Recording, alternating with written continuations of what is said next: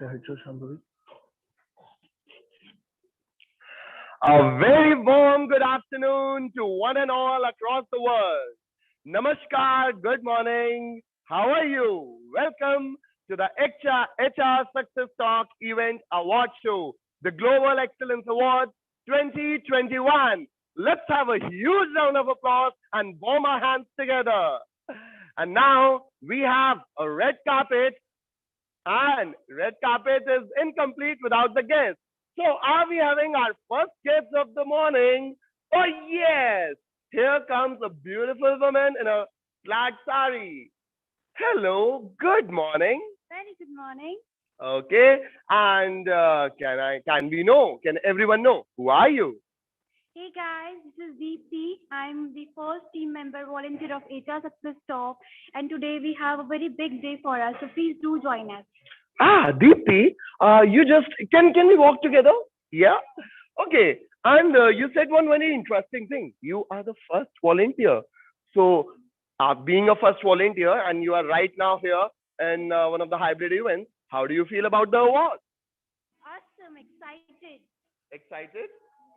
Okay, let's come.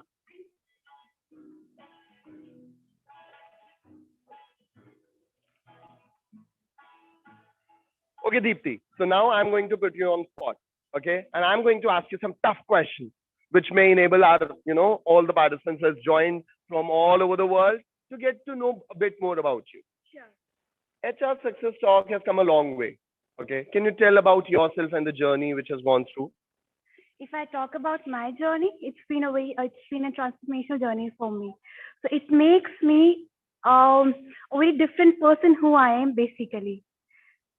Okay, Yeah. and from one person to 100 people, and from Delhi NCR to 4 countries.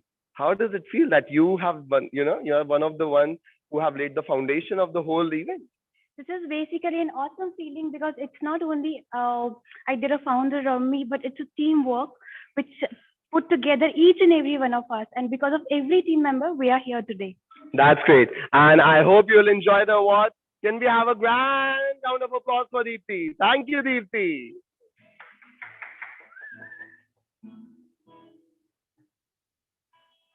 Okay, now are we looking forward to someone who in this hybrid model is online, or are we going forward with someone who is offline? All the people can put your views in the chat. Whom shall we go? Online one or offline one? Do we have something in the chat? Come on, be participative, people. Online, yeah. We have Professor Anita Rola saying someone goes online. So I would like to pass on the baton to my co-host. Esther, over to you. Hey Varun, thank you so much. It is really an amazing morning, and I'm super excited to be here.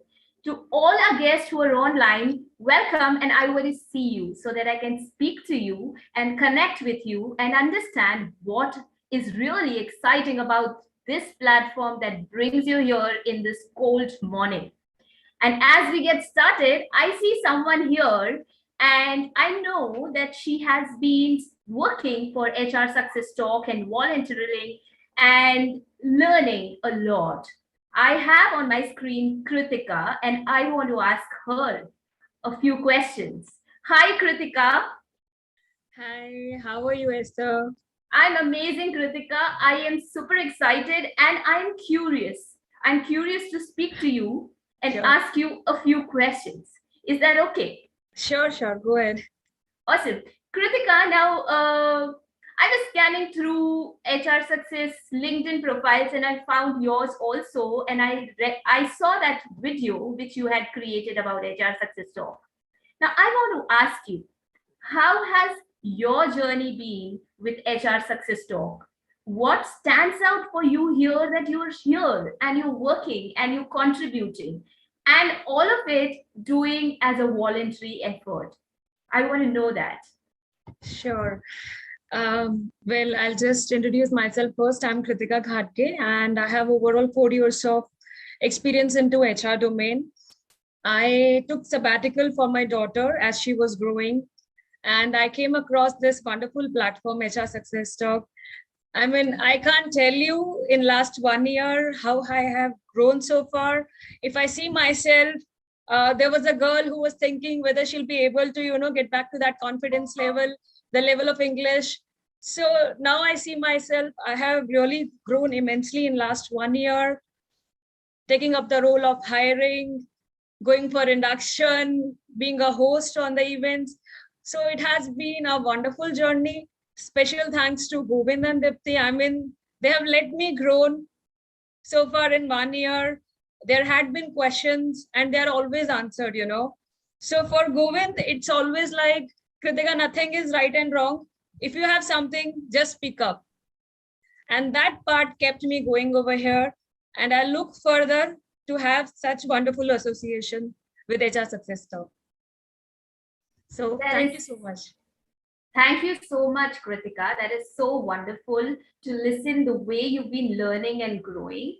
It is not every day that we come across platforms where we get to speak and then we get our questions being answered. And in that process, you're contributing and learning too. So thank you so much for sharing your journey. And let's give a big round of applause for Kritika because she's really doing tireless work for this community. Thank you so much. All right. So do we have some guests offline coming? Yes. So over to you, Varun. Thank you, Esther. And it was really nice hearing to Kritika. Now, let's take this morning forward and welcome our new guest. Let's see who else is coming because HR Success Talk is all about creating leaders, recognizing leaders, and then welcoming them with a here who we have. So hi Shefali. A very good afternoon. Thank you so much. How are you doing? I'm doing great. Let's walk this white carpet along with you and make it red with your presence. Now, Enjoying the awards. Wow. now, just by your entry, now I feel that yes, the awards have just been started. The function is getting started. Yes. We are going to make it happen. We are going to make it big. We all are there for you and we are going to rock and enjoy. Thank you. That's great. Now I have few questions for you, Shefali. Yes, for you. I love this energetic smile, first of all. Now, HR Success Talk, if I may correctly recall, is all about selfless, passionate work. Where do you get your passion? So, my passion was to lift table and chair in HR Success Talk, and there I am handling the award. So you can imagine from where the passion comes. I can get that. That lifting must have given you, so much strength. Okay, I can take on the world. Okay, so working with the founder, Mr. Govind Negi, and other people, all your team. What makes it so special? Why these awards? Why you have been the president? It's your child, we can say. So what do you think about these? So you're asking me to reveal my secret, Varun? I guess yes. It's time to spill the bean. Wow, great. So I would love to do that. Now the beauty, because our founder is such a great man, that he gives me a free hand to do whatever you want till the time it is in the interest of the people, and that makes it more wonderful and beautiful. I get that. Having someone at the top of the ladder who can say, "Hey, you can climb as you like, and you can bring as many people as you want." Exactly. So now, when we talk about these awards, I have heard that there is no nomination fee for these awards. Why is it so? Like, it's something which I haven't heard before. I think that's a great question because it gives the feeling that yes, I have earned something. I have did something which is being recognized by the industry, not within my organization, but outside my organization. Wow. Just this passion of coming out, that light, shining that light outside, which is within you, and making others light shine. It's a very humbling feeling. And without earning anything, actually earning a lot, right? Absolutely. Okay, thank you, Shefali. And let's welcome Shefali and have a great evening ahead. Okay, now I guess there would be people getting motivated online. So over to you, Esther. Thank you so much, Varun. The energy from lifting table chair to leading the awards, right? Shivali, that is truly, truly inspiring.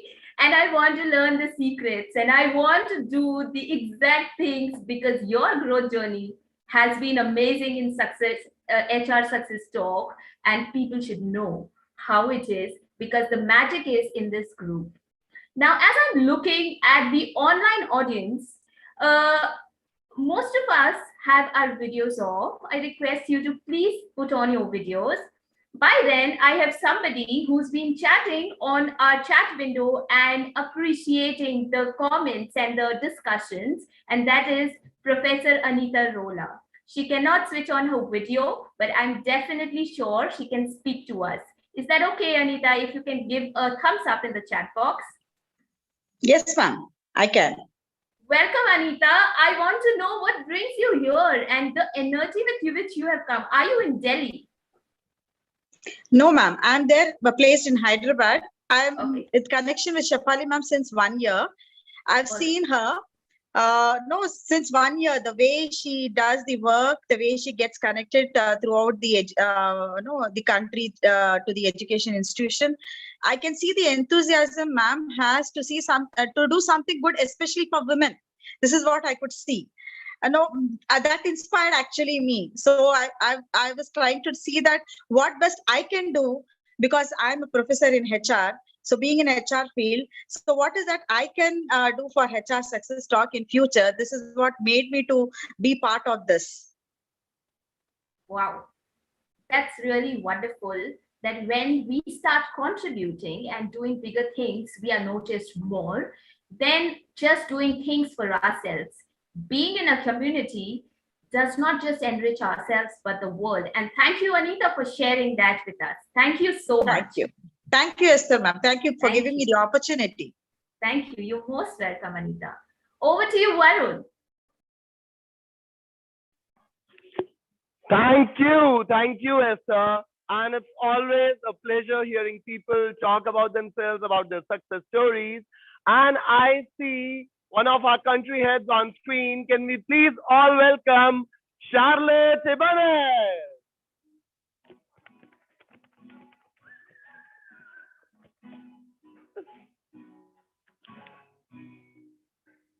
So, Charlotte, if I may get this opportunity to ask you a few questions, is it fine with you? Sure. So, Charlotte, you are a country head. You have been, seeking many people from UAE. So, what gives you that motivation? Why are you looking forward in this journey? What are you looking forward to in this journey? Well, being part of this global platform, it's a learning platform that was spearheaded by Govin. I think it brings a lot of opportunity to all professionals out there who would want to leverage on this kind of platform where you can showcase what you can do for your, not only on your professional life, but also as a community, as HR community. And of course, you can create and use this platform to influence other people. So as you can see, we have so many verticals, and awarding is just one of them. And you can see the impact. I've listened to Dipti, how this personally and professionally impacted her. And so that is what is HR Success Talk is doing also in the UAE. And I'm so happy to see a lot of faces, a lot of people online, and we are really expanding. And this is a great opportunity for us to, be on board with HR Success Talk. So for those that are online, that are kind of hesitant to, whether to try volunteerism, this is the proper moment because we have a good set of professionals. And as you can see, there are a lot of brilliant people that are spearheading this, and you will see it later, and you will be a testimony or a testament of that. Thank you. I have no doubt about being spearheaded by brilliant people. I have one on my screen, and in your case. But Charlotte, you mentioned HR community, human resources, like one of those kind of people who always work in the back end.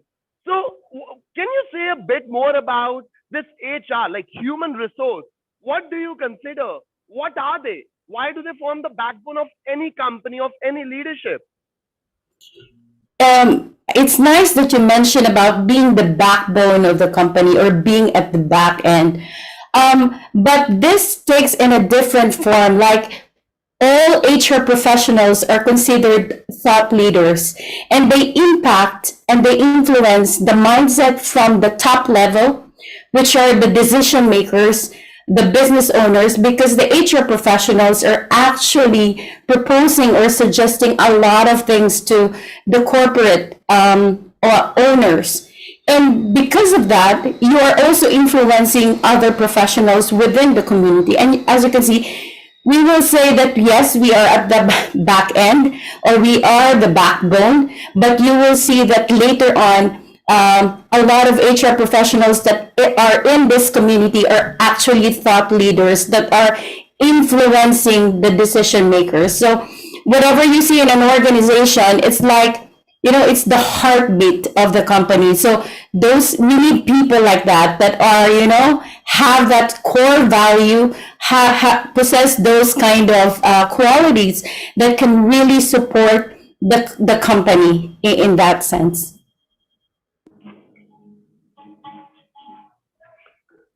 You are absolutely right, Charlotte. And I cannot, say it in more words that yes, our backbone is pretty strong when you are spearheading one of the countries. Now, shall we take it offline to one and only Mr. Govind Negi? Thank you, Varun, for just this great welcome, and thank you. I appreciate all the excitement you are bringing on the stage right now. Okay, so now when you talk about excitement being on stage, I would like to have you on stage. Okay, so Mr. Govind, it's been 10 years, around 10 years, and you have been spearheading this since a long time, and it's a selfless work. I know we all have work. Still, what gave you, that passion? Okay, I want to start something like this. Why only this? Why nothing, something else? Why not? Well, I think there is a story behind it, but and I'm sure in last couple of weeks I've been interviewing multiple places. I just don't want to repeat the story so that people don't get bored out of it. But in short, what I can tell is that around 15 years back, I had this incident where I realized that people are not very open to share their knowledge. And there was a kind of insecurity among people that if they share their knowledge, they might lose ground wherever they are in their organization. At that point in time, internet was not that strong as it is today, that you have knowledge everywhere. So I think that was there somewhere back in my mind. So 10 years back, I started by simply writing a blog to share my knowledge. And from there, cut short 10 years today, this is a community of 150,000 members who are basically HR and business leaders across the globe. As you have just met our country head, Charlotte from UAE, and also met our country head in India, who is present here in person, and also going to meet our country heads from Ghana and Saudi. This year, we actually become a true global community. And I think the true passion and the reason for that is to work with a high performing team like this, what you can just see globally and also in India. So that's my passion. You know what, Mr. Negi? I have represented India in Kalaripayattu, the Indian martial art form.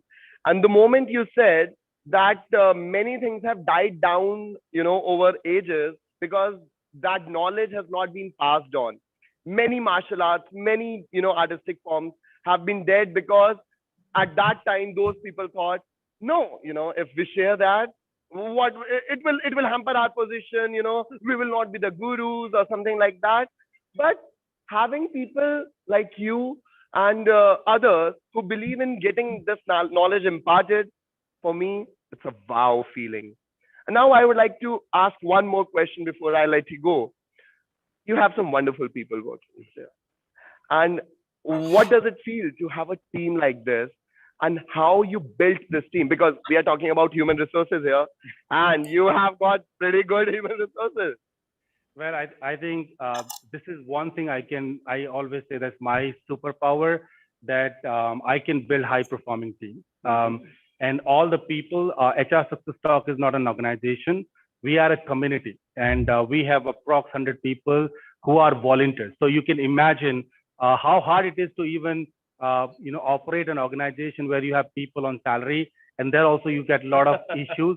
But running a community where people are coming selflessly and contributing, I think the reason why it is so, because all of them connect with the purpose and the passion we share. They know that this community is there to learn and share. They know that we are bringing all the HR and business leaders across the globe at one platform. We brainstorm, we talk about various problems we are facing, and how do we solve those problems every single day. I think they see that passion, they see that purpose which we are living here for, and I think that's why they all are so connected. I would say that I'm proud, fortunate enough to find people who are equally passionate, who believe in the objective and the vision which we have. So I think that's the simple thing. So, and making them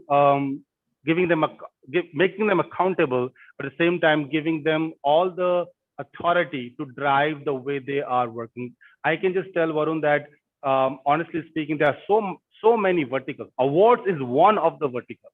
There are another 8-9 verticals which happens, and all the managers and country heads and presidents are really doing an awesome job in making sure that we are growing. We are taking our vision not only in India but also globally. You know what? This reminds me of the India struggle for independence. They were not paid. Bhagat Singh was not paid. Mahatma Gandhi was not paid. Neither was Nehru. But those people shared a common passion, shared a common goal, and they led to the independence of India. So I'm sure the objective which you are looking at is the self-expression of the people sharing their knowledge. And kudos to you, Mr. Negi. Hats off. Can we have a great round of applause for Mr. Negi, please? Thank you. Thank you very much. And now, I guess we will have some great guests waiting for us after hearing Mr. Negi to share and impart their knowledge. So over to you, Esther.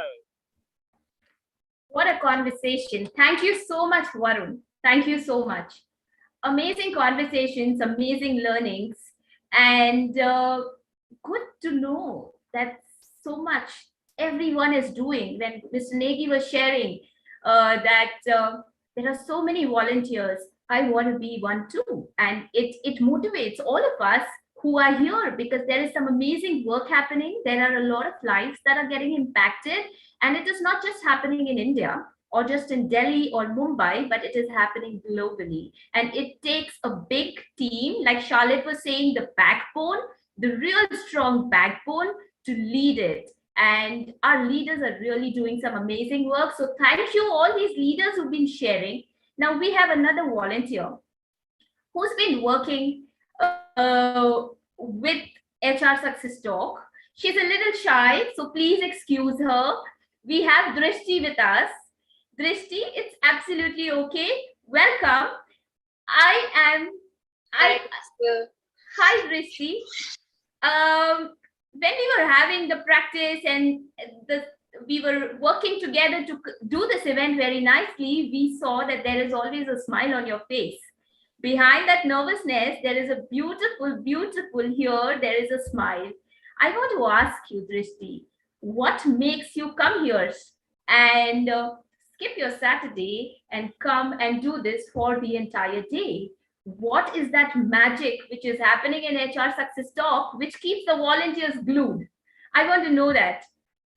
The best part and the only point to come over here is the learning. In every webinar, in every awards, we can learn something new every time, and to get to know other point of views, and which we can implement in our organizations, like the key points of the webinar. Okay, that's amazing. We had two volunteers who spoke, and everybody is talking about learning here. And thank you so much, Drishti. That was a confident answer. And I think your smile helped you to give you that great answer. Thank you. The magic here that is happening in HR Success Talk is that there is a lot of learning. So if you are not a part of it, and if you want to, whoever is listening, we have people who watching this online. We have people who've logged in from Zoom, and there are people offline. Anybody who think that they can impact the world, I think they should really reach out to the leaders and contribute, because our world needs more and more people to bring in a lot of change, and it can start from great platforms. So thank you once again, Drishti, and over to you, Varun. Thank you, Esther. And I heard you talk about magic. Now we are going to have some magical moment of our own, where we are going to welcome not one, not two, but three beautiful ladies to grace this occasion. All the people around the world, hold your breath, because now not only ladies but gentlemen, power packed, full of power, are coming. See, I'm even trembling. So, we have some great people here. And first of all, a very warm welcome to all three of you. Thank you, Varun. Thank you. And as I told Shefali, this is a white carpet, and we are going to make it red with your presence. But now it's going to be 3 times red. So let's walk it together. And by the way, we are walking into a what? So let's do a catwalk kind of thing. Yeah, that will be something, which we can give our online audience a brief that yes, we are actually enjoying it, aren't we? Okay, please, Mr. Oh, yes. Now, with whom shall I start first? Choose one, vanilla or chocolate? I choose chocolate. Okay, I'll start with you. So, yes. Please introduce yourself and which vertical do you take part of, and what are you handling? So myself Praveen Ratna, and I am taking care of the global expansion in HR as a global head. So this is the journey which I started in June 2020-21, and now it's around 5 to 6 months, and it's a very nice journey, very pleasant and all.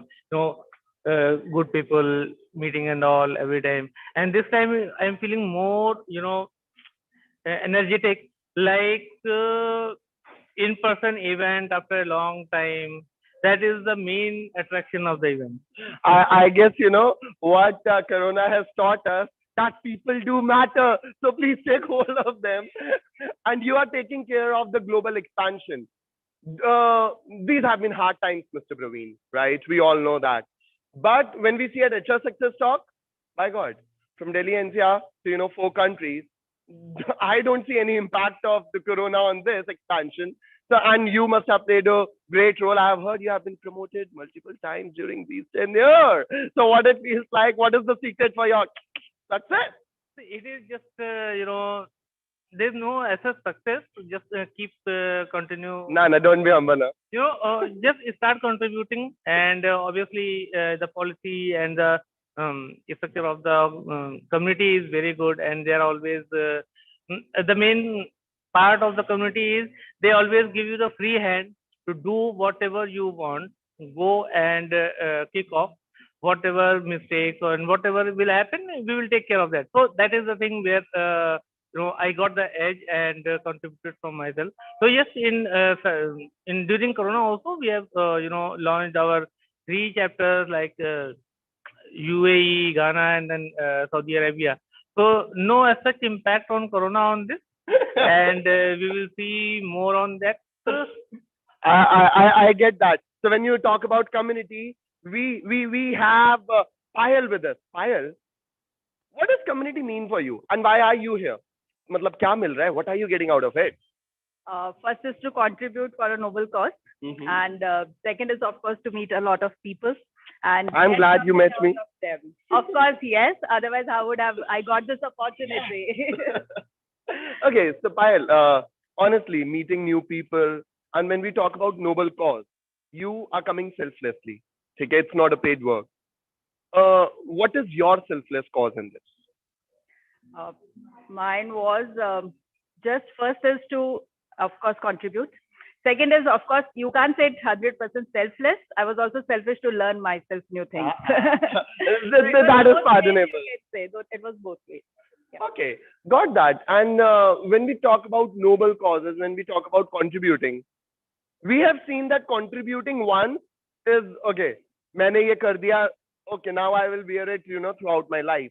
But being consistent in that, that is something which I guess the HR Success Talk over 10 years, have taught us.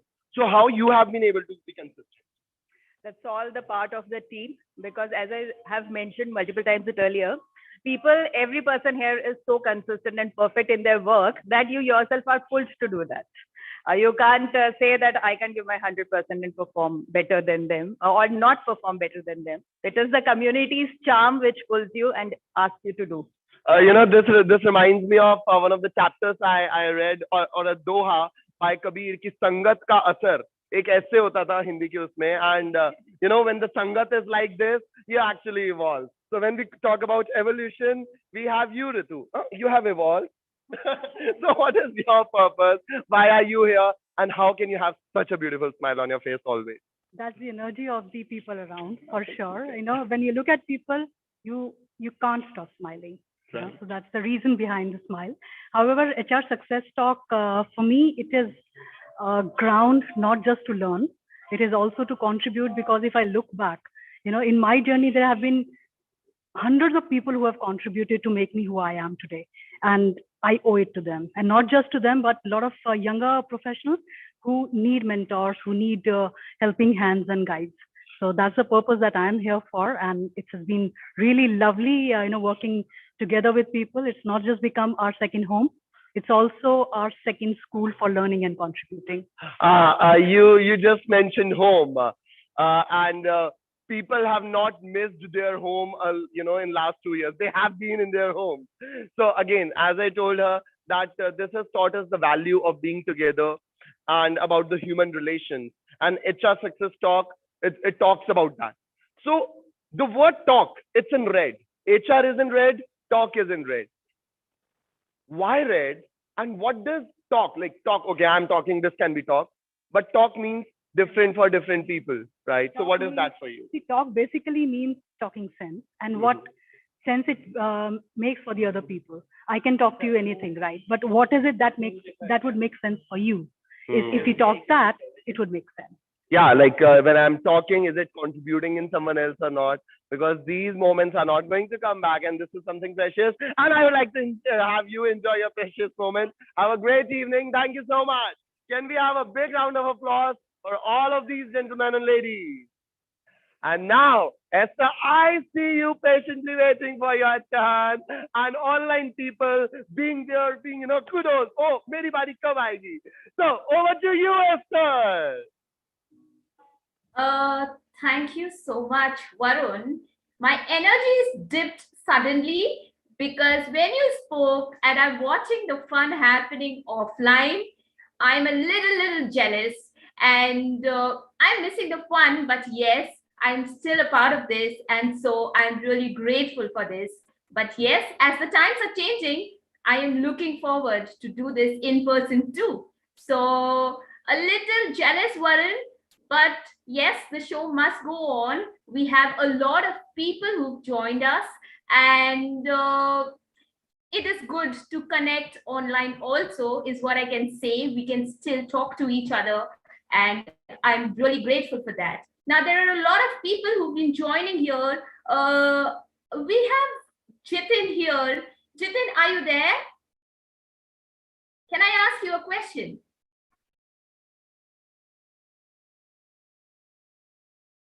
I'm not sure if he's listening. All right.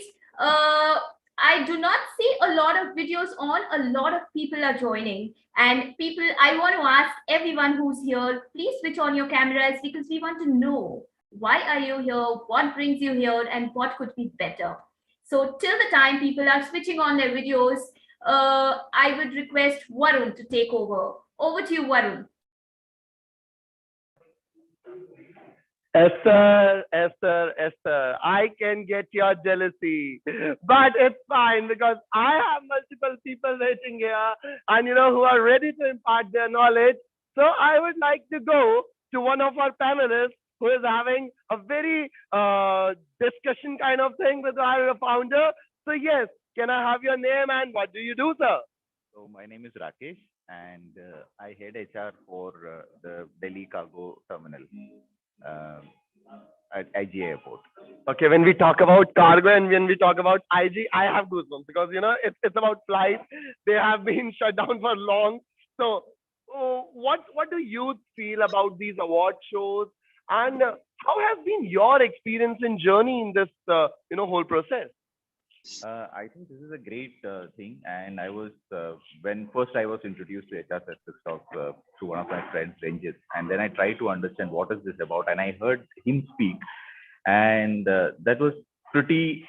This did not sound to me like a normal, group which was created for some other purpose. This was very real. The way you were telling your story, how did you come into this, and this simple thing that even he spoke today also. I heard that people are not ready to share. People think that you have to keep information with you, and if you share, you might lose your place. That is very strong, and I could feel it when I started my career in HR also. So I relate a lot, and that's why I'm here. That's great to hear. And when we talk about teams, you two are here. It's always a chemistry which brings the team together, right? The chemistry which people share, the passion as you mentioned in your talk. So what is that which connects you both and brings you here as a panelist? And a panelist, my God, it's a huge term. थोड़ा भारी सा हो जाता है. So what are your feelings about that and the chemistry with Mr. Negi? With Mr. Negi, I think we've not interacted much before, but like I said, I've heard him speak. I've seen his videos and all. His words are more eloquent. Very much, very much. And as far as the panel is concerned, I think we've had a basic catch up before, and I'm quite excited because even the moderator Jitin, very young, vibrant guy, so he was done a lot of prep and a lot of interesting questions. So look forward to it. Yeah, questions give great answer. Great questions give great answer. And I can see some other panelists also sitting there. Is he? Oh, yes. So, can we turn on the camera and put the spotlight on? I realized So, please introduce yourself, and if you can please tell about who you are, what vertical you head, and why are you here? Sure, absolutely. My name is Umesh Kurnani. I am part of LifeWork. I work as Director Operations, and I head the health vertical there. Health vertical, like in past 2 years, more than anything else, that is one vertical which has grown like exponentially. It has crossed all the limits. So, what brings you here, sir? And as an experienced man, as an experienced professional, what do you think about these awards? Why do we have these awards, this Global Excellence Awards? What does it mean? क्यों करना ही क्यों है? Good point. I think that's for you guys to decide karna hi kyun hai. But I think some of these awards, some of these things are very, very important, very much needed. Certainly at these times when everybody's putting in their best. Hence, it works as a very important aspect from an encouragement perspective, and hence needed. Very, very important. I think you guys are doing a good job. Kudos to you. And you know what? When you said that point of encouragement is needed, I always believe in a philosophy that acknowledgement is that one trait which every human being is craving for. And that is one thing which we are so much particular about not giving. So, what do you think about that? Acknowledgement, what does it mean? So I wouldn't agree to the last statement that you made that this is something that we are not ready to give. I think everybody, any organization that you work for, or at least people I interact with in the industry, everybody is trying to encourage each other. There is no competition right now because only if we come together, we make a better place to work, right? If we really see in our kind of industry, you spend good amount of time of each of your day working with each other. And if there is negative vibes during those working hours, it doesn't really solve the purpose. And hence encouragement is there, and everybody across levels are coming together to encourage each other at these tough times. I couldn't agree more, and I am glad that I'm wrong in that part, because if people are there to encourage, if people are there to stand for each other, we can actually make a better world. So thank you so much, and have a great award for you. Okay, Esther, I guess now, okay, if you won't have anyone, I will have multiple people here lining up. So over to you and take on the lead. I have one, Varun, and I want to ask a question to him. Yes, we have with us Jitin, and he's going to be moderating the panel discussion today. So I want to ask a question to Jitin. Hi, Jitin. Hi, Esther. Jitin, thank you so much for being here. Now, what brings you here, Jitin, and what do we look forward to when it comes to panel discussion today? How is it going to be? How are the discussions going to be? And are we going to ask difficult questions to the panelists and make the audience and the listeners curious to think back? How is it going to be? Perfect. I think I'll keep that as a surprise. I mean, as I very well echo your point, because I'm also really jealous with my fellow panelists that they are physically there and I'm sitting in this online platform. But Varun, I mean, like me and Esther, we are also a big bunch crew there here in the online, and we will also rock. I mean, we are also here to superbly rock the show. Great. So, I mean, here today, I think HR Success Talk crew has rightly picked the topic, which is specifically into well-being. I'm not going to much nitty-gritties because that is what we are going to discuss. And I'm glad that Umesh and Rakesh are already there. So, looking forward to much exciting learning interactions ahead. So, over to you, Esther. So, that's it. I'm pretty excited and looking forward much. Thank you so much, Jitin. We are looking forward to it too, because it is a topic which is of concern not just for the HR, but for each one of us, and whoever is listening online, whoever is listening here on Zoom, I want to tell you, stay glued, stick to it, be here, because there are some amazing discussions happening on today's panel discussion, and I'm sure we'll have heaps and heaps of learning and takeaways from it. So stay with us. And Jitin, thank you so much. Varun, you heard it, that we are going to rock online too. So over to you, bud.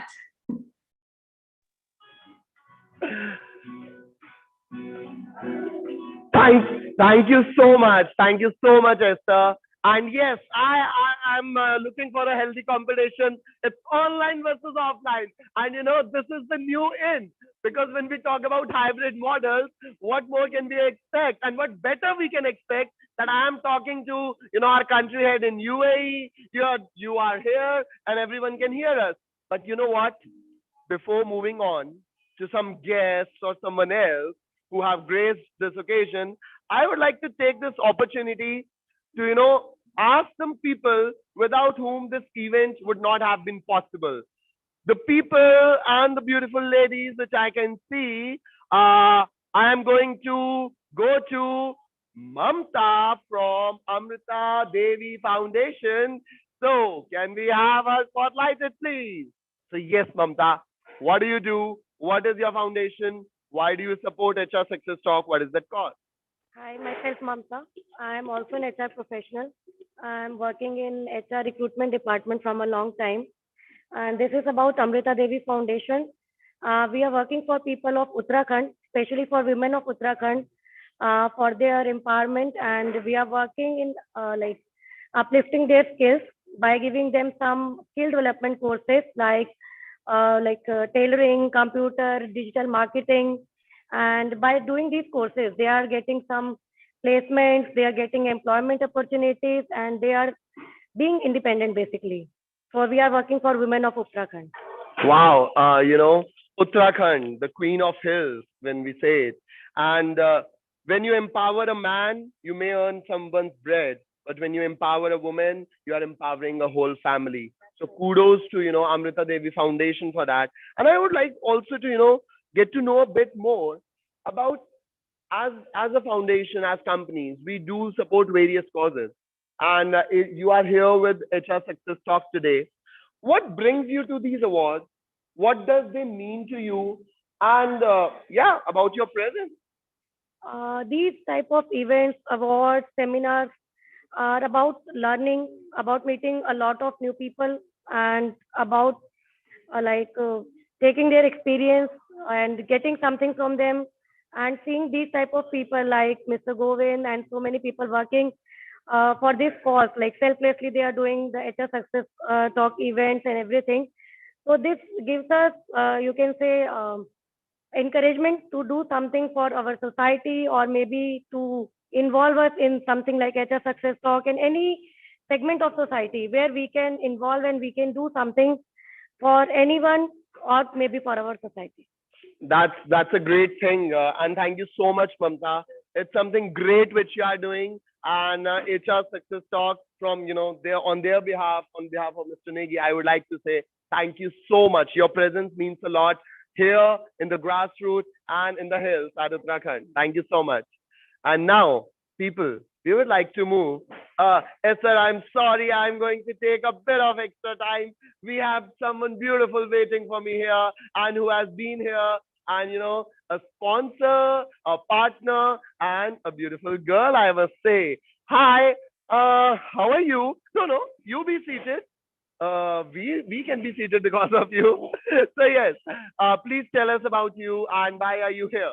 I am Pooja Gupta and I am representing Cybroism. That's a corporate training company, and I represent this company at international level. So I take care of all the global training.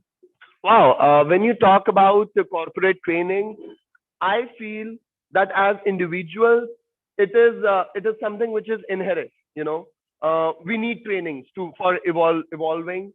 So what is the major stay in that training area which you are looking forward, which you provide on international platforms?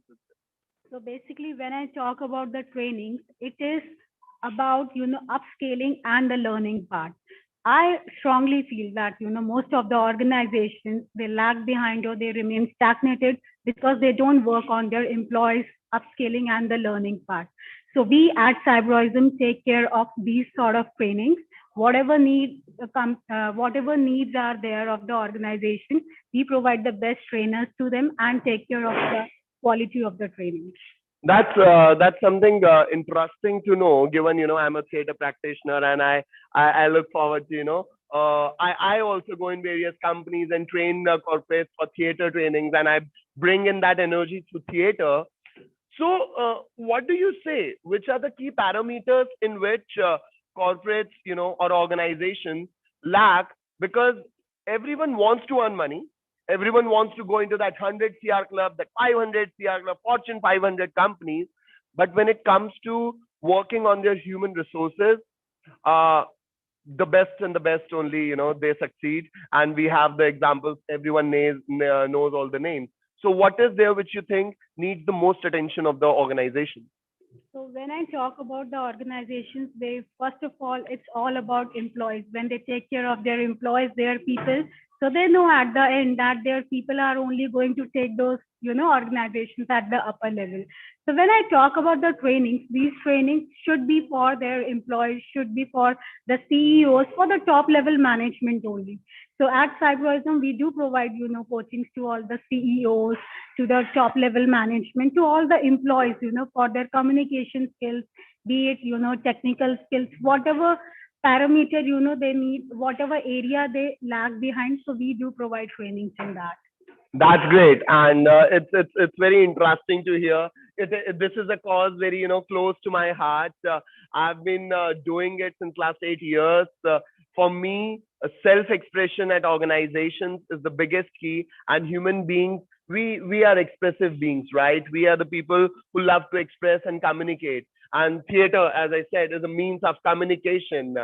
So I'm looking forward, to learn more from you and terrorism. Great work. Thank you so much. And can we have a huge round of applause for them, please? Now, Esther. So now it's time to give you the competition. Over to you, Esther. Thank you so much, Varun. Indeed, I'm dealing with different feelings. I'm overwhelmed. I am super excited because there is so much of sharing, and jealous also, Varun. But we are going to give it strong to you too. Now, we have with us our country head, Ghana, Miss Marie Ann. Marie, can you hear me? Hi, Esther. Good morning from Ghana. Hi, Marie. Hi, Marie. How are you? It's so amazing to see. I'm great. And I can feel the excitement all the way back here in Africa. It's good to be online, and it's good to see all the wonderful people and all the great people that we have been connecting with throughout this year. It's been an awesome experience, and I know we're going to have a great time today. Absolutely, Marie. Thank you so much for being here. I have a question for you, Marie. You are heading Ghana as the country head, and you're doing some amazing work there. And I'm sure it must not be easy all the time. But when I look at you, there is a calmness, right? That radiates from you. Everyone will agree to it. There is pure calmness and groundedness, which we see on your face. I want to know, how do you manage to stay calm, Marie, and still make your way through? Because you're doing some great work in Ghana. I don't know, but being a part of this community, one of the key things I had to learn quickly is how to manage my time. And as you can see, we are in different time zones. It's 7:30 here, but thankfully I'm an early riser. So it has been easy for me to log in for all our programs and all the webinars and everything else that the community has been doing. It's been a great learning experience for me, because I haven't been in HR for as long as some of the people I know on here, but we've been able to connect on different levels, even culturally, and somehow we are able to make it. I mean, there's always something new and exciting from the HR Success Talk family. So it's easy to get infected with the excitement. As you can see today, you have so many people from all over the world, and they are excited to be here and be part of this event. And so really, I think that the community is a fantastic place to be and to connect with like-minded people. And this has made it easy because we have similar challenges all over the world. I mean, as HR people first, and it's nice to know that you are not alone. And so we engage with each other, we connect with each other, and we pull each other along. So it's been wonderful. It's been wonderful. Thank you so much, Marie, for sharing that. I think the beauty of HR Success Talk, correct me if I'm wrong, is that the leadership, in spite of this so much experience they have, they are so grounded. They are ready to, support and be there. Yeah. And this has been my second time with HR Success Talk, and I really feel it to the core that the leaders are available. They want to talk, they want to come to the ground to help and make it the best. So correct me if it is not right, or if you can add, what do you feel about it? How is the leadership? Yeah. I really find they're really good people who ready to, selflessly support each other. And I think that has helped your journey in spite of being less into HR. What do you say, Marie? Yeah, definitely. And it doesn't matter that we are separated by, such long distances. but technology has also made it so easy to connect. You know, I mean, I talked to my other chapter heads, Charlotte and all the other presidents as well, and it's seamless. And like you said, everyone is down to earth. I mean, right down from Govind, you know, and he's so selfless. I mean, that's just the word. And everybody is so selfless. And even in preparation for the webinars and whatever activity or events that we have running, everybody puts their shoulder to the wheel, and that makes it so much easy. And to think that this is purely volunteer, you know, it's amazing. You know, there's just something that you know that, look, you have a responsibility also to give back, to ensure that we pull others along, we kind of leave a good legacy for the young ones who are now coming, and then prepare them also to take up the mantle. So it's you're right. I mean, we couldn't have it any better. Everybody is selfless in here. Yeah. Absolutely, Marie. Thank you so much for sharing that with us. Because I wanted people who are listening to know this, that magic happens when the leadership is grounded, you know, and they're ready to give, right from Mr. Govind to all the country heads. Now, I see, Varun, before I give it back to you, I see our country head for Kingdom of Saudi Arabia, Mr. Tabish Ahmed. So, are you there? Yeah. I think we've lost him. Are you there, Mr. Tabish Ahmed? No, I think we've lost him. So Varun, this is your chance to take over. I will ask question to Mr. Tabish in a while. Over to you, Varun. Always there to take the chance. Thank you, Esther. And it was great hearing you, Maria. And okay, and say that's some great knowledge which you imparted. And I would like to take this opportunity to talk to one more of our panelists who is here. So yes, can. Yes, sir. So who are you? Why are you here? And what vertical do you take care of? Hi, I'm Amit Manchanda. I'm part of the HR team at Mosa Consulting. So I'm here to learn, understand, and probably interact with cool guys like you. Oh, thank you. Esther, did you hear that? Okay. So, you know, the best part of which I'm finding interacting with people here is that it's about learning. And of course, learning and giving are two sides of the same coin. What do you think about these awards, the journey which they have been sharing all along, Mr. Negi and all the other people? What do you think about that? I think what is really important in addition to learning is unlearning. And events like these are reset opportunities for all of us. We've been in the industry for many years, but today, when I'm meeting fellow panelists, people like you or anyone else also, it's an opportunity for me also to reset my learning, maybe unlearn a lot of things and learn again.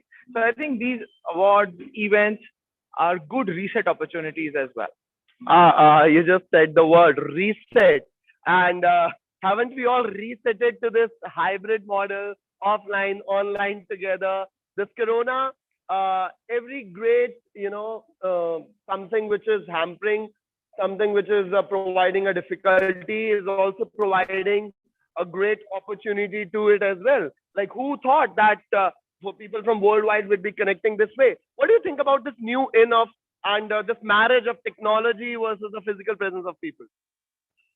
Again, you've said it out already. It's an opportunity, and I think the future will only be hybrid. I don't foresee organizations going back to 100% physical model.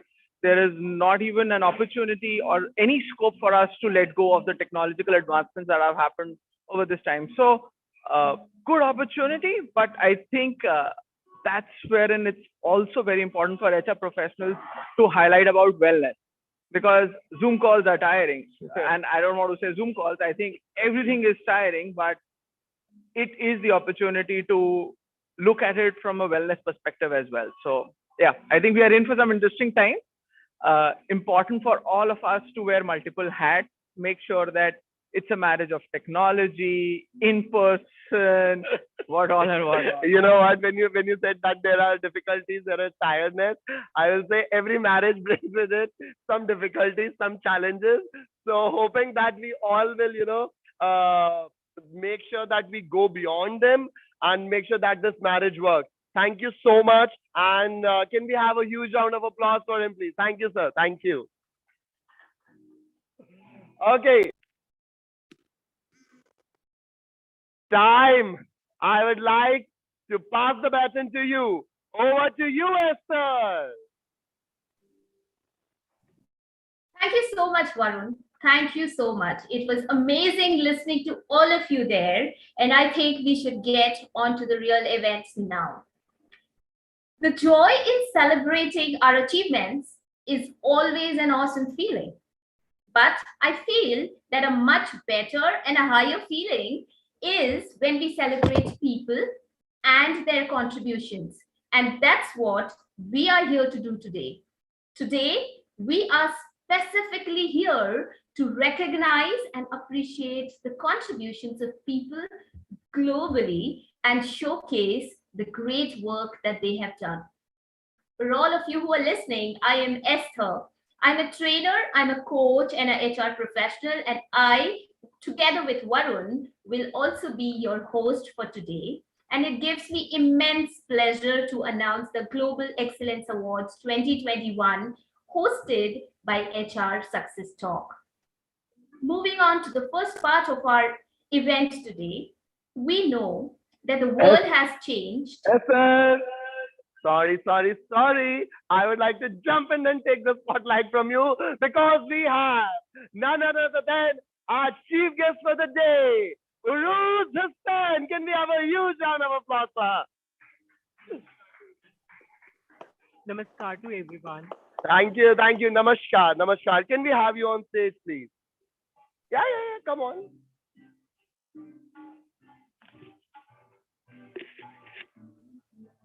So first of all, a very warm welcome, Uruz. This award function is now being graced by your presence, and I'm very much excited about it. And I have heard many things about you, so I'm going to put you in spot. Are you ready for that? Yes. Okay. So we have seen that this Corona times have been very hard on people, and you are the one who have been leading from the front. You have led many drives. So please talk about that. Why those drives? What gives you that drive to actually take on this work? Yeah. सबसे पहले मैं शुक्रिया अदा करना चाहती हूँ and मेरा drive करने का मकसद यही था because lots of people are suffering and like मैंने sex workers के kids को and transgenders की help की थी because TV में सिर्फ न्यूज चैनल्स पे लोगों की मदद तो की जा रही थी. Sorry, I'm nervous. I get that, Uruz, and it's fine. Transgenders की कोई मदद नहीं कर रहा था. In fact, जो सेक्स वर्कर किड्स थे उनकी भी कोई मदद नहीं कर रहा था. So I thought कि मुझे उनकी हेल्प करनी चाहिए. You know what? When you talk about sex workers, when you talk about transgenders, the society has always thought previously that they were a misfit, that they do not belong. But because of people like you, because you have been standing up front, now we are having you as the chief guest, and people like, I would like to ask you and put it in the chat box. Think about it if you can. Isn't it amazing that a global award show which we are having have Uruz the transgender as a chief guest? So Uruz, yeah. In fact, I would like to say कि मैंने sex workers and transgenders के अलावा भी HIV patient जो थे उनकी help की थी एंड जो भी ऑटिस्टिक चाइल्ड है उनकी हेल्प की थी. सोसाइटी के फ्रिंजेस पे जो भी है, अगर उसके लिए कोई खड़ा हो सकता है तो I guess that is something जो सबसे ज्यादा पीस देता है किसी को, उससे ज्यादा पीस. और वो आपकी भावनाओं में, honestly I can feel the vibe here. In person होने का फायदा Esther. So now I would like to ask you, you have been covered by national international media. Your efforts have been covered. There are many जिनके efforts नहीं भी cover होते हैं, ठीक है. और बेजुबानों की जुबान बनने में एक pride भी होती है और एक responsibility भी. What have been your journey? Like उसको कैसे explain करना चाहेंगे? It must not have been an easy one. I can like for sure say that. मेरी journey as you all know because TV में एंड चैनल्स पे बहुत सारी coverage हो चुकी है. Being a transgender person, society सिर्फ हमें दूसरी निगाह से देखती है. सो मैं सभी से रिक्वेस्ट यही हमेशा से करती आई हूँ कि प्लीज एक्सेप्ट ट्रांस चाइल्ड. जो बच्चे हैं, जो आने वाली पीढ़ियां हैं, ट्रांस बच्चे हैं, उनको आप सपोर्ट करोगे तो you will see in main stream film. You know what? This leads me to the question. And as a society, we need to ask, why in the first place they are not in the mainstream? You are an epitome of that. That, you know, no matter your sexuality, no matter what your orientation is, you belong. You are a human being at the end of the day, right?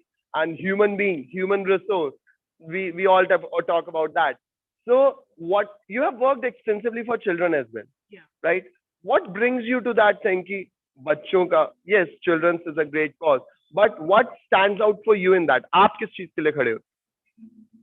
Actually मुझे लगता है कि मैंने अपना बचपन नहीं जिया है, तो मैं इसलिए सारे बच्चों से हमेशा चाहती हूँ कि वो बच्चे, क्योंकि बच्चे हमेशा प्यारे होते हैं, तो अगर उन्हें अच्छे से टीच किया जाए एंड उन्हें अच्छे से एक सलीका दिया जाए तो लाइक वो अच्छी जगह पहुंच सकते हैं.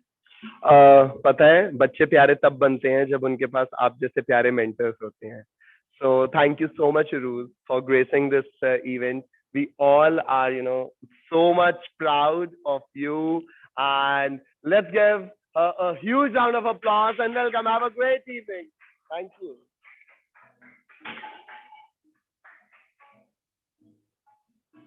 And now, Esther, with this, I would like to hand over to you. I know your heart must be pumping. So take it over. Over to you, Esther. Varun, I have no words. Yes. And I am speechless, and I am so honored, in fact, that we have some people, real people of impact here, who are really working and putting their heart and soul to shift the society, to change our thinking. And I'm so honored to be here. So getting on to our first segment of today, I would like to share with you that the world has changed in the last 2 years. We all know that. It has faced diversities and they have evolved to once again function at its peak, right? That is why we are here. We are doing this in a hybrid way. The calamity, the diversity became an opportunity for all of us from around the world to come together. The world has entered into a hybrid era, and so have working cultures. It is important to ensure that organizations adapt the best way possible in this hybrid era. And that's what now we are going to do this by discussing in today's panel discussion.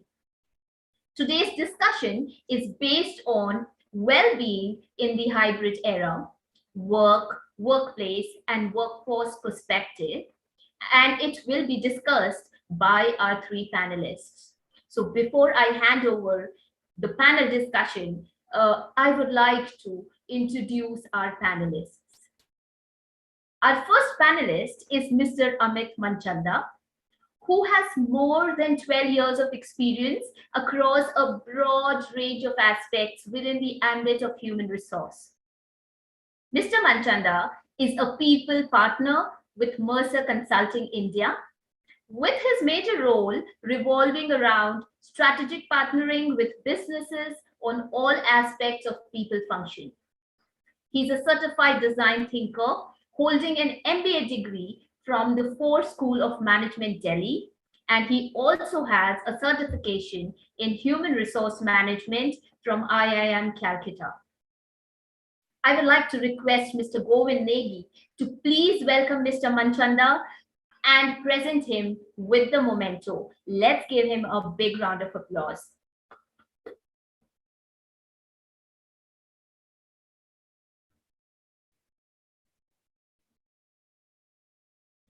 Thank you so much, Mr. Negi. Our second panelist for today is Mr. Umesh Gurnani, who is currently working as Director Operations in LifeWorks, which is a world leader in providing digital and in-person solutions that support the total well-being of individuals.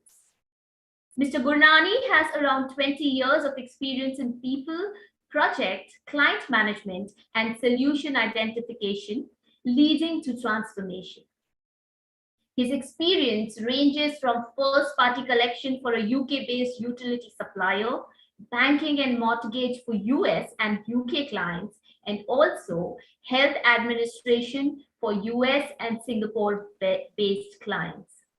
I want to once again request Mr. Negi to please welcome Mr.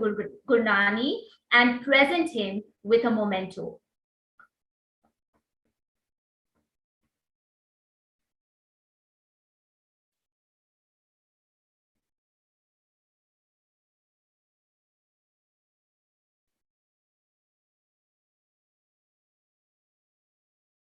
Thank you, Mr. Negi. And our third panelist for today is Mr. Rakesh Rajan. He's the Director HR in Celebi Aviation Holding.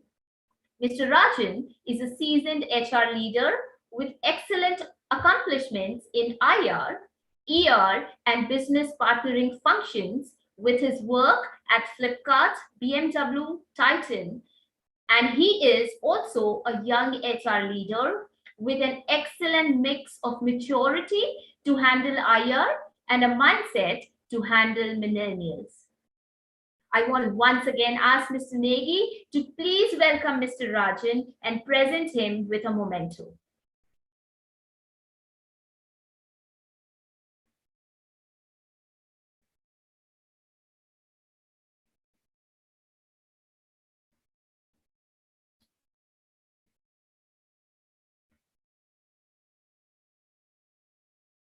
Thank you so much, Mr. Negi, for doing this. Thank you, dear panelists, for being here. Now, we know that any discussion is incomplete with the right person to lead it. And for that today, we have Mr. Jitin Chaklakal as a moderator to lead this discussion.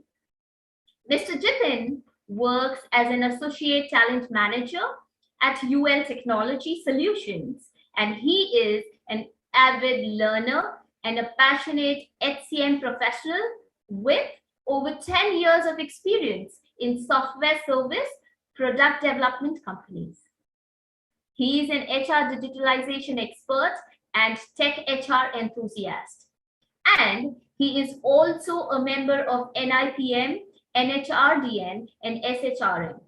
So let's give a big round of applause for our moderator who's joining us online, and give a big round of applause for all our panelists. Mr. Jitin, the floor is all yours. Over to you, Jitin. Great, super. Thanks, Esther. I think you really set the context. Thanks, Sebanja. I'm really privileged to moderate. I mean, I'm glad that all panelists are on time and everything is set. So we are all set to go. So when we start, it's always good to start with why, because we know the golden circle. So where in the why is everything fine? Okay. The golden circle is pretty critical. So I'll start with why. I'll set the context. That's very much important to roll the session. So our topic today is well-being in the hybrid era, and where we are focusing on workplace and a workforce perspective. So as we move forward with the global pandemic, and now we are going to deal with the new variant, Omicron, which we have seen, which we heard in news very recently.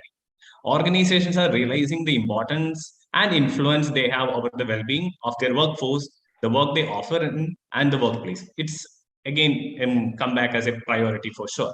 So many are now veering towards the idea that workplace is not where you go and work. Instead, a place where work really happens. So what can get done from an office can be brought home or done even totally remotely as we are interacting now. On one side, we have employers offering choices, health benefits, health memberships, many well-being initiatives. And on the other side, we know today's workforce who are connected well on hyper-personalization approaches. As per one of the stats really speaks that I'll just quote a few stats from the World Economic Forum studies on future workforce. That is so much matter for us to why we are focusing this now. So 91% of the future workforce that they are yet to join or just started joining to the workforce crew, they say that technology influences their job choice, and 51% will be freelancing. 90% prefer to choose their work location. So just imagine choosing a work location by an employee well before tapping the offer. So that is totally a diverse thought which was not existing earlier. And moreover, 65% of children in preschools today will work in jobs that don't exist at all. So that is totally different perspective sharing to us. And just as the world transitioned from the VUCA to the BANI one, VUCA we know volatile, uncertain, and complex and ambiguous. BANI, the brittle, anxious, non-linear, and incomprehensible, which was defined as part of the breakout of this pandemic. Leading change has become even more challenging. This ideology is making way for different style of working, and according to me, this is still evolving. I will take the views from the panelists, how they also feel on this. And we are already seeing the change. I mean, if I have to quote some example, let's say Finland is looking to implement 6 hours work days. And this week, we have seen that UAE has decided to shift to 4.5 days a week. And a number of tech companies, if you look at, including Spotify and Twitter, are allowing for permanent work from home. And others such as Salesforce are instituting a mix of flex and fully remote and office-based setups. So Uber and Citigroup are looking into 2 to 3 in-office days a week. So we look at how, the diverse points from the panelists are tapping on that as well. And while Google is giving flexibility to their employees to work remotely if they wish, so that is a way of tackling the great resignation. In a way, retaining the talent in place. And yesterday, I think they have announced that they are going to release the well-being bonus by end of this year, because they couldn't call back as per the earlier plan, some of the employees were supposed to start work from the on-premise offices. So people generally know that it is not a return to the old schedule, but no one knows how to do it really. So that is what we are also going to explore today.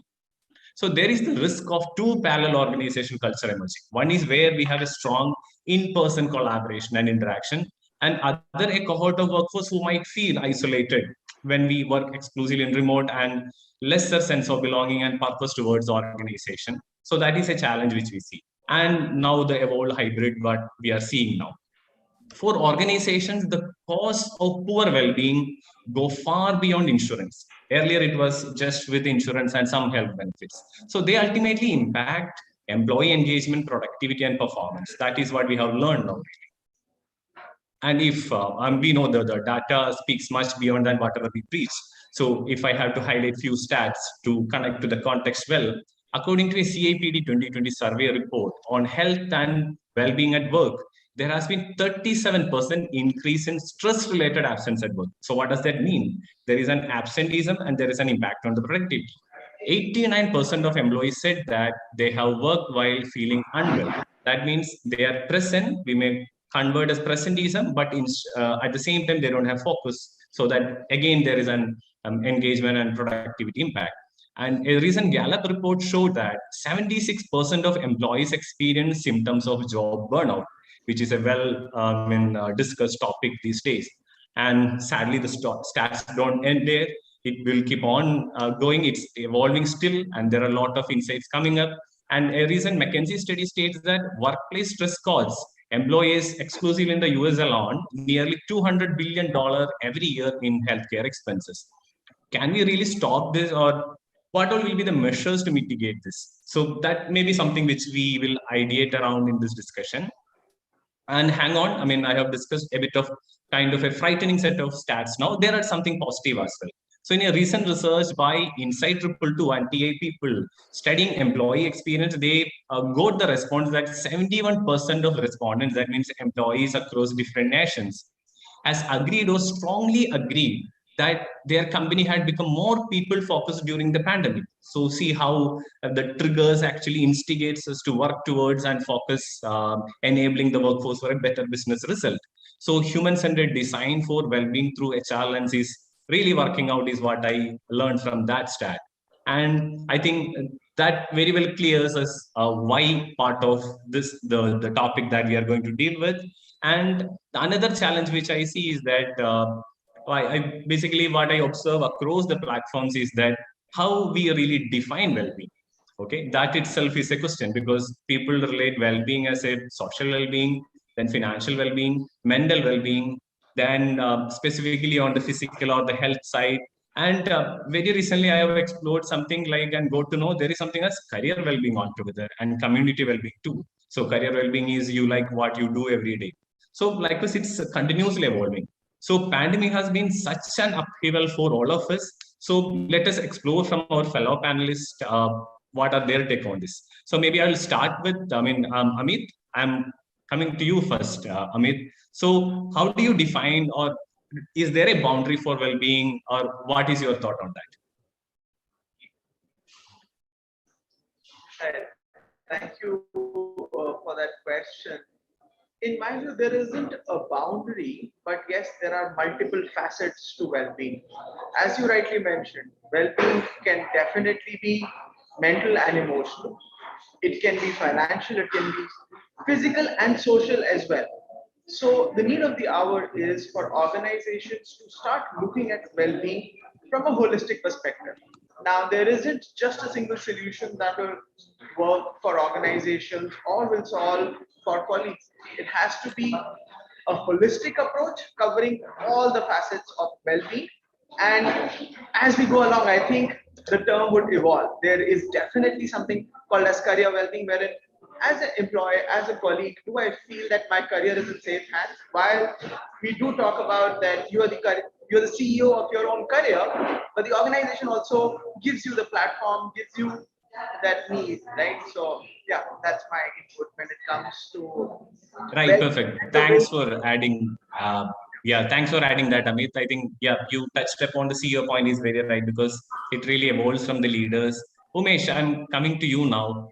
What is your take on well-being or defining that? Okay. I think last 2 years have shown us that there is nothing called as a boundary. You know, Google it, you will find various kind of boundaries listed there.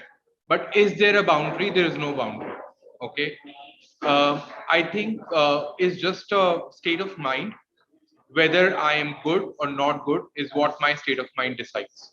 There were difficult times where the state of mind, I think for each one of us, where somebody or the other in the family wasn't doing very well, the state of mind wasn't very positive. For me, boundary can be listed as many, but at the end, it is my state of mind personally or professionally. That's about it. And if we keep that positive, I think we're done for the day or the year or whatever. Right. Then, I mean, I'm perfectly in sync with that. There is no boundary. But if I may slightly refine and ask you, what all components you may incorporate when we say well-being? Say that again. What all? What all components? Let's see. At the start I was mentioning like we are touching upon the physical, then the mental is there. Then I have mentioned something recent on the career itself as a career well. So what are your thoughts on adding the components to it? So I think you've answered the question while you were asking, and I think Amit has touched upon it a bit as well. That well-being could be personal, well-being could be the mental well-being, health well-being, financial well-being, career well-being, a lot of it. However, I would want to go back and repeat myself once again. I think all of it, when you see, when is my mental well-being fine or not fine? When I'm thinking, when I'm feeling okay, right? How's my professional well-being or my career well-being okay? When I'm feeling space in the kind of work environment that I am in. And that solves the problem. It is the mindset. And for each of these well-beings that we just talked about right now, if we stay positive, it defines our overall well-being as a human being and as a professional. Perfect. Thanks for that, Umesh. I know my friend Ragesh won't be comfortable with many of the jargons that we mentioned because he comes from a different area where he deals people on the ground. Ragesh, what is your take on this well-being? Yeah, I'll say, as HR, so I take two words out of this. One is boundary and one is well-being. I think if you have proper boundaries, then there is well-being. So as HR, I think, we have to advocate in our organization on where has this boundaries, to be set, whether it is time, whether it is communication, whether it is email, whether it is reaching out, whether it is leave. So, we as HR, I think we should help organization define a proper boundary also, so that the employees get their, the well-being part. So I think I see it in that perspective. Perfect. I mean, yeah, that was something unique, I feel, from the other two panelists. So do you add some specific components and draw the boundary, or is it still an evolving kind of thing in your organization, or your from your thought point of view? Yeah. I think that depends on organization to organization. Your nature of work, how is your setup, and from that perspective, you need to understand where is it required to be, where is it hitting the well-being of employees, and then address it accordingly. Perfect. Makes sense, Rakesh. I will come back to you because we have more points to cover on that. Umesh, I'm coming back to you on a different note because LifeWorks really puts a lot of digital and other related offerings. So role of technology is something which we are going to explore. So we are in an era of technology enabling and even shifting the business model itself with the help of technology. So according to you, what is the role of technology in establishing well-being at work? Or how can we really leverage technology to enable well-being at work? Looking forward to your thoughts, Umesh. Great. So you and we interacting like this over the laptop is technology, right? A lot of organizations, and just for us, maybe a split of seconds, leave aside organizations. Think about schools in India. We had never thought that our kids in class 10th, 12th will study on laptops, understand, take all those sessions, and still manage to clear the exams, okay? And coming to the organizations bit, there are a lot of organizations which never had work from home policies because of the data security issues, right? However, I think pandemic has made us do all of that was so-called impossible earlier. And it's a very known saying that impossible also said I am possible, right? And technology was the one that made it possible, whether those are various tools through which we are interacting with our teams on a daily basis, thrice a day, 4 times a day, talking, doing our own work. There are organizations who have set up reminders, if you're on calls, after every 2 hours, you will get a pop-up on your screen, take a break for 10 minutes, do some walk for 10 minutes. What is it? One, this is technology. Second, this is technology helping us work. Third, this is technology helping us in our well-being, right? So all of this has happened in last 2 years. Technology has been the roots of the success of this entire last 2 years game changer activities that we have seen across the world, right? And I think all of us together, it cannot be just technology only. All of us as human beings have supported that technology to make it successful and to earn a livelihood during these difficult times. Perfect. I very well echo that thought, Umesh. Something which is pretty close and to me as well, because I also explore a bit on technology. So I think the point that you touched upon is, if we take from an industry standpoint, those are some of the nudge technology points that you were referring to, because we are giving them specific alerts. Even if I look at the wristband that I have put on my wrist, that itself is a direct example on the nudge technology on well-being, which alerts me, see, within it's 1 hour, you haven't had any water, go and take it. Or it's been a quite long time, you are sitting, you should stand now. So there are many, the nudges that is being provided to us. And something, I just would wish to share some very recent thing on technology, which I did, which are the evolving of the chatbots. So we too have, introduced chatbots, which I was personally part of, and wearing the same as you mentioned. Like, the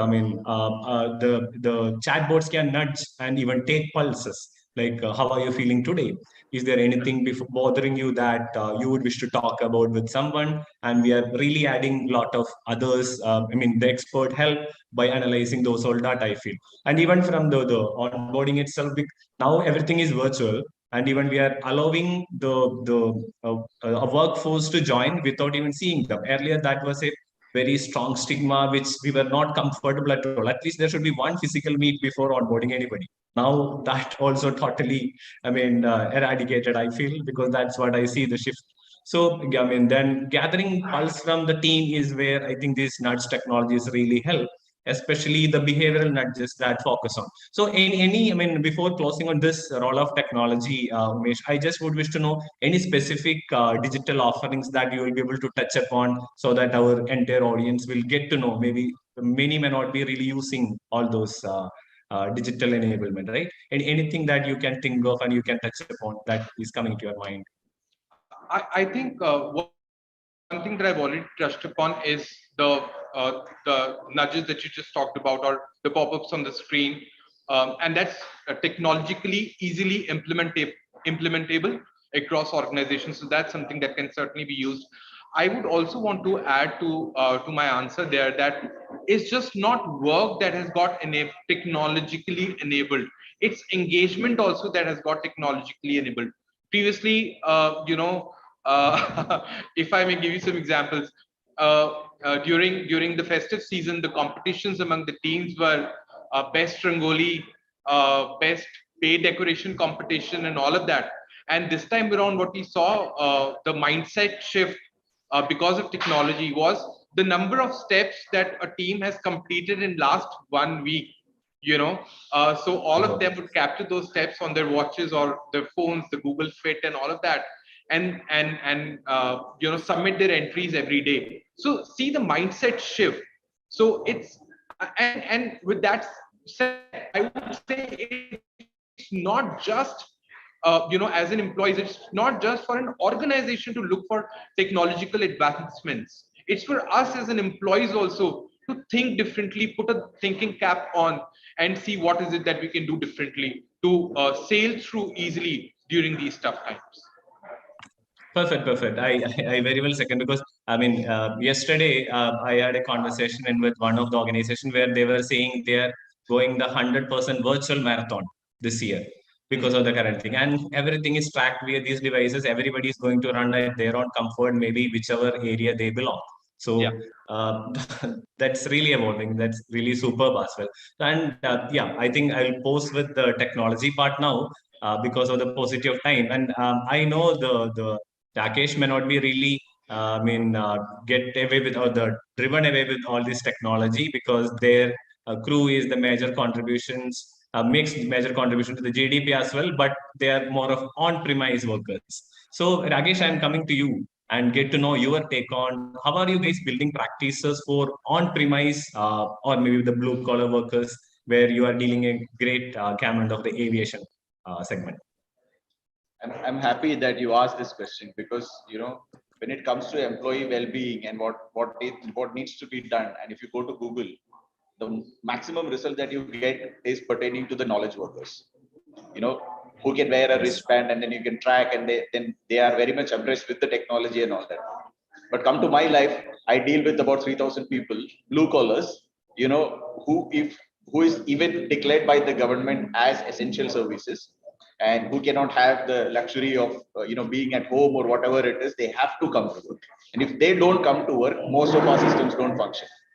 So now in that scenario, to deal with well-being and addressing the problem, I think the foremost thing is to connect with people and understand what exactly that they need to, and from a perspective of addressing that, I think you have the challenge with we don't have the luxury of using technology much, because obviously the population that we are talking about is not comfortable using the technology. So you have to still have the physical touch points. You have to still have things that run like this. But again, as an organization, we try to do certain things during the COVID. We try to understand, give support in terms of insurance, financial. We provided oxygen concentrators to employees, delivered it to their home. and made sure that employees are given information on what needs to be done, with a doctor 24/7 on call, which is with basic SMS stuff that they can reach and they can. So all of these things have gone a long way also, in terms of employees receiving it well.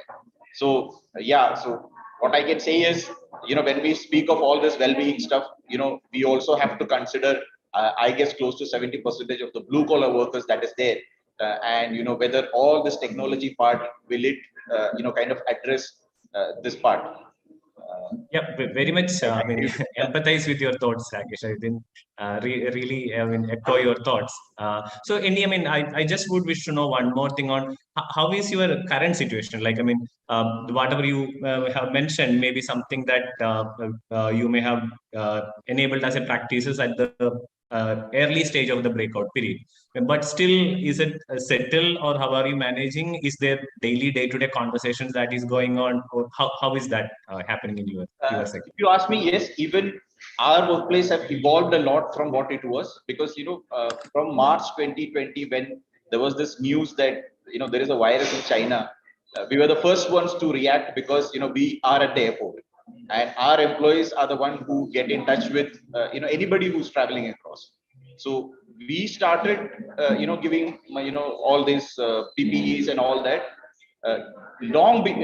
very much before even other organizations started to think about it, because we were the first touch point. From there, we also adopted half work from home. There is a particular group of employees whom we can afford to have work from home, partial working, distant working. So so we have also evolved, and the inevitable is to be the hybrid, like we are now. So we have also adapted to the hybrid. So things have changed a lot from what it was,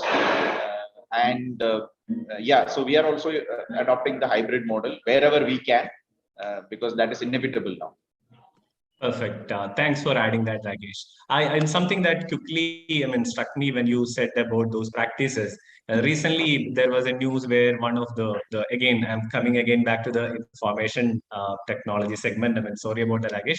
In that, something they, interestingly introduced is that the martial arts practice for the employees. So that is, they specifically quoted Kalari, because that is specifically from Technopark Trivandrum, where the purpose they are saying is that that particular martial art learning, or some of the basic practices of it learning, really helps you to enable your mental and physical well-being. So I'm just jumping to Amit now on that segment, where I know Amit is really a great designer on this particular mental well-being segment.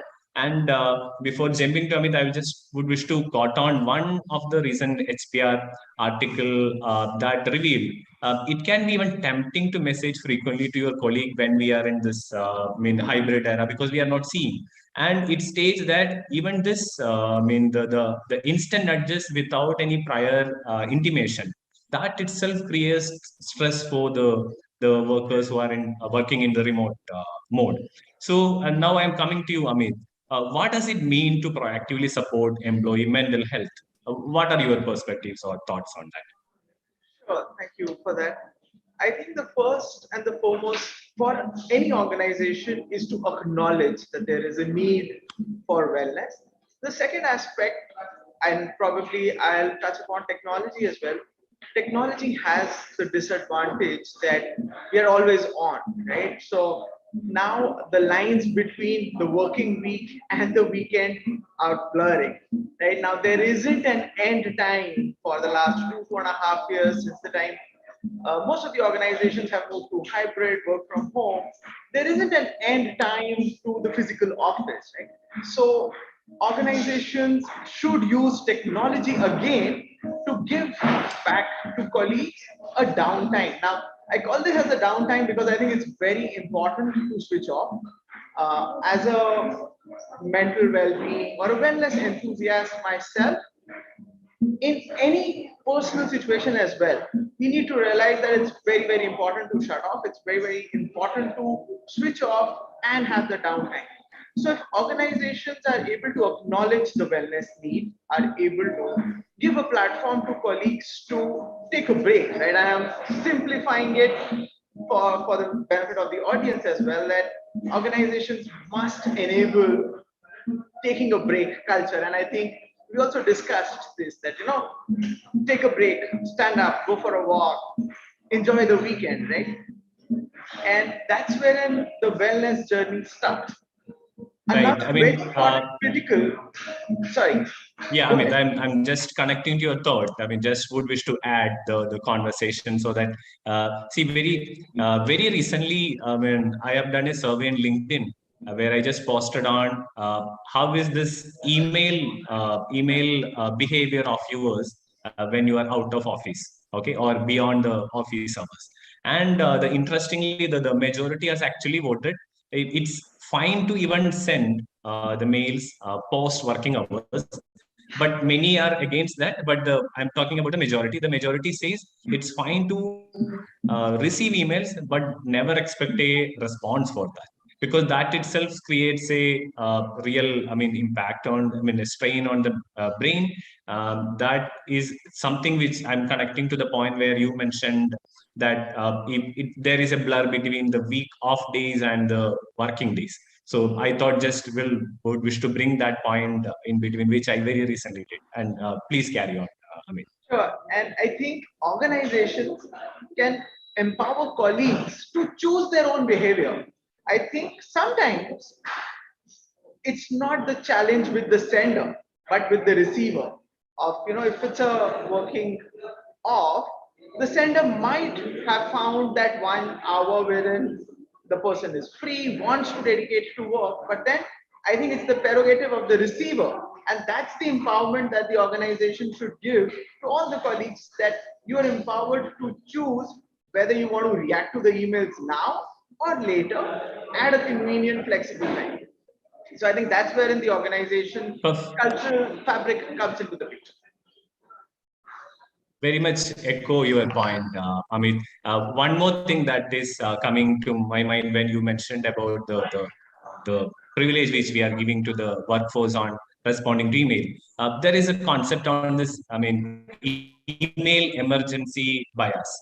So what it results out from the study is that the response strain or the response trigger or stress that is from on the recipient end is much higher than what is really expected by the sender. So that itself triggers a lot of strain, is what this email emergency bias is called, being evolved. That's great. I mean, addition, Amit, I would say. And I mean, before jumping to the next one, I would wish to know what are some of the initiatives you feel organization should do in this regard? Maybe some initiatives to be stopped or some initiatives to be started. So I'm checking in that line, Amit. Sure. Sorry, go ahead. Yeah. So I think one thing that the organizations definitely start is training people managers to identify scenarios wherein one can observe that the colleague is burning out, not able to express. Now, there is never an expectation that the people manager or the first point of contact for the colleague can solve this problem. We are not ready, we are not trained to solve such scenarios. But I think as long as a people manager, as someone who's interacting with a colleague, as long as we can identify and maybe direct the individual to all the resources that an organization might already have, I think will do a lot of good to the organization. Perfect. I'll just add on to that. Interestingly, when I came here and I was talking to Govind, we were talking about something very similar to it, that as HR, it is very critical for us to identify if the people leaders have the capabilities that we, actually they should have. It is not just the technical capabilities. Once they become people managers, they have to be people sensitive. And once they are not, we need to drive it. So, and like he said, my first answer also, setting boundaries will ensure employee welfare. Where to set boundaries? This is where it is. When to respond. What is the expectation? And these are the things that the culture sets in the organization. If we set a culture wherein, a manager can kind of fire an employee for not responding a mail that was sent at 10 p.m., then we are setting a wrong culture. So how do we drive this? Yeah, it's challenging. We need to do that. Perfect, perfect. I mean, thanks for adding that note, Rakesh. I think we had it. We were. I had a thought of planning detailed discussion on this particular segment. I will now move on to Umesh on checking that. Umesh, what is your take on, or maybe how can we equip line managers to understand and support their team members who work remotely? What are your suggestions in this regard? See, I think the point that was just being made on people managers, and that was a brilliant and a fair point. Uh, it is basically a organization culture that needs to be driven at an organization level, and if I may call it so, it has to be a top-down approach, right? Because that's how we all learn. There are organizations who have already started, in the signature, people will write my work hours from X to Y. Hence, please expect a response back, tomorrow after a certain time. So I think some of these practices are what have already been implemented. These are the things that we'll have to attune our people managers to be respectful of their time and the time of their DRs, their teams, because you cannot have everybody available through the night, through the hour. While 10 p.m. example doesn't work for organization like ours, because that's where we are at peak, and we have teams working through the night. However, certainly whatever 10 p.m. is for anybody, 2:30 in the night, when you shut shop, and then you open it again the next day. That's what people managers need to be attuned to. And let me tell you, organization like ours, and I'm sure a lot of other organizations have already started doing that in last 2 years. First few months when all this kicked in probably was the toughest time. I wouldn't disagree. However, post that, people centricity is back in the focus, because that's what make us or break us. And our people managers are attuned to handle such situations. They are told when to bother, when not to bother. They are told how to gauge a colleague. I think Amit made a point. You need to gauge when is your team member burning out, and pause. You need to understand what personal situation are people going through, because these are tough times. So give them that flexibility of work as and when possible, and however much is possible.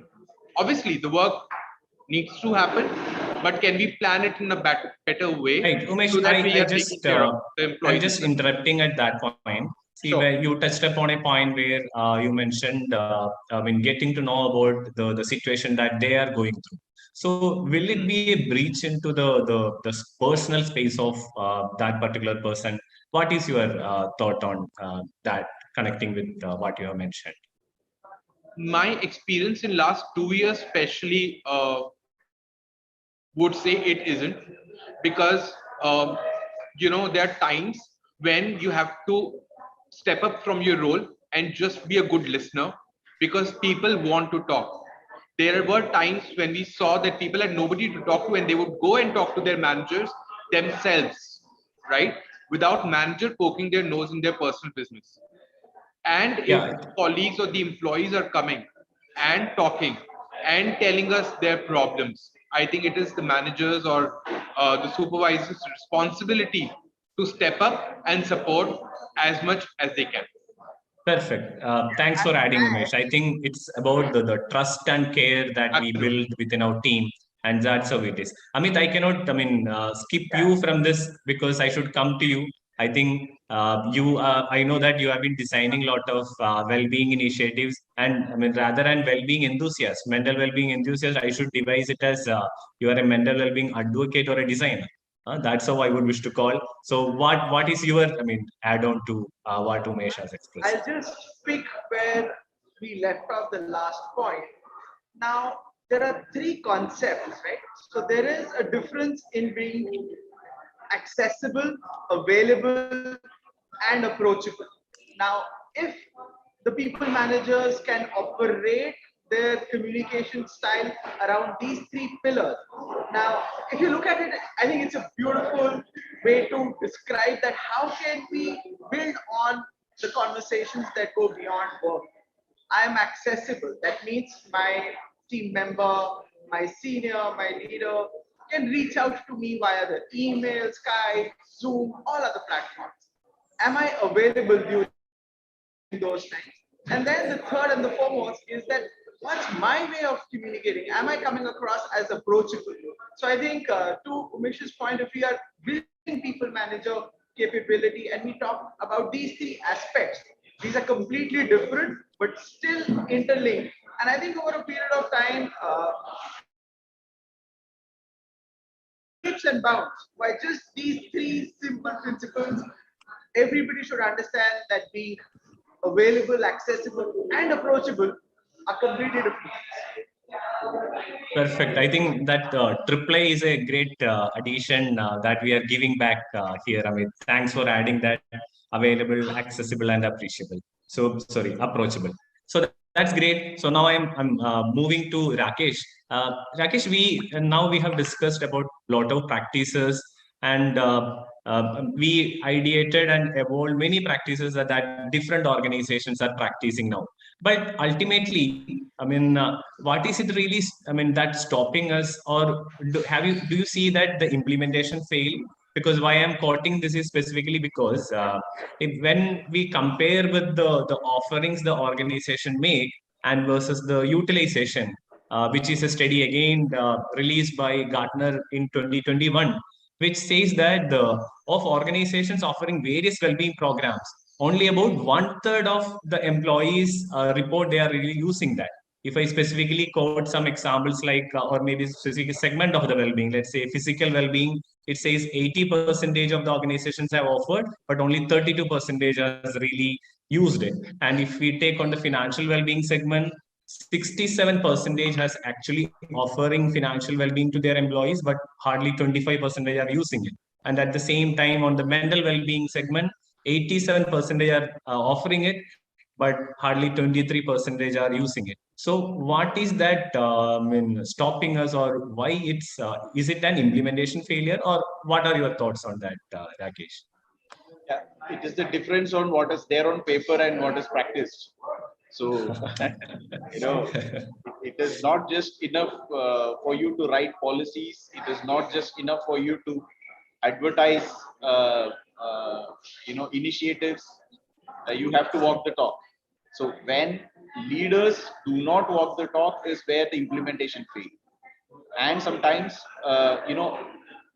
during this COVID period, I've seen organizations were taking initiatives in haste, because simple example I'll give you, vaccination.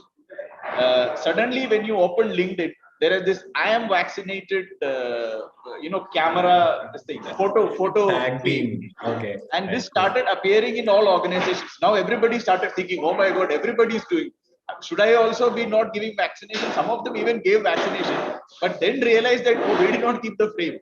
So what is your intention? Is it the frame or the vaccination? Okay, so there lies probably the answer to why are we, though there is a policy and only 30% use it. I mean, which means the execution has failed, or from the time the initiative was conceptualized on itself, it was not thought through. It could have been a reactive measure that somebody decided to roll this out. That is where it fails. Right, but I mean, I have a different point to add on this, or maybe to slightly deviate from the point you mentioned, where you mentioned about that the LinkedIn banner or some tag that they may have attached like in their profile because something. But isn't that a good practice to create awareness through the social channels so that people will really understand? Okay, the entire society is moving forward with that and adapting to that. Won't it give such a message than the other side, negative side you talked about? What do you feel? Everything is positive and negative. Now, if it was so positive, then you should not have had this study outcome which said only 30% used it. You know what I think? See, Yeah. of course, it is good to have this, to drive this communication across, to cascade this information, to, to kind of get more people to do it. But did we lose the focus there?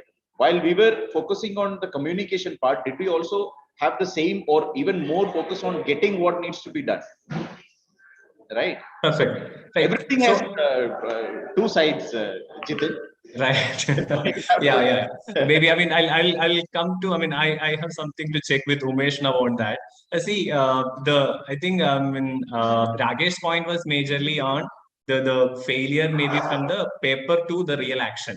But I have a slight different deviation to the point you mentioned. See, irrespective of the best practice or the best implementation process or the practice in place, and we push through managers or so, there will be still that personal trigger should really come from the respective employee, right? We cannot really step into their shoe and push it, because that will be again a discomfort for them. So my question to Umesh is that what levels of engagement do you typically see in well-being programs? Maybe the devising different well-being programs or different organizations, or from your experience, Umesh. The levels of engagement is what we are trying to explore. You should have told me this question will come. I would have saved my answer on the engagement bit that I gave earlier.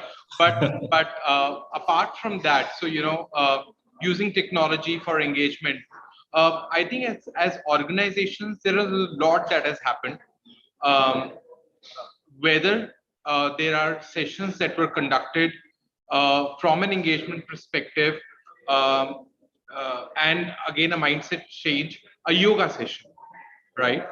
A session with a psychologist, right? A session, any other employee assistance programs, right? All of these together form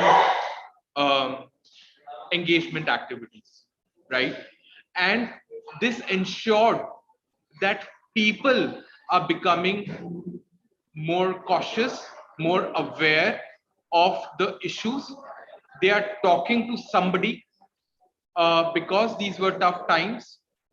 It was important for them to talk, because that resolves half of your problems. And honestly, when I used to meet my teams, there were two things I used to tell my people managers. One, please, during these times, be a good listener. Even if we go to a doctor today, Jitin, and we tell the doctor our problem, and if that doctor is a good patient listener, right, half of our problems are solved. When I was watching Esther talking to Marianne, and she talked about how calm she was looking at, she looked, if you're talking to somebody like that, your issues are sorted. Your half the battle is won there. So that's what was important, and that's how we were coaching our people, and that's how we are engaging our employees. One thing that I learned from my higher ups, and I try implementing it in the most difficult situation as well, to wear a smile till the last call or the last meeting that I have for the day, whatever time it would be, and whatever difficult that meeting might be, right? That, see, like sneezing is, transmissible easily, so is smile, right? We take a lot of cautions that we shouldn't be sneezing, we should do like this, keep a handkerchief, tissue, all of that. But what we forget is one simple thing: smile, be positive, spread positivity. That's what the message, if you give to your teams, your people managers, day in and day out, and if 50-60% also of them do it, I think the battle is won. And all those comprise of engagements through the organization. Perfect. Thanks for adding that, Umesh. I think you are actually touching upon something on really in line with the brain science as well, I feel, because the connections is what you are trying to touch upon. Listening and empathy is the key that you are driving, is what I take. because based on the brain science, the connections really happen, or maybe the compassion really evolved as the amygdala and cortex really the touch point or the space between those two. So that's pretty cool. So thanks a bunch for adding that, Umesh. I think we'll jump on to one more point because we have another 10 more minutes to close. By 2:20 we should close. So another major thing while we practice all these, we should look for the measurement aspect, because many of the stats that I have touched upon at the start, based on various studies, are based on the measurements. So how do, I mean, maybe I'll move on to Amit now to start with this. Amit, how do we measure the return on investment for employee well-being programs? What are your thoughts on that? Because unless we don't measure, we'll not be able to really manage that. So that's where this ROI part will really help us to understand. Yes, and I'll pick from the point where we left the last conversation, that it should not be a standalone intervention. I think it's a reflection of the overall culture of the organization. Now, when you have interventions that align with the culture of the organization, you will have various platforms to get that response back from colleagues in terms of how are things going. We have the option of engagement surveys, pulse surveys, dipsticks, and from a data perspective, stats around burnout, attrition, turnover could be signs that reflect that how successful have been your interventions. One aspect could also be around participation. I know we spoke around it, and I feel that participation should be looked with two different lenses. The first lens is that the thought that resonates with me is that colleagues, individuals, people who need help are the ones who have no time to seek it, right? So if we are offering a wellness program and you see that the participation is not up to the levels that is anticipated, I think we should do more of the same thing. Organizations can keep it really, really simple rather than trying 10 aspects. I come from that I would do the same thing 10 times to increase the spread, right? To have more and more participation. To summarize, I think participation definitely is a reflection of how exactly are the reactions to the intervention when it comes to that. Perfect. Thanks a bunch, Amit. I'll just touch upon whether Rakesh and Umesh, would you guys wish to add anything? Because of the paucity of time, with this question, we will close the discussion for this slot. Because it's an evolving, discussion. It will keep on going. What would you wish to add to this, Umesh? I think surveys, turnover, Amit has very well touched. So I won't reiterate that. However, I think we'll have to understand that love, respect, passion, those kind of feelings probably cannot be converted to numbers. It will eventually get converted to numbers on the parameters that Amit has already talked about. But I think we just have to, as people managers, put in our best, honest effort to ensure that all of us with our people and higher up sail through this phase. Perfect. Thanks, Umesh. I think, turnover is again a very direct impact with the well-being initiative that we take. Rakesh, anything that would you wish to add on this? Because with that, we have to close the discussion. What I would add is, in line with the surveys, pulse surveys should not be something that the organization do once in a year, because you should not be misguided with that once in a year pulse survey outcome to gauge your ROI, which is converting into numbers with what employees feel about all these welfare measures that you have done. Like he said, this has to be continuous. I had a manager while I was in retail industry who used to tell me that whenever you visit a branch or a retail store, always follow the Gallup Q12 questionnaire. He used to tell me to mug it up, because don't ask it as such, but in your interaction, try to see that you are getting the responses for the Gallup Q12. So I think, also in line with what we discussed about people managers should be taught trained to ask the right questions at the right point of time to people, to actually gauge the pulse. The pulse should not be checked once in a year. So you will be in a better Great. Great. Thanks for adding that, Rakesh. I think Gallup engagement measures same, which we can even use at this context as well. With that, I'm trying to conclude the session because of the paucity of time. So this was an enriching discussion, I would say. Umesh, Rakesh, and Amit, I think we will request HR Success to further enhance this discussion as maybe a level 2 kind of a thing. I'm just summarizing the thoughts we just covered. We actually touched upon role of technology, building practices for on-premise workforce, especially from the airline segment. Then mental health, wherein I think Amit has added something on accessible, available, and approachable. So that AAA is really an awesome rating that maybe we'll give the same rating for this particular session as well. Then the level of engagement, how we can improvise those. Then the relevance and equipping managers, line managers for the effectiveness, then some tips on or some direction to the measurement of return on investment as well. Then Rakesh has rightly touched upon the relevance of policy as well, because more than the policy, the philosophy or the culture is important, because the policy being in papers doesn't really make sense. So on a concluded note, in order to inculcate well-being thoughts, we should explain the importance of well-being initiatives once, twice, again and again, because us and when we communicate and as per the brain science as well, unless it don't really insist or we don't push at least 7 times, ideally it will not really get ingrained to our mind. So that communication is also very relevant, and repeated communication also adds value. And remember, the happier workers are 13% more productive. This is actually a finding in a recent research study from Oxford University. So this very well add to the productivity or the real result, business result. So wherein well-being initiatives are pretty critical.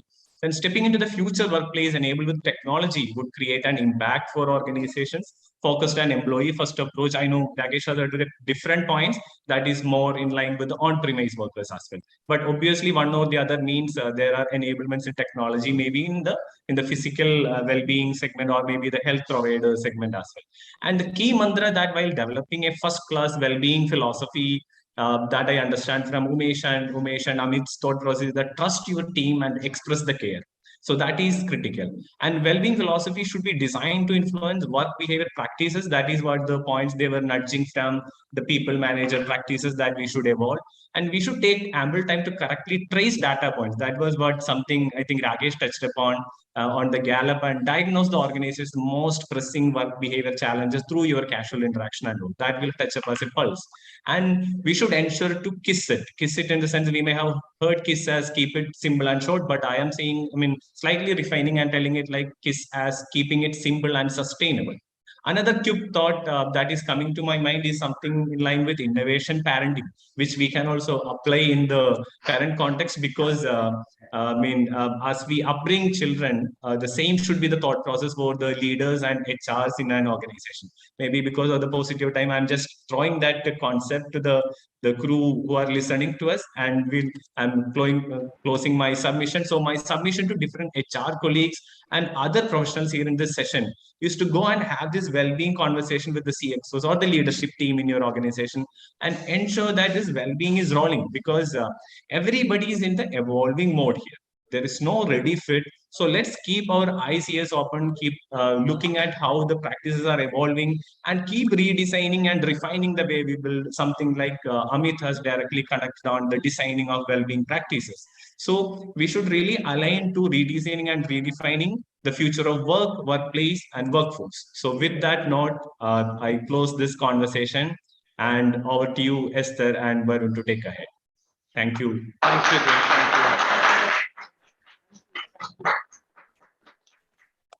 Thank you so much, Jitin.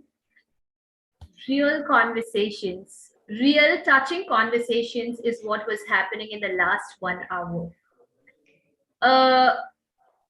Where focus goes, energy flows. And the focus for this new era is the hybrid era. And the leaders are ready to focus on bringing in this shift. I was so happy to hear from Jitin, and when he was summarizing, talking about brain science because I am an expert in neuro-linguistic programming.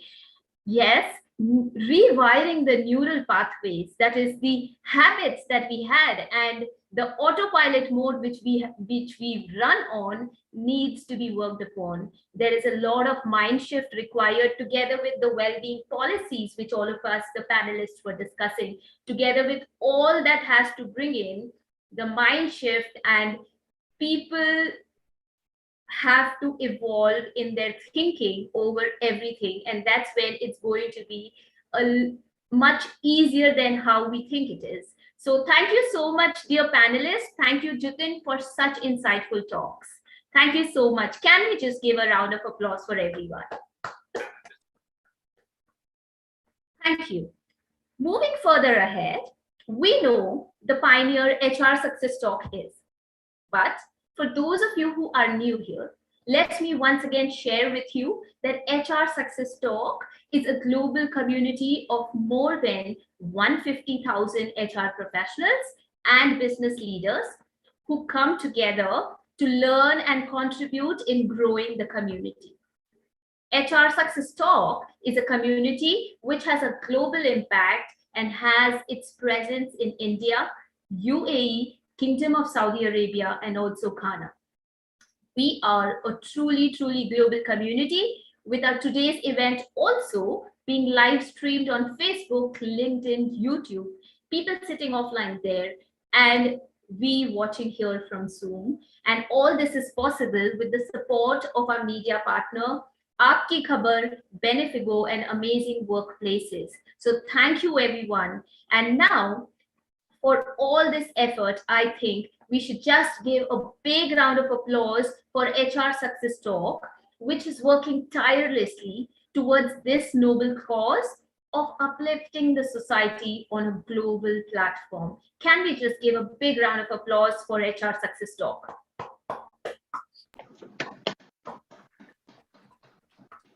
Thank you so much, everyone. And now it is time to see the work and the journey of HR Success Talk through a video.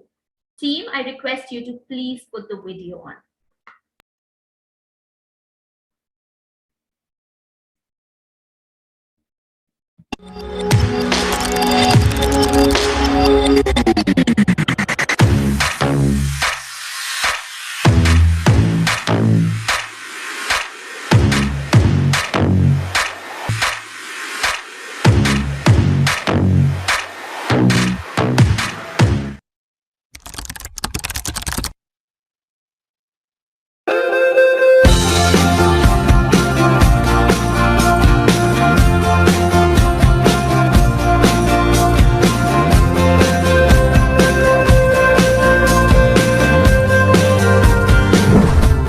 HR Success Talk has started its journey in 2012 with a vision to bring HR and business leaders together in a form of a community to share knowledge and learn from each other. Starting from a single blog, we reached our first initiative called Forum to give a bigger platform to HR professionals to collaborate with each other. Later, we realized that we need to connect our members in person along with online. Hence, we launched our vertical called HR Sting Meets, under which we organize HR conferences and meetups where we invite HR and business leaders to talk about best practices in HR and business in different industries.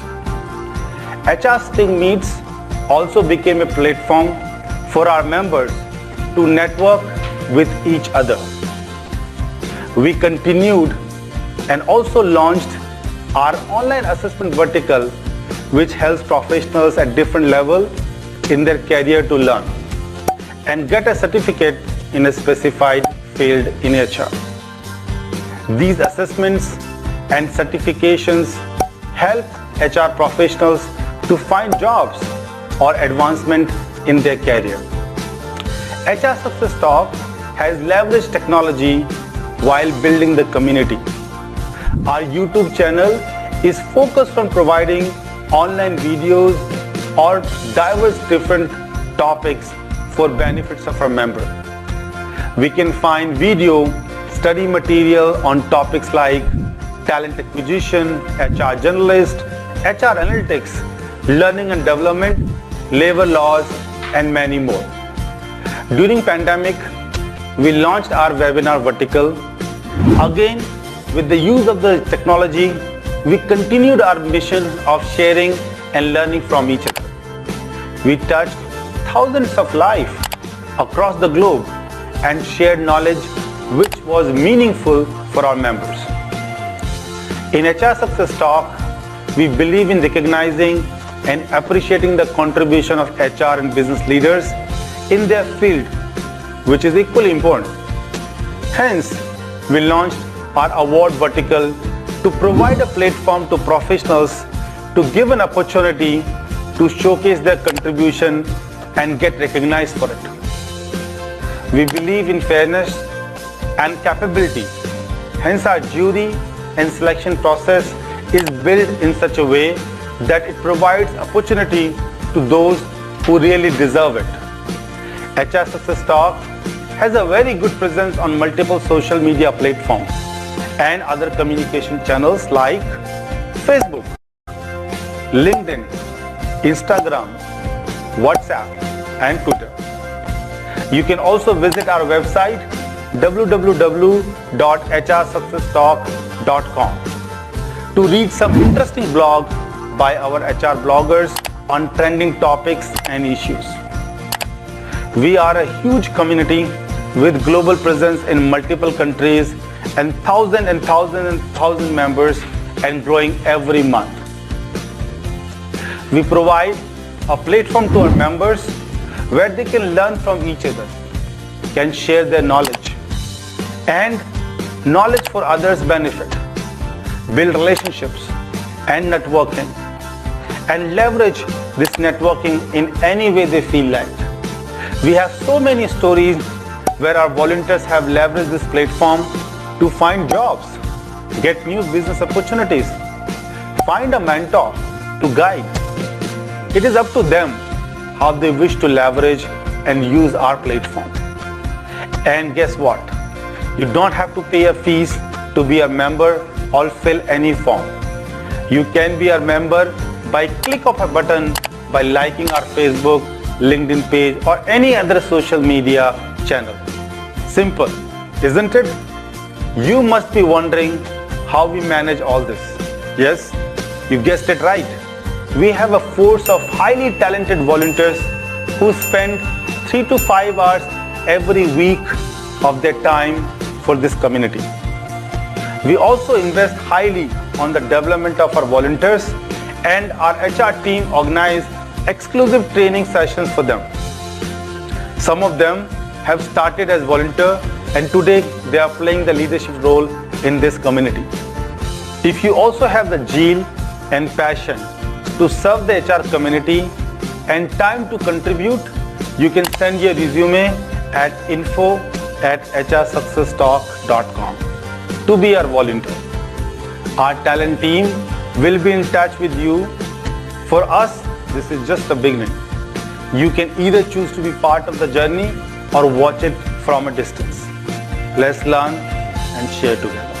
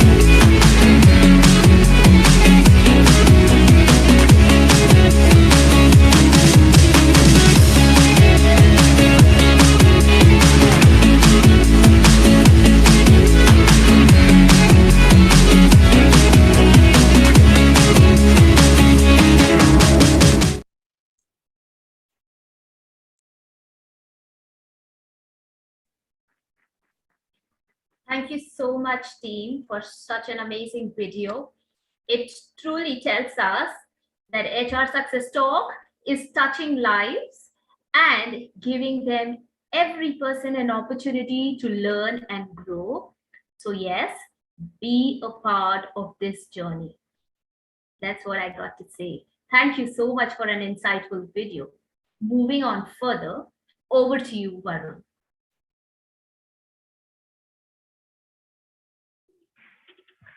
Thank you, Esther. Thank you so much. Watching this video and watching Mr. Negi speak about zeal, passion, and excellence in the all the HR community, it's really pleasing, Mr. Negi, and all the HR Success Talk which stands for. Now, before moving ahead, all the people who have joined us online and people who are offline with us, I have an activity for you before we move forward. Do I have the leverage to take on this opportunity? Are you with me? Please raise your hands. Thank you. Can you please stand up? So, for all the online people, if you can do that at your place, trust me, this is going to be fun. Okay? You can or you cannot, but trust me, it's going to be fun.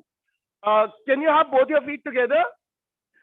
Dekhiye, when we talk about communication, expression, and human resources, we think, okay, expression kahan se aata hai? When we are passionate, when we have the zeal. अब आप सब लोगों ने अच्छे अच्छे कपड़े पहने हुए हैं. You all are wearing best of the clothes. लेकिन हाथों पे कुछ नहीं है. So हाथों को जरा थोड़ा सा अच्छे से warm up करते हैं.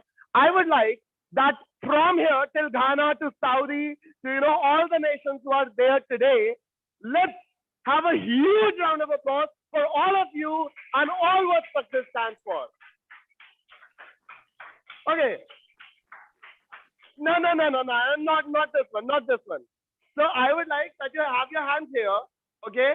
And like jitni tez, with the speed, okay? Let's have a speed. On the count of 3, 1, 2, 3, go! All the people can hear it. Okay, thank you so much. I guess sort of stretching over you. Now you can have your seat. And now, as we say, the only thing which keeps us going through all the ups and downs is the light within. Let us take this moment to have the blessing of the Almighty and start this event by lighting the lamp that represents that eternal light of quest within. I call upon our founder, Mr. Govind Negi, our chief guest, Uruz Hussain, Award President Shefali, our country head of India, Deepti, Kingdom of Saudi Arabia, Mr. Tabesh, country head UAE, Charlotte Ibanez, country head Ghana, Miss Marianne, Mr. Praveen, Miss Ritu, Miss Payal for the lamp lighting. Can we have a huge round of applause online as well? Esther, be jealous. Okay, Mr. Negi, if you can please light the lamp. And I would request all the people online as well, glow that light within, and it's going to be an amazing, amazing light.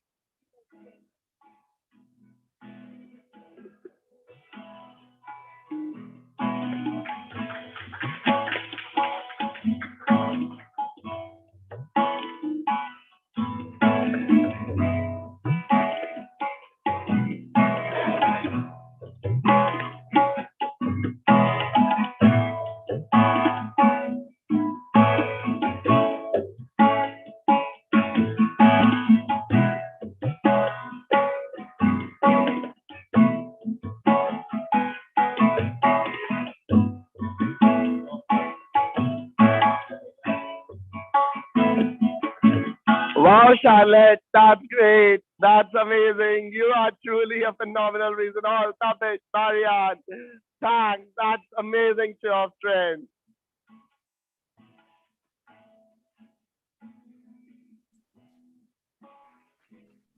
Thank you. Thank you, everyone. You may take your seat. Thank you.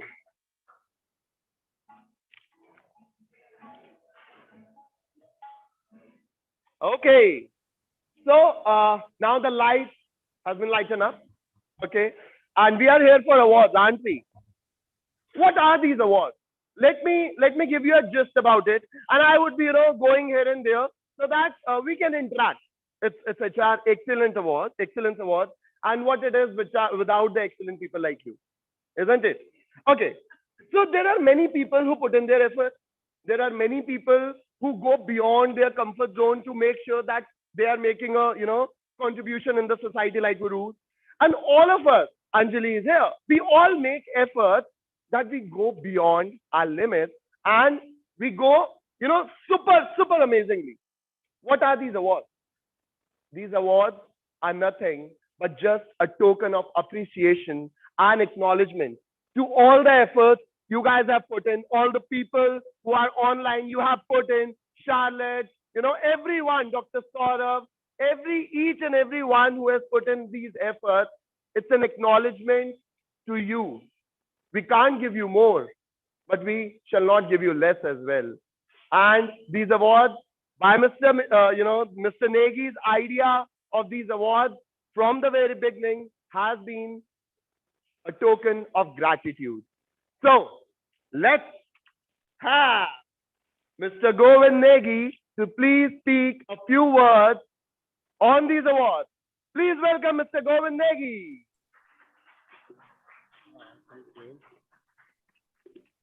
So I think first of all, kudos to the excitement, Varun, you bring on the stage here. And Easter, you out there, thank you very much for hosting this event the way we always wanted. Let me tell everybody who is online right now, to all the audience on 10 different platforms, whether Facebook, LinkedIn, YouTube, Instagram, and also on the social media platform of our media partners. Doing an event in a hybrid way is very tough. Like we have people here sitting with us and present. There are people who are our volunteers, our speakers, panelists, people who have nominated themselves for the award, and also people watching us worldwide right now. I can tell this is very, very hard to manage an event both online and offline. And this could have only been possible because of the effort this team has put in the last 6 months. This day has come because this team was working since last 6 months. So I just want to start from making sure that I am showing my gratitude towards those who are behind this. And you watched the video, you saw some names, some people on the screen who has participated and did it, but I think there are many more than what you saw on the screen today. Now, coming to what Varun asked me to talk about, when we talk about awards, I don't see awards like an achievement. I see awards as a recognition and appreciation. And let me tell you a story behind coming up with this idea of giving awards. So I think it's around 3 years back when HR Success Talk was working on its vision to learn and share, to bring HR and business leaders together to solve business problems worldwide. While doing this, we realized that one way you can do it is by identifying those who are making an impact on the world and recognizing their efforts. And we suddenly realized that all the award show around us are actually given to the CHRO, CEOs, CMOs, CFOs, all the head HR, general manager, VPs. And we realized, and I think I and Shefali having this conversation, that we have to make our award for people who are really putting in effort and not to the title. Well, what I'm not saying is that we hate vice presidents, we hate CHROs, we don't hate them. We like them as much as we like a trainee HR or a trainee marketing or somebody who's working on the ground as a volunteer for an NGO. We love everybody. And we feel that those are the people who are really making an impact, and there's no platform to recognize them. And that's where the HR Success Talk Award was born. Today, we are doing our 5th series, which is basically a global series, which means that we are taking our idea not only to every state in India, but in every state of at least the 4 country heads or country where we are present. And of course, this would have not been possible without our country heads in each location. So I really thank them for pulling this and making sure that our vision is also spread there. So, Varun, I think this award show is very special for me from a perspective that this is the award show for people who actually work on the ground, irrespective of their title. They are leaders. And leadership is not known because of the title they hold. Leadership is known the way you exhibit yourself. Even if you are just an executive or a senior executive or a trainee or I don't know what title you hold, but if you exhibit the true leadership quality, I think this is where we want to recognize. And today we are celebrating all those people across the world. You just saw 8 countries participating. What an achievement for a community which is there to serve HR and business leader. And when I was looking at number, I just saw that 50% of our nominees are actually global, which means that outside India, people have come forward, presented their case. And again, to our jury, that's really hard work because identifying from such a huge nomination and coming up to only some who deserve is really hard work. And in past events, I'm yet to hear my juries today, but in past event, I've always heard 2 things. That was very hard for them. Second, they learned from every such case which was presented. So jury, look at the way jury has said it. They said, we are jury, but when we were listening to the cases or looking at the presentation, we felt that we are also learning. Now, this is what our vision is. Our vision is to learn and share. Even if you are a jury, even if you are supposed to be an esteemed professional, a seasoned professional doing your job, you're still learning something. So Varun, I couldn't be happy more than any other day, because this is the day to recognize the effort of people who have actually put in a lot of effort on their field. Big or small does not matter. Thank you, Govind, for I must say, don't we all agree? I have read in one of Robin Sharma's books, Leader Without a Title, right?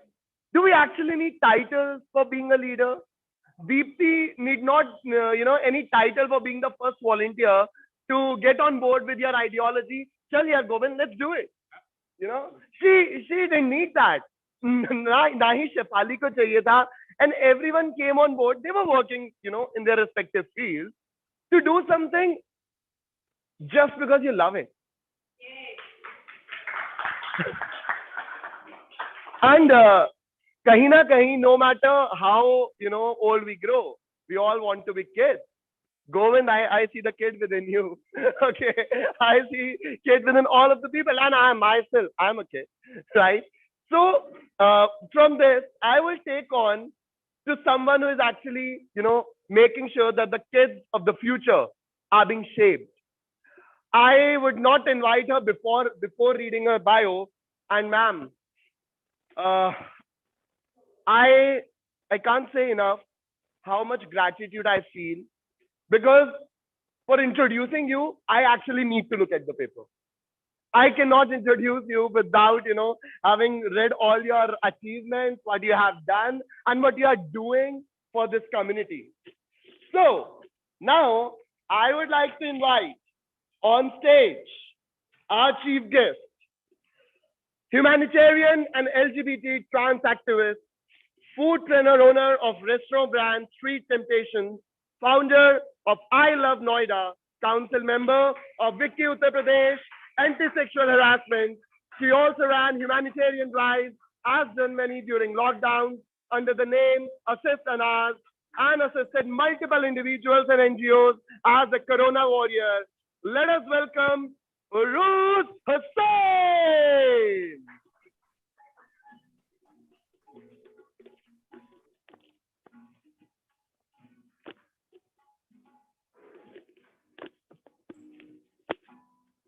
मैं बस छोटा ही चीज कहना चाहती हूँ. Just please respect everyone, and मैं Shifali ma'am को thanks कहना चाहती हूँ, because today I feel that today I earned this and इस event में हूँ, so that I earned actually. That's it. मैं यही कहना चाहती हूँ आज जितना मैंने 2 years में फाइनेंशियली नहीं अर्न किया है उतना मैंने आज अर्न किया यहाँ इस स्टेज पर आकर. Thank you so much for that. Wait. You know what? She don't have words. Okay, it's our art to play with words. I guess I'm doing it right. But you know, Uruz, actions speak louder than words. And the best compliment any person, I guess, can get on the stage of this world is when you yourself do not have to speak for yourself, and others are there to stand, acknowledge, and say for you. And I'm one of those lucky ones who is getting that opportunity. And I would like Mr. Govind Negi to present you a memento of gratitude.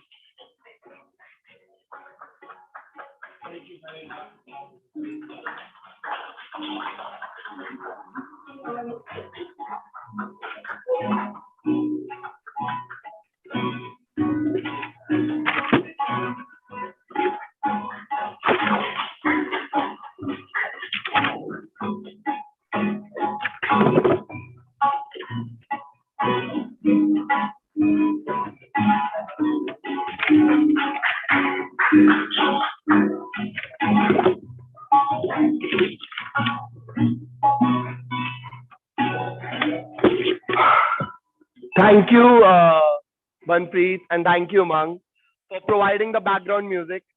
As these HRs are providing, background support to all the companies who are running this amazingly. You are the people who are actually the silent, people, the artists behind, who is making sure that all the people listening to these awards and all the people here are kept entertained, have a music to their ears. So thank you. Can we have it for the artists, please?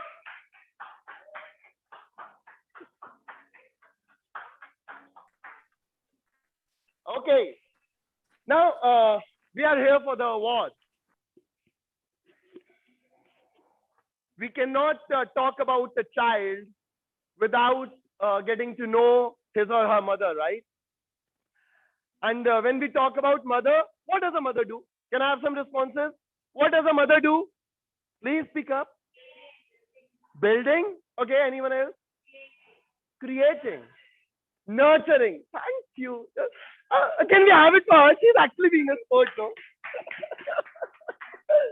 So nurturing.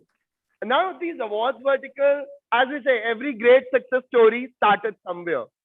And I have, Shefali talking to me. Ki Varun, mereko to bas, I just wanted ki if you can give me the task of moving a table and a chair also, that will be fine. But then we had a call for 1 hour with Govind. I said I was on board.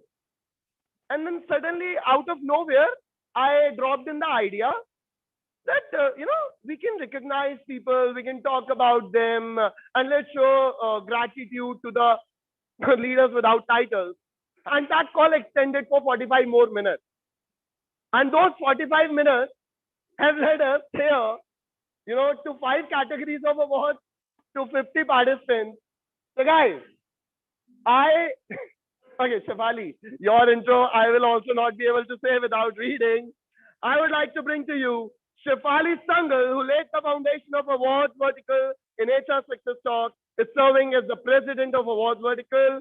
She is founder of Young Minds and Women with Wings, which are into HR services and women empowerment course, respectively. She brings with her 21 years of industry experience. She is a multi-award winner and on a mission to empower 5,000 women. I would like her to please say a few words and grace this occasion. Thank you so much, Varun. So thank you for the warm welcome and the introduction. And yes, day by day, dreams are coming true. Words are very less. Words are very more to me, and time is so less to speak. You have given me very less time. What all I can say is thank you so much, Govind Singh Negi, for giving me this platform to fulfill my dreams. Even I did not know from where we are going to start, but yes, we have reached today. And thank you so much to our jury, global jury, our country head India, Our team backhand, our guests of honor who has been there are all wonderful participants. Because of you, it is possible, and we look more in 2022. We are going to reach more and more number of countries. Thank you so much. Thank you, Shivali. I guess all the guests are leaving the wordplay to me. They are like, okay, he has said that, but what is the need to say? But I guess that's great. So before moving on to our country heads and introduction about them and what HR Success Talks actually has created over these years, I would like to mention that without partners, without people holding each other's hands, any kind of event is not possible, let alone an awards function. So I would like to talk about here NTPC School of Business, who is our co-title sponsor for the Global Excellence Awards 2021 under education category. Let's hear from what their Director General, Dr. Girish Sri Tripathi, speaks. Can we have Dr. Girish on screen, please?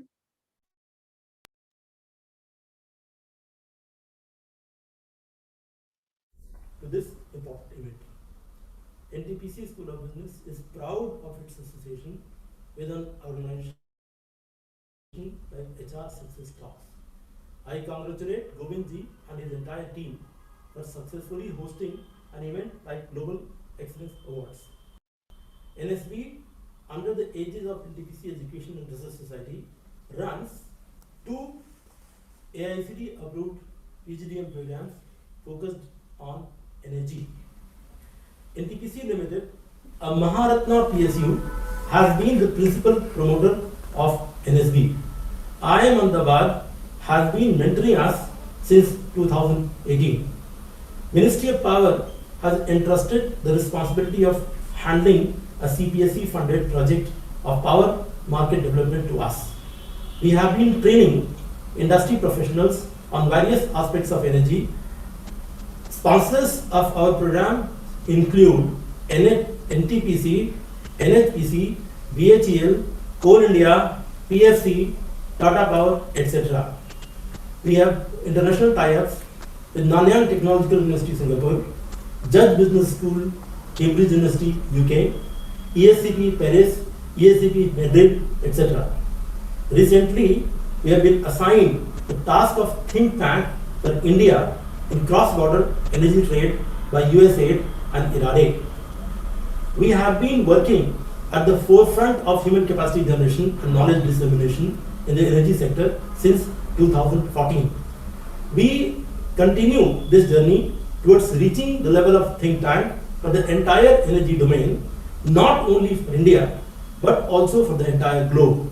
We understand the importance of right approach, strategy in human resource management to get the best out of human capacity and thus empower industries further. The contribution that HR Success Talks has made to the field of talent management, people management, and organizational development practices is highly commendable. Through its social media channels, blogs, and webinars, the organization has enriched the current discourse around human resources. Through their online assessments and certification, HR Success Talk as a forum has helped many HR professionals keep abreast of the current trends in the field. On this esteemed occasion, I would like to congratulate the winners for their contribution and success of HR industry. Thank you. Welcome once more.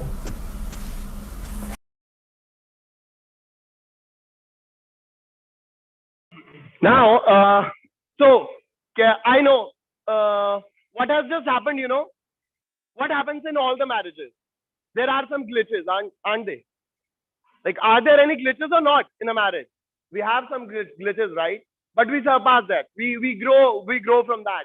So some technical glitch like the movement of the lips and how we are able to see that. But isn't it fair that we can give a round of applause for a bit of glitches as well? Can we have it, please? Okay. So thank you everyone. And before handing over to Esther, I would like the team, all the people present here, our gifting partners, Matsyas, they are going to play a game. And you all have the opportunity to win some exciting gift hampers. It will be a spinning game, and the link will be provided in the chat. You will have 30 minutes to fill that form. And after that, there will be something which you may expect or which you may not. So yes, for being lucky, you can do that. I would like the team to put the link in the chat box.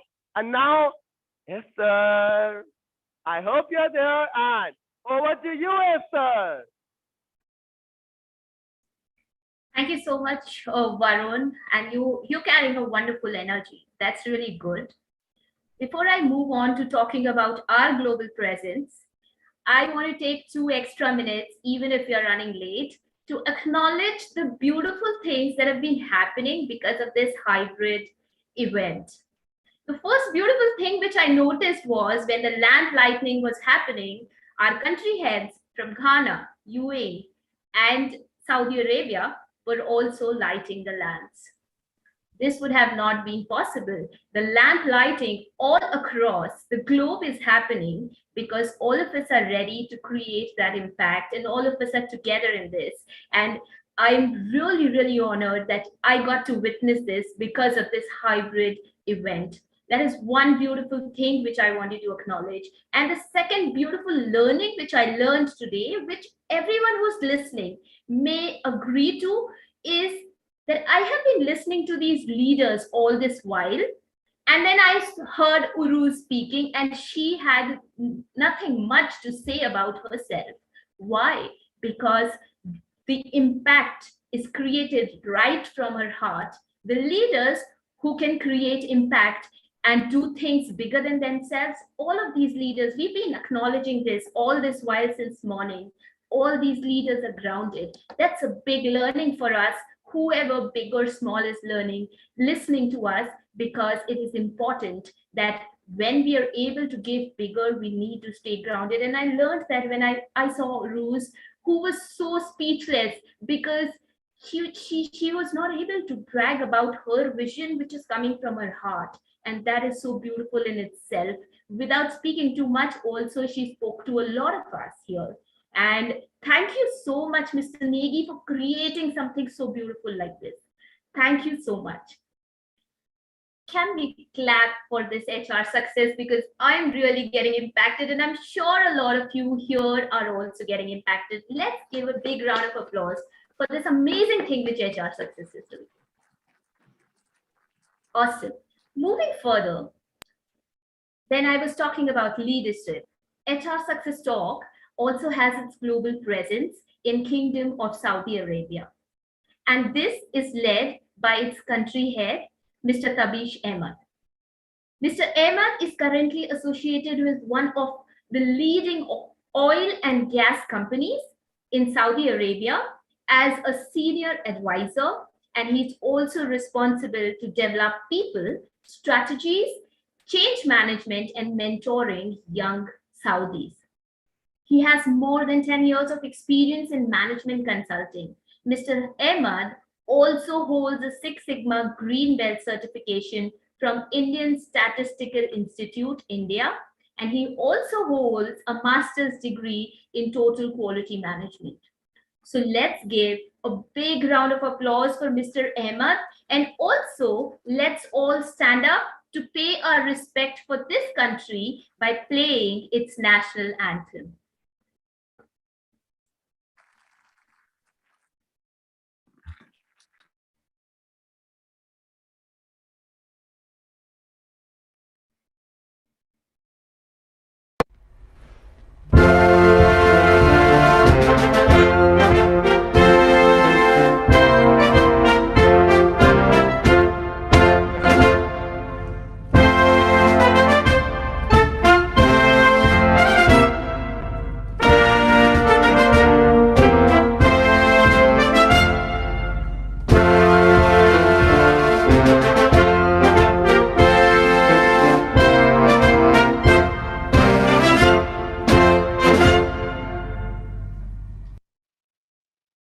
Thank you so much, everyone. You all please may be seated.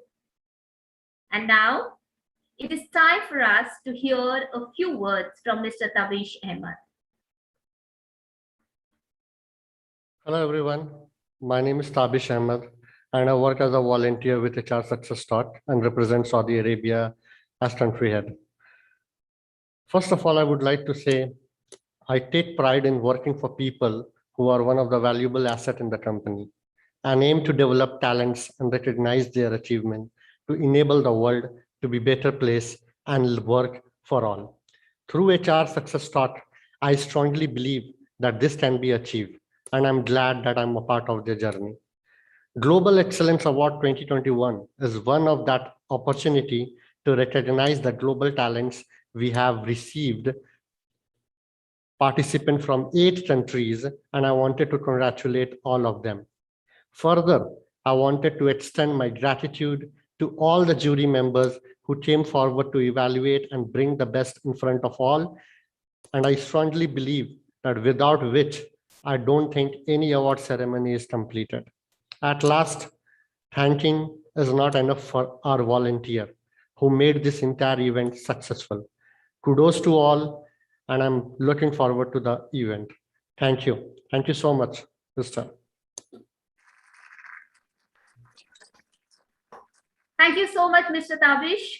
Moving on further, the floor is all yours, Varun. Over to you.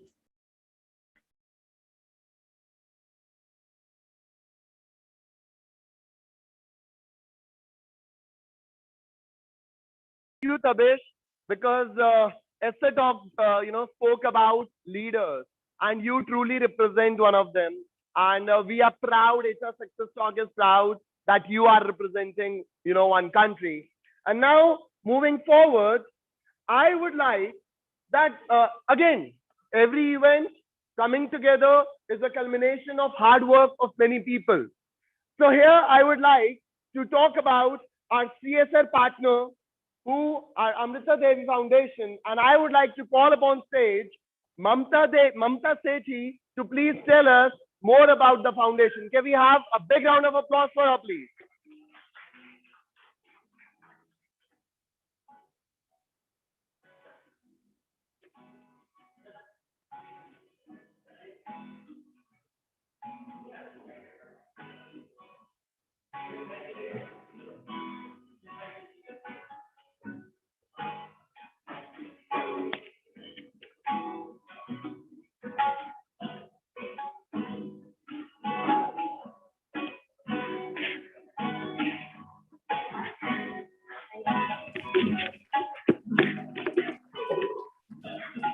Hi everyone, my name is Mamta Sethi, and can we have the PPT please?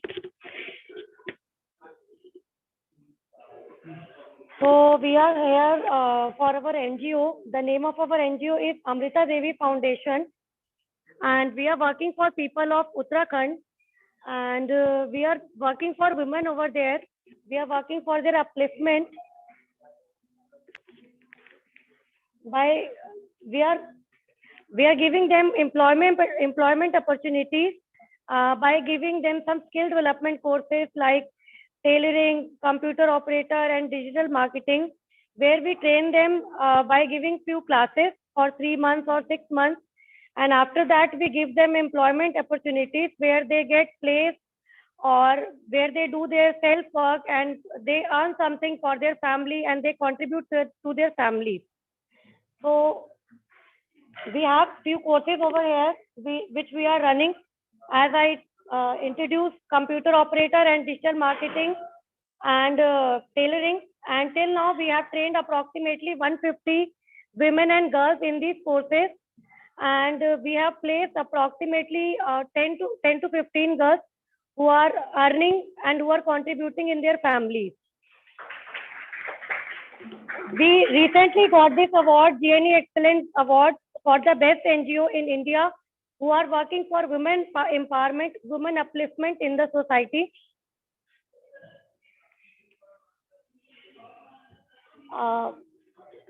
This is our team who is doing a lot of efforts and who are putting up their efforts in achieving our aim, and without their efforts, we are not able to achieve our target or achieve whatever we want to do for the upliftment of society and upliftment of women in Uttarakhand.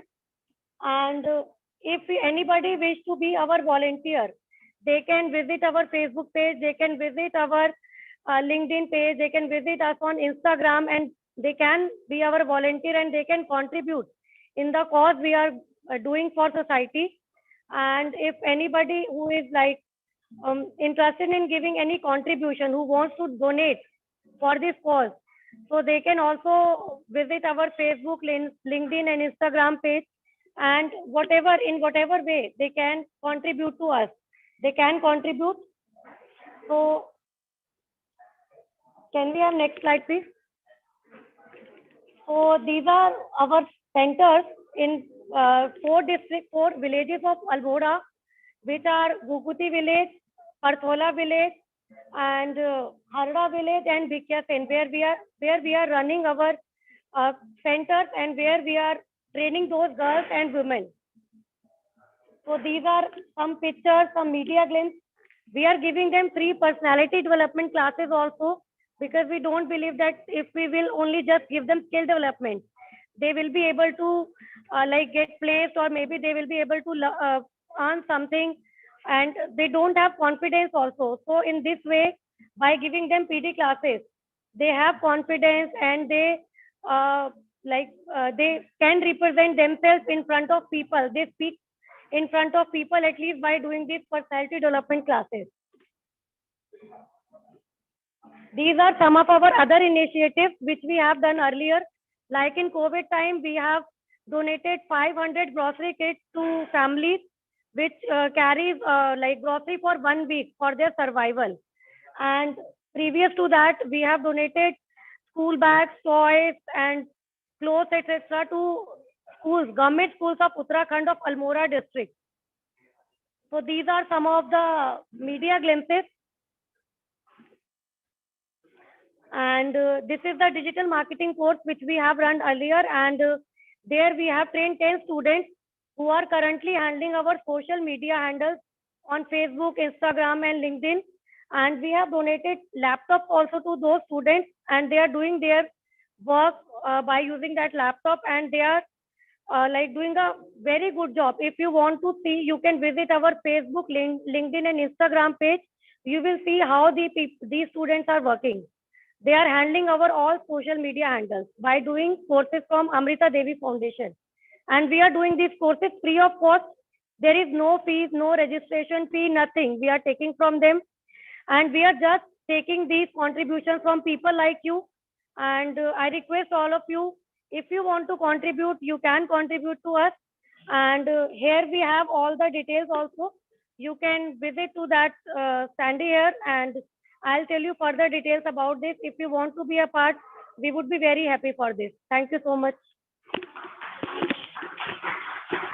Thank you, Mamta. And all the people present here and online. We all have heard that when you empower a male, you empower one person. And when you empower a female, you empower a whole family, isn't it? So the work which you are doing, Mamta, you may be doing it free of cost, but trust me, you are earning lakhs, crores and billions of blessings from those families, from those people. So can we have a big round of applause for the Amrita Devi Foundation and the work they are doing? Thank you. Now, moving ahead, HR Success Talk is spreading its wings in United Arab Emirates under the able leadership of Ms. Charlotte Ibanez. She is a corporate legal consultant and strategic HR professional. Currently serves as the head of legal and human capital at Godoba, also regarded as one of Hybela Inspirational Women's Honors Award 2021, and felicitated as 500 Fabulous Global HR Leader of the World 2020 at World HRD Congress. Over 24 years in the corporate world, Charlotte helps startups and big companies to attain its business goals. Can we have Charlotte and a great round of applause for her, please?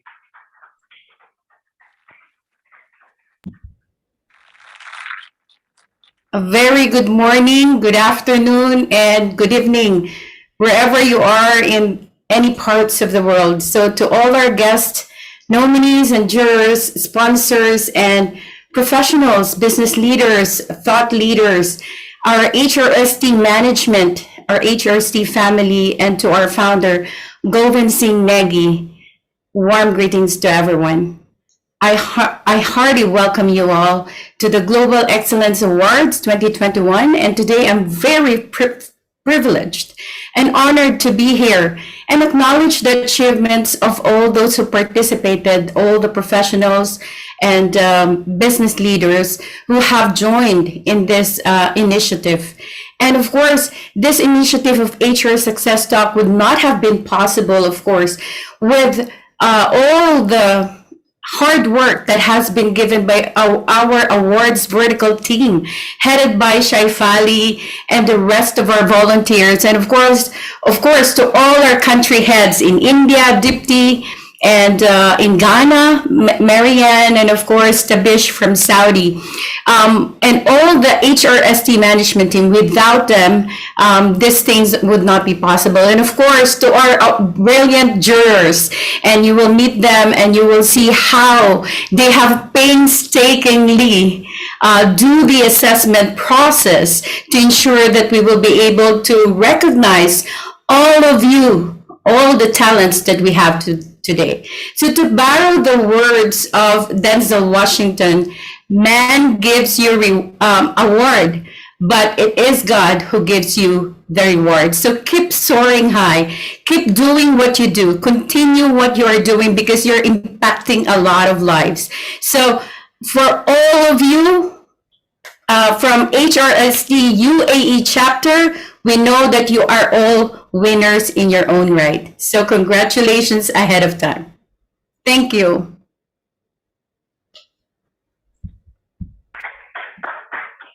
Now, to honor the participation that Charlotte has been doing, let us stand together for the national anthem of UAE.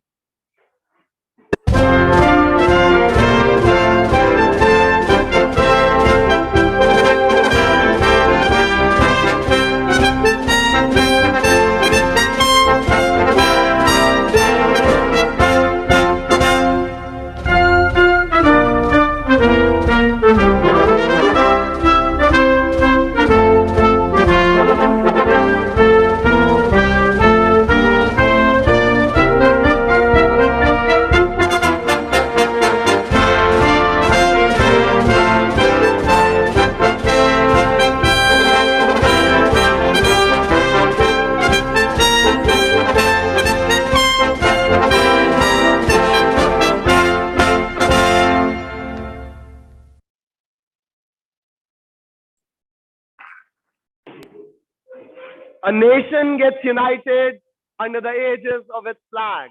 It is not just a cloth representing some colors, but it represents the hard work, the unity, and everything that goes from each and every member of that company, of that country.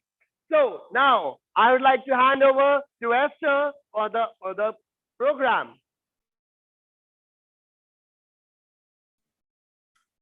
Thank you so much, Varun. HR Success Talk has also marked its presence in Ghana. The functioning of HR Success Talk in Ghana is spearheaded by Ms. Marianne. Ms. Marianne has a combined experience of over 20 years in banking and specialty in customer service, mortgage financing, private banking, and human resource management. She is currently the manager of HR planning with Republic Bank PLC, which is formerly known as HFC Bank. Let's give a big round of applause for the great work that Ms. Marianne is doing in Ghana, and let's stand up to pay our respect for this country by playing its national anthem.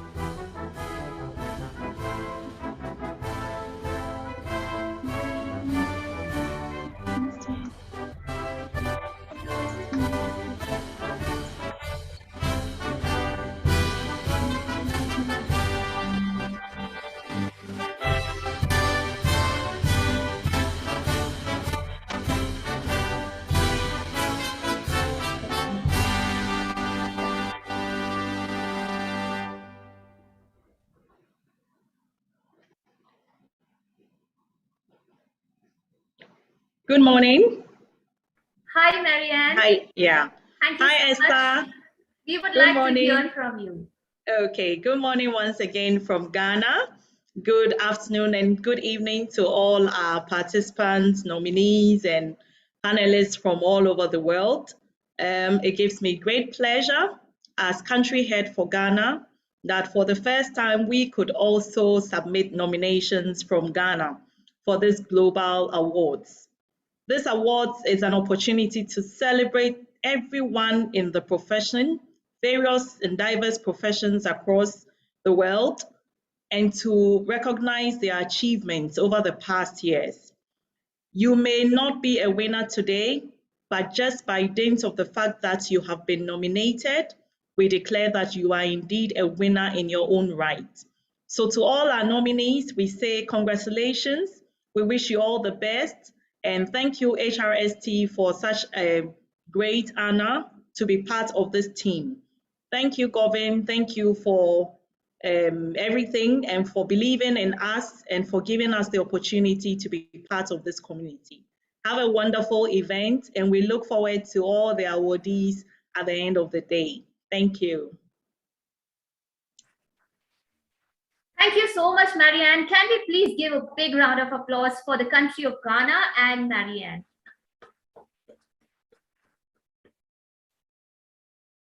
This event would not have been this beautiful and seamless without our technology partner, Cyborism, which is a company into website, troubleshooting, social media marketing, and also a company which always stands as a backbone for awards vertical. Let's welcome the representative of Cyborism, Ms. Pooja, and hear a few words from her.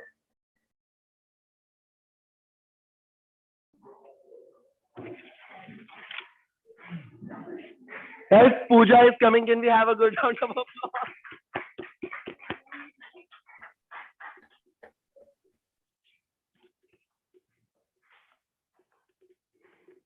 Hola a todos, buenas tardes, me llamo Pooja, mi apellido Gupta, soy trabajando con Cyborism and especialista en soluciones. Oops, sorry, I missed that I'm not with my Spanish community, so I am among my Indian audience. Hello everybody, I am Pooja Gupta. I am representing Cyborism as solution specialist globally. So I have a question for you all. Why do you think most of the companies grow rapidly and others remain stagnant? Can anyone tell? Yes, ma'am. Agility. I think agility is missing in most of the organizations to change the outer world. Okay, glad to hear that. Yes, sir. They take up changes very quickly because that is the requirement of the hour. If you adapt it accordingly, they would adapt it of their team members accordingly, and they go like that. That's wonderful. Technology is also one thing which is the latest thing that we have to take up. Exactly, I agree. I second your opinion. So the answer is upscaling and learning.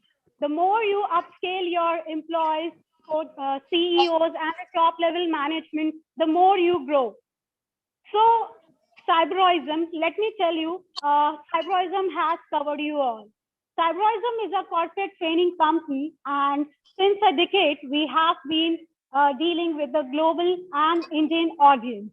And today, let me tell you more about the Cyborism. It deals in soft skills, technical, language, managerial, business coaching all over the world and India also. We have a pool of 500 plus trainers worldwide. And the special thing today, what Cyborism is going to offer to all its HRST members is open training at no cost. So grab the cards on your table. You can see a QR code over there. Scan it and there will be a form in it. You need to fill that form and there are certain categories in it. Go for a particular category and we will be providing you all the details. So it's not only for my offline friends, but it is also for my online friends. You are getting the QR code, just fill it up, scan it and fill it up, and we will provide you the details. So Cyborism is all over here to assist you. Till then, nas vemos, hasta luego, and take care. Thank you.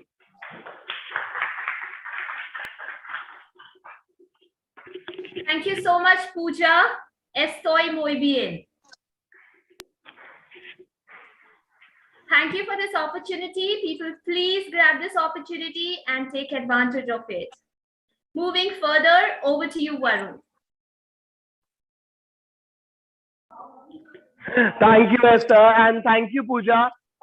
Being a corporate theater trainer, I can very well, match the vibe with you that yes, people need to upscale, people need to train. Yes, like that is the one resource which we all feel that, okay, we take it for granted, okay? This is already there. We do not need to upscale it. Why to invest in ourselves? We will keep investing in, gadgets and different things. But when it comes to something where we need to invest in ourselves, we become a bit shy. So, Mr. Negi, people need to take a cue from you, right?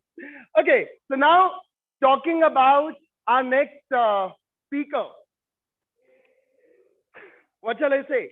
Before conquering the world, one has to solidify its base in home turf. For building a skyscraper, the foundation needs to be rock solid. Do we agree? The foundation needs to be rock solid if you really want to make a skyscraper. So there we have the name of the person who holds the home turf for HR Success Talk, strong and steady, is none other than our first volunteer, which represents India now, Deepti Korane. She is a multifaceted professional with 9 years of human resource experience in automobile manufacturing, events, and IT industries. She is also proud of being the first and founding member of the HR Success Talk community, having joined as a volunteer in 2013 to manage the social media, and is currently the country head. India, can we have the national anthem of India being played?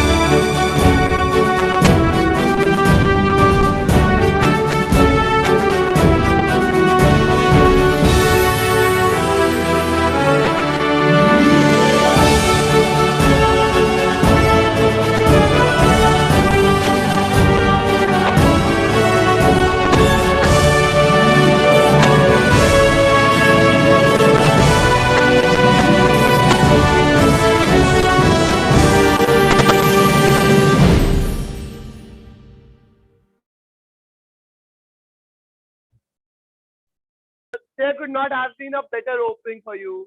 So over to you. Thank you so much, Varun. And I would like to thank Varun and Esther both for their for making this evening more wonderful for every one of us. Actually, I had a goosebumps when we were having this national anthem with us, and this is a proud moment for everyone sitting here and online to see to feel this moment.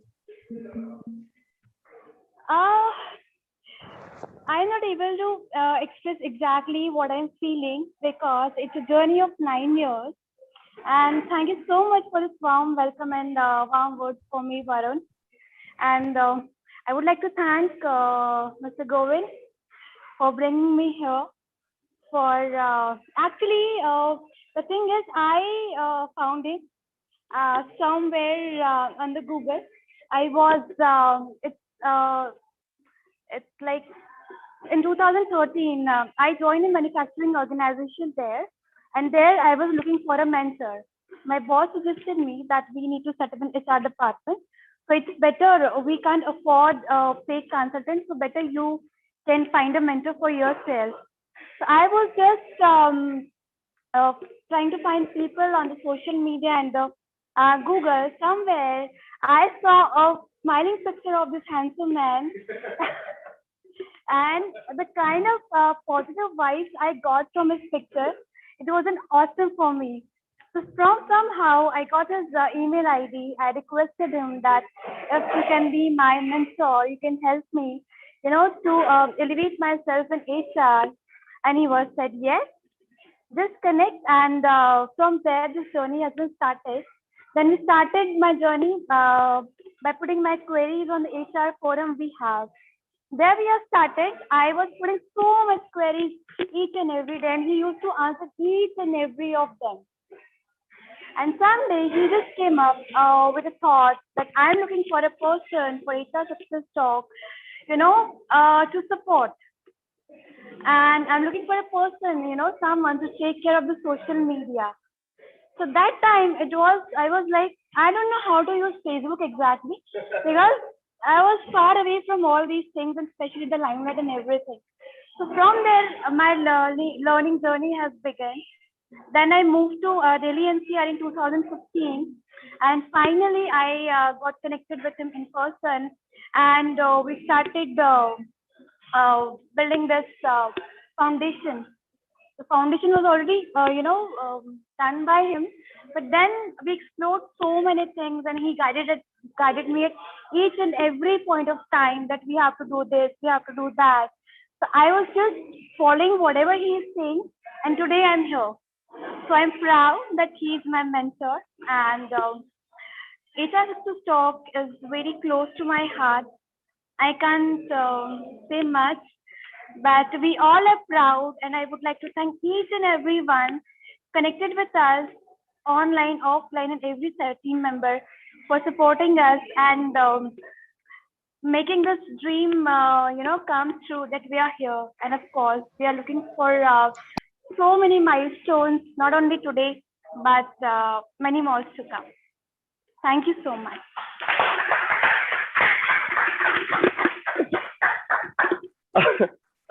You know what? There is something about petite people. They may be short in height, but they have such huge dreams, and they're, even surpass some skyscrapers, that it's hard to believe. And when you talk about mentorship, when you talk about, getting to know what a mentor looks like, how people can be so proactive. So I have one example in one of my friends. She's sitting right there, Anjali. She's also an HR professional. And since last few months when I have known, so there are people who will be there to help you. There are people you just need to go out and express, hey, I'm looking for someone. And we all have got someone, right? It's just that we need to be out there rather than sitting at one place और कोई अपने आप आ जाएगा. अपने आप कोई नहीं आता. Right? भगवान के सामने भी we have to join our hands and pray that please come to aid us and help us in our mind and the light within. So now with this, I would like to hand this over to Esther. Thank you, Varun. Thank you so much. Deepti, it was lovely listening to you. Mr. Govind, we would like to see that smiling, handsome pic of yours someday soon, right, people? Yes. So now it is time for the most important part of today's event, and that is the awards. To recognize the efforts of people in changing the world. The first three categories of awards to be announced are the Global Excellence Startup Award, the Global Excellence Education Award, for which NTPC School of Business is the co-title sponsor, and the third category, the Global Excellence Social Responsibility Award 2021. But before we get on to announce the winners for the first three categories, it is imperative to know our jury, who took time and efforts to go through every nomination under these categories and make sure that they pick the best ones. Our first jury for today is Mr. Sirish Bachu. Mr. Shirish Bachu is a Senior Vice President, MBTEL Technologies in Bangalore, Karnataka. He has rich experience in the automotive and IT industry, with global experience in various leadership roles involving strategy, business development, and managing R&D with a fine mix of technical skills and business acumen. So let's give a big round of applause for Mr. Bachu and hear a few words from him. Welcome, Mr. Bachu. Thank you. Thank you very much, Esther. Am I audible? Yes. Wonderful. So it's really a pleasure being a part of this forum, and I really would want to congratulate Mr. Govind and the entire team for having put up such a occasion together, because this is something which is really inspirational, really looking out to bring people together on such a forum. It's a massive effort. In terms of the specific, and also it's a really honor for me to be a part of the jury, because one of the things is to be able to contribute with my background, my knowledge, and look at the different applicants or different nominees which were there in the category. It is a really great learning for myself in terms of knowing that such good things are happening across, and each one is really passionate about the field in which they're working about. So I think this is a really wonderful experience for me personally, and also I'd like to congratulate Ms. Shefali for really looping me in. And thank you so much, Shefali, for having me here. It's really an honor to be part of this. And specifically, when we look at so many nominations coming in, my sincere feeling is, I mean, there's nobody like who is ahead, first, second, or third kind of a thing. But then what we wanted to look at is in terms of how passionate everyone is and how much difference they are causing in the respective fields, and what kind of impact they're having. I think these are some of the factors what we wanted to look at. And one very important aspect also was that during the entire jury process, evaluation process, what we found was when we're going through the applications, we were not really getting the kind of depth what each one has done. So we wanted to make sure that we are doing right justice. So we had to look at other sources and then find out on the internet what they have done, talk to people to know about each and every nomination which has been done. So we tried our best to make sure that we are doing justice to our roles, what has been given to us. And then, yeah, so this is where we are. And thank you so much. It's been a pleasure being part of the jury here. Over to you, Esther. Thank you so much, Mr. Bachu.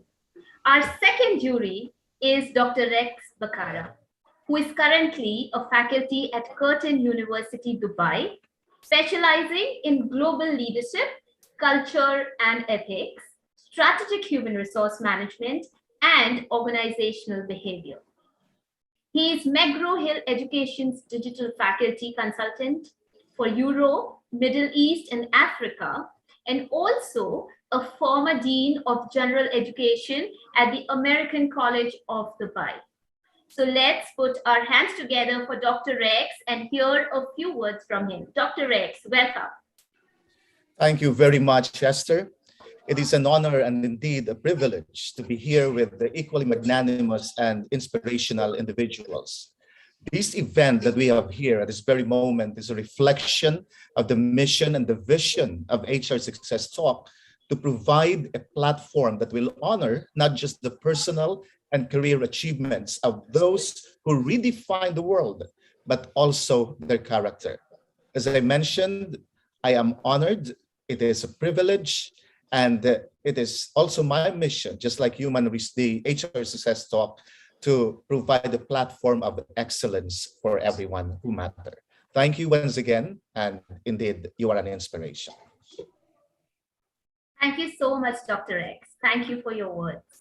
Now, getting on to the awards, before we start, I would like to bring to your notice that the winners are not called upon in any particular order. The first category is the Global Excellence Startup Award 2021. And I would request Mr. Shirish Bachu to please announce the winners of this category. Yeah, thank you, Esther. So I'm really happy to announce the winners in this category, the Global Excellence Awards for Startup category. So like what Esther already mentioned, there's no specific sequence. So the first name is Ms. Jean Pale. Please give a big hand to Ms. Jean Pale. The other name, what we have in this category is Jyoti KS. And the last name in this category, in the winner category, is Raina Khatri Tandon. So big congratulations to all the winners. And please continue your good work and keep inspiring all of us. Thank you. Thank you, Mr. Bachu. We would like to hear from the awardees. Is Ms. Cheen Bell there? Ms. Cheen, are you there? Yes, I am here. Congratulations, we would like Congratulations. to thank you very much. Thank you so very much. I didn't expect this at all. I did not expect it at all, but I am so grateful to be a contributor, to share what I've learned, to be a teacher, to be a servant to people around me, especially in the business.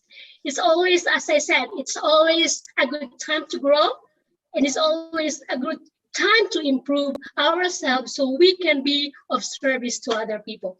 Thank you, thank you, thank you, everyone.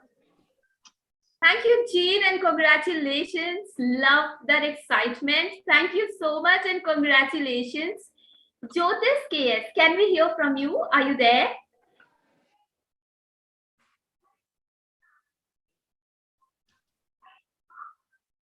Do we have her? Okay. The third winner announced was Ms. Raina Khatri Tandon. Are you there, Raina?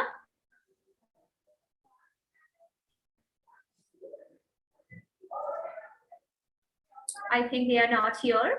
We will convey the information and the excitement we'll hear from them.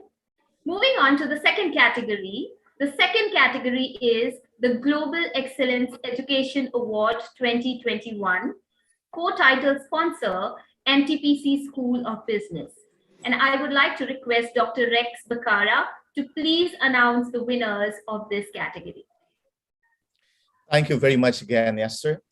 These individuals, as mentioned, have been carefully chosen for their integrity, for their credibility, career achievement, and of course, a magnanimous service to the greater community. And these characteristics mirror this august organization, Career Success Talk. So ladies and gentlemen, the winners of the Global Education Award, we have the first one, of course, not in order, Dr. Nagendra Kumar Yelanki.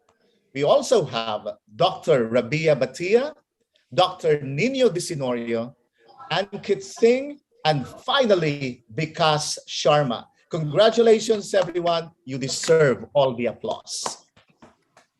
Thank you so much, Dr. Rex, and congratulations to all the winners. Is Dr. Nagendra Kumar Yelanki here? Yeah, Esther, I am here. Esther, Congratulations, sir. We would like to hear. Thank you. Sorry for the bad lighting which I have in my home on Saturday. So anyway, first of all, a big thanks to HR Success Team. And this is the second award which I am receiving from HR Success Team. It is a great honor for me. Whatever the awards as on date which I have won from different communities, different groups of HR fraternities and other things. But this award makes me special because the contributions have been recognized in a global way, where a global jury has taken the decision to honor me with that award. Thank you once again, all the jury members, for selecting me my name and giving me this award for my contributions, what I'm going to do and continue in my future also, and to compete again for the award in the next year also, which I'm trying to do. And a big thanks to all HR Success Team, Esther, and all other participants here, jury members, and everyone. Thank you one and all. Thank you one and all. Thank you so much, Dr. Nagendra, and congratulations once again. Dr. Rabia Bhatia, are you here? Yes, I am very much here. Thank you so much, myself, Dr. Rabia Bhatia. And I would not be able to switch on my video. I'm so sorry for that.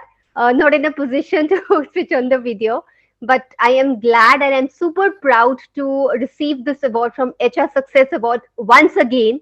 Last year also, I have won the award from HR Success Talks, and it's a great pleasure and a great honor for me to receive this the award from this platform once again.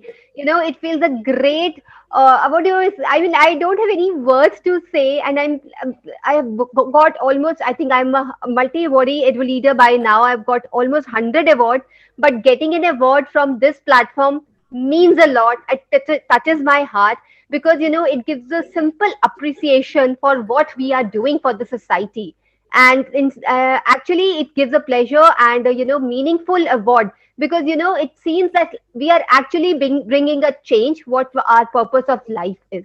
So thank you once again. Thank you so much, Mr. Negi and Shefali also, and thank you once again to the entire team of HR Success Talk, and congratulations to all the awardees.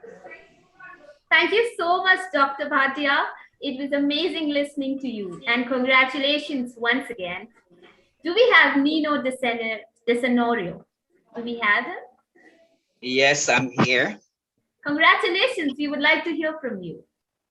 Yeah, thank you so much. I am blessed and I'm so thankful and grateful for the recognition, because the award is something which is a testament of affirmation that I am on the right track in terms of my advocacy, in terms of making a difference in the lives of students, no matter what is their nationality, what is their beliefs, what is their religion. So when you are going to serve with intention, when you are committed, when you are passionate, and then you can see the difference, and you can see that you are uplifting the lives of these individuals, and it is priceless. It's more than enough, and it is such a joy to serve. And I'm very thankful for the HR Success Talks, the members of the jury, for the confidence, for believing in what I am doing, because again, the affirmation is something which is really very important,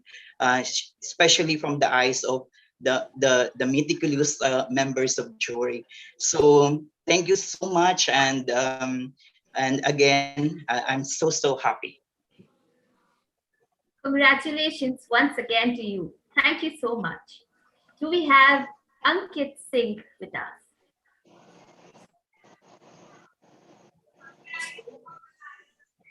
Do we have Vikas Sharma with us? Okay, moving on further, the third category in this segment is the Global Excellence Social Responsibility Award 2021. And once again, I would request Mr. Shirish Bachu to announce the winners of this category. So please. Yeah. So coming to this category for social responsibility, I must say that every entry and every nomination that we received, they're doing a wonderful job, excellent job in touching the lives of people in some way or the other for improvement of the society, for the benefiting the society. And really a big congratulations to all the people who applied for this category. Of course, we had to do a job, and relatively we had to rank a few winners in this category. So that's where these winners are. And congratulations to all the winners. So I'll read out the names. Again, in no particular order, but then these are the ones which stand out for us. There's one is Mr. Ankit Singh, then Ms. Kalyani Pantangi, and Ms. Mamta Sethi. I think she has spoken earlier a few words and really inspiring about that. And Mr. Manoj Patel. So these are all the winners in this category, and a big congratulations to all the winners. Thank you so much, sir. Congratulations to everyone. Do we have winners here? Do we have Mr. Ankit Singh? Kalyani Patangi? Do we have Mamta Sethi? Manoj Patel? Hi, sir. Yes, we have Mamta Sethi. Here it says, can we have Mamta on stage, please? And we can invite Mr. Negi to please hand over the certificate to Mamta. देखो award बड़ी मुश्किल से मिलते हैं, तो हम तेज ताली बजा सकते हैं.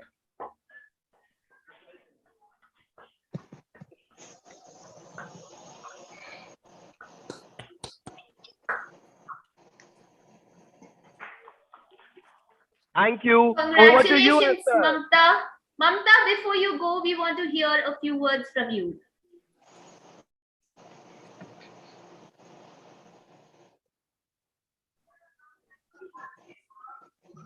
Okay, I think she's moved. So congratulations to all the winners in these 3 categories.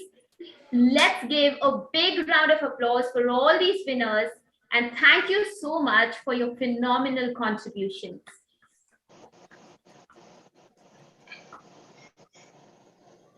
Thank you, jury members. Over to you, Varun.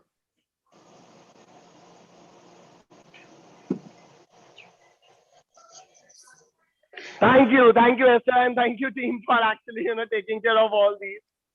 Now we have been taken through the awards, right? First set of awards, and awards are a beautiful thing indeed.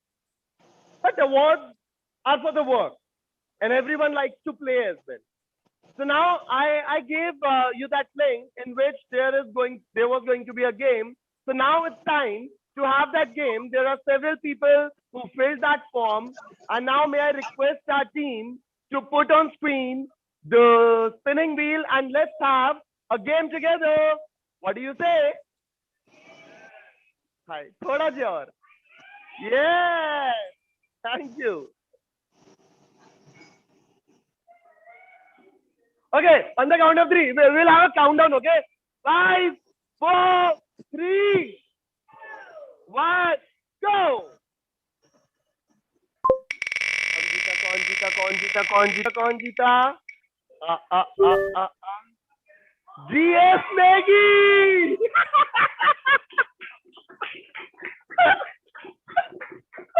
ये भाई पहले बता दूं, match fix नहीं है. Okay, the match is not fixed. It is not that.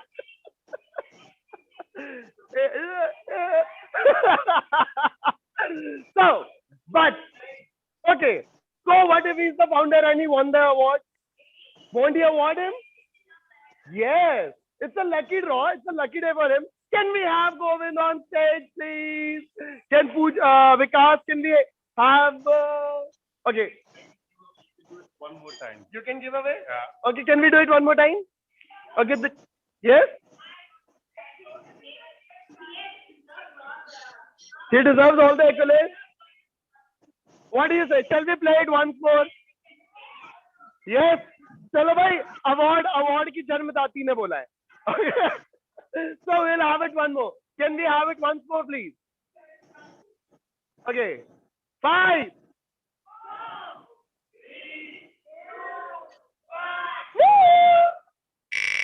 अगर मेरे साथ जीत गए then it's fixed.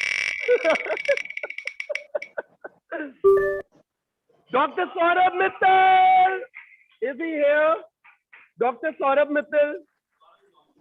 Saurabh is online.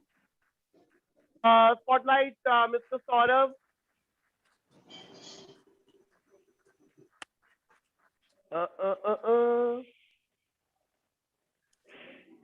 He's not online. Okay, is he? No, I guess. Okay, so moving forward, we will have the, first of all, thank you all for being, proactive and participating. I know it takes a lot from inside to say 5, 4, 3, 2, 1. Itna bhi nahi lagta. Huh. Okay, but anyways, moving forward, I would like to introduce the next category of awards. Category 1 is the Global Young Women Excellence Award 2021. The next is the Global Young HR Excellence Award 2021. And the third one is the Global Excellence COVID Warrior Award. Before we move on to who is the winner, it is very important to know that who are the people who actually decided and what they have went through to actually, give a winner out of so many applications who provided and who have done immense work. It is not easy. What do you say? Is it easy to, gauge which one is the best out of all the best one? Is it? Okay. So I would like to introduce the jury, Mr. Afif Hussain. He is the Executive Director, Maldives, John Maxwell team. He's an internationally certified speaker, coach, and trainer. He's the President of Maldives Association for Human Resource Professionals. Do we have Mr. Afif Hussain? Do we have him?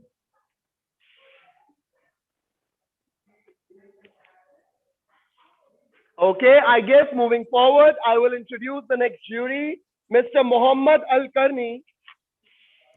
So he is the head of reward and performance management at Tasni, Kingdom of Saudi Arabia. He's a seasoned expert in compensation and benefits with over 15 years of strategic HR experience in a variety of industries such as mining, banking, and insurance. He has completed his Bachelor's of Science in Industrial Engineering from King Abdul Aziz University. Do we have Mr. Mohammad Al-Karni?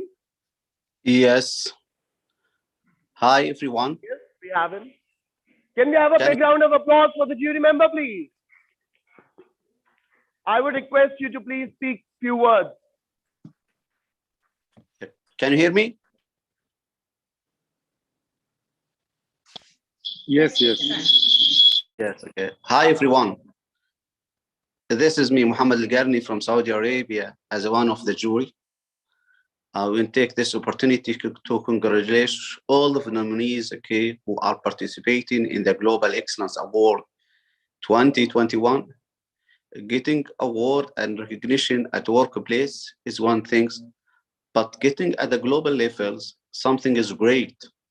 So I would like to thank HR Success Talk for this great initiatives.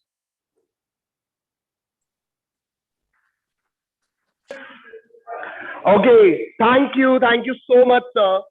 Now, I would like that we announce the awardees. We announce the winner. So for Young HR Excellence Award, we have the winner. First name is Ambika Singh. Do we have her?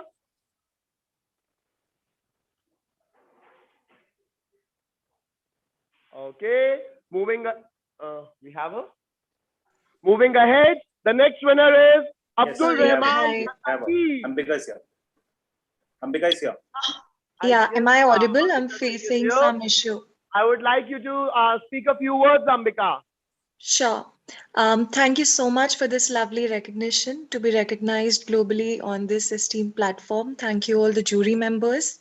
Thank you very much for recognizing my work, and wishing all the luck to all the awardees and nominees this evening. Thanks a lot.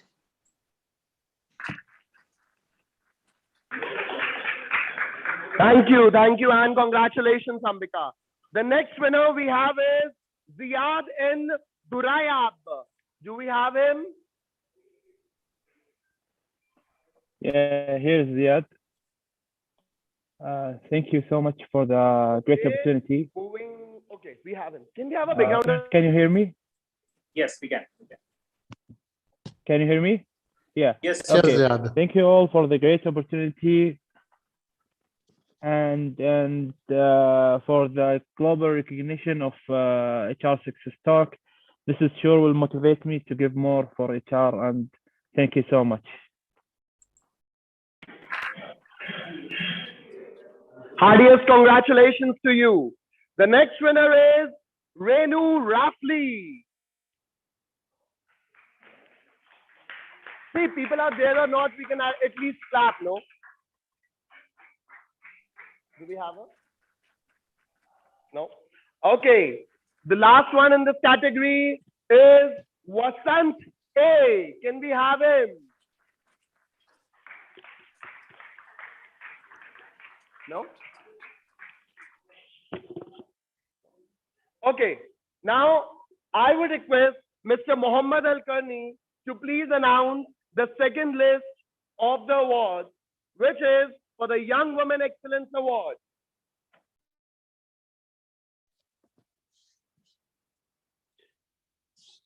Hi, everyone again, okay? I'm here to announce the winner of Young Women Excellence categories.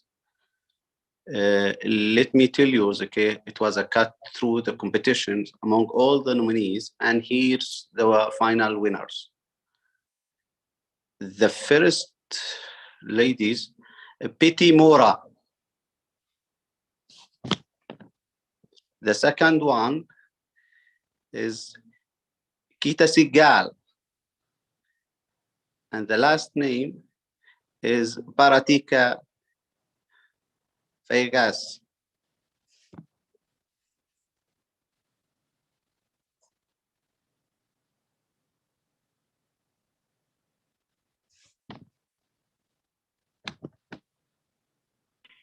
Do we have any of the winners on screen?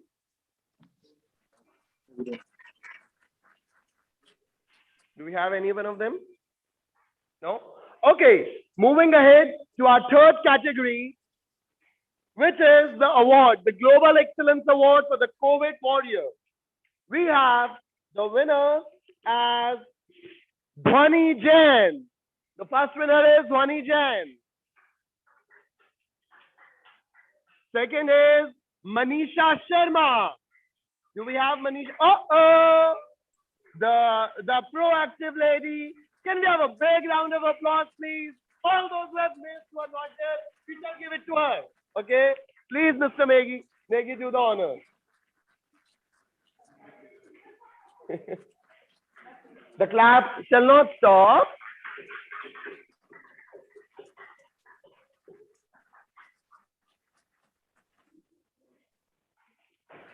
Congratulations, Sam. And SA30. I would also request you to please speak few words. Oh my God. I don't know what to speak. See, I've been working for almost 21 years now.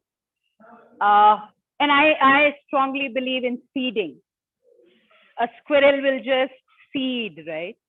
And it'll not even look back if those trees have grown up, what has happened to them, those seeds. And I strongly believe in karma, and I have been doing that pro bono without any kind of a wish to achieve anything.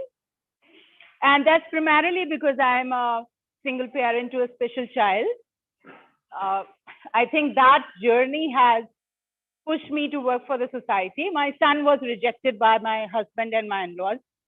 He was born in 2007, December. And from there on, my life changed. I was told to by my husband to either leave him or leave my son. I chose to stand by Rudraksh. And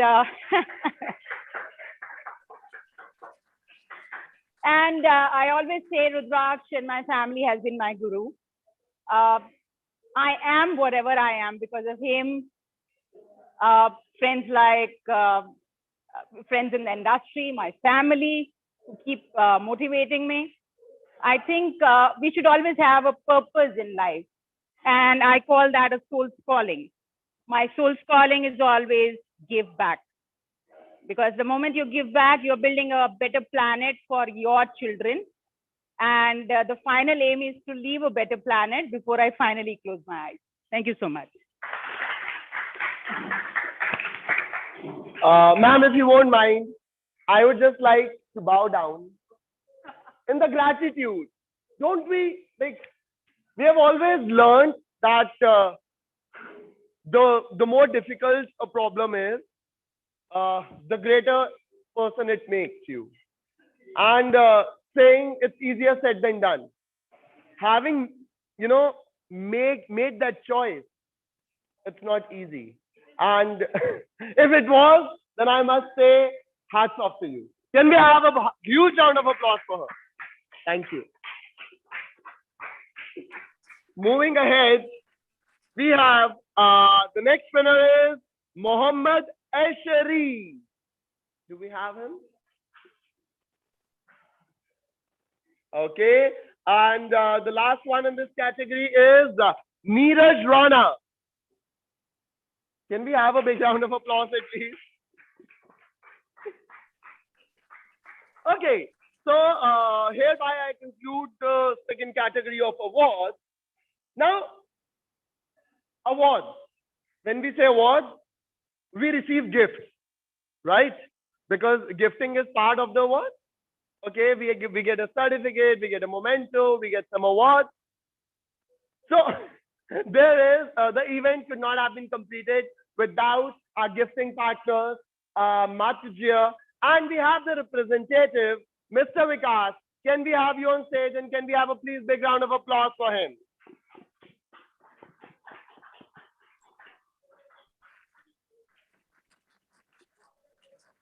You are the one who's actually providing everything as gifts, huh? Thank you. So, जो सुबह के आए हुए हैं उनको good morning, जो बाद में आए हैं उनके लिए गुड आफ्टरनून और बाकी सबके लिए नमस्कार. Yeah, this side Vikas Singla from Matyaj.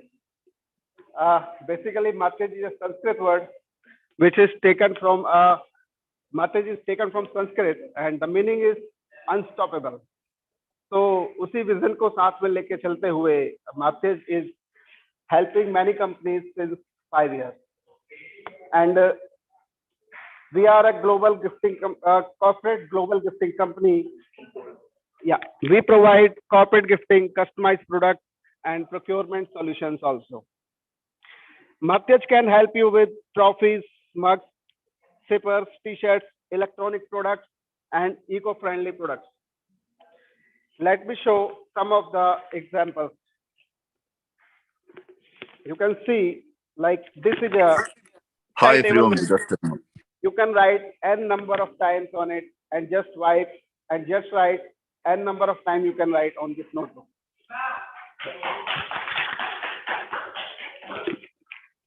Secondly, this is a notebook which have a seed in all the pages. When it gets over, you can grow a plant with this notebook. So Matyaj is taking many products like this, which are usable for nature also. So you can connect Matyaj with any such requirement. Yeah, thank you. So you will, I would like to thank HRST for giving this opportunity. Yeah, thank you very much. Thank you, Vikas. Thank you so much. And before we move ahead, why not hear something about how the awards are going? What's it like? Online people, please write down in the chat if you are excited about these awards. If the people are actually those who are receiving awards, they may be here or may not be there due to the time difference or due to XYZ reason. But awards are a recognition, right? So I would like to take this opportunity to move around in this space and pick a random person. Everyone is now hot in their seat. Okay, so now I'm going to pick a random person and ask you questions. Do we have some volunteer? Nice. Okay. I would like to take it, to the high dreams first. Aapne haath utha diya, first gay. Okay. So, Deepti. Okay. Now, कैसी जा रही है evening? बहुत बढ़िया. बहुत बढ़िया. Okay. Now, when we talk about awards, the celebration, what can you get? Many people have spoken till now. All the people who are winning the award, those who are contributing to this cause. What do you feel about this? I cannot express my feelings basically. I get that. The happiness when it's in true nature, you cannot express. And I guess Uruz is also in one of those. Uruz, I see you. You know what? I have done many events. I have seen many chief guests. But one chief guest who is actually standing on every occasion to recognize people there, I have not seen that. So can we have a huge round of applause for her? And Uruz, what actually drives you to acknowledge people when they are on stage? You could have, just sit and also applause. But why do you do that? Why do you show your gratitude in such a great manner? सबकी journey देखकर सब कुछ बहुत कुछ सीखने को मिल रहा है. So that's the reason. Okay. If I would say, what are the top 3 things which you have learned in this journey? आज के दिन से, we say that every hour teaches us something. Every moment, every you can say gathering teaches us something. So what is that? 3 things. Once again, pardon please. 3 things which you have taken till now from today, from hearing all the journeys of the people. Confidence. And जैसा कि ma'am से मैं काफी ज्यादा inspire हुई. Second, inspiration. and motivational. I get that. And isn't it amazing that a person who motivates so many can also get motivated by the different stories? What do you have to say about that? I think the overall award event has been not just about learning, but it has been inspiring as well. More you listen to the stories of others, there's something that you learn and you take away. So it's been a great journey till now. This reminds me of Game of Thrones. There is a series, and Tyrion Lannister is the one character, and he says, histories are not made in the battlefields or by the king. Histories are made by the great storytellers.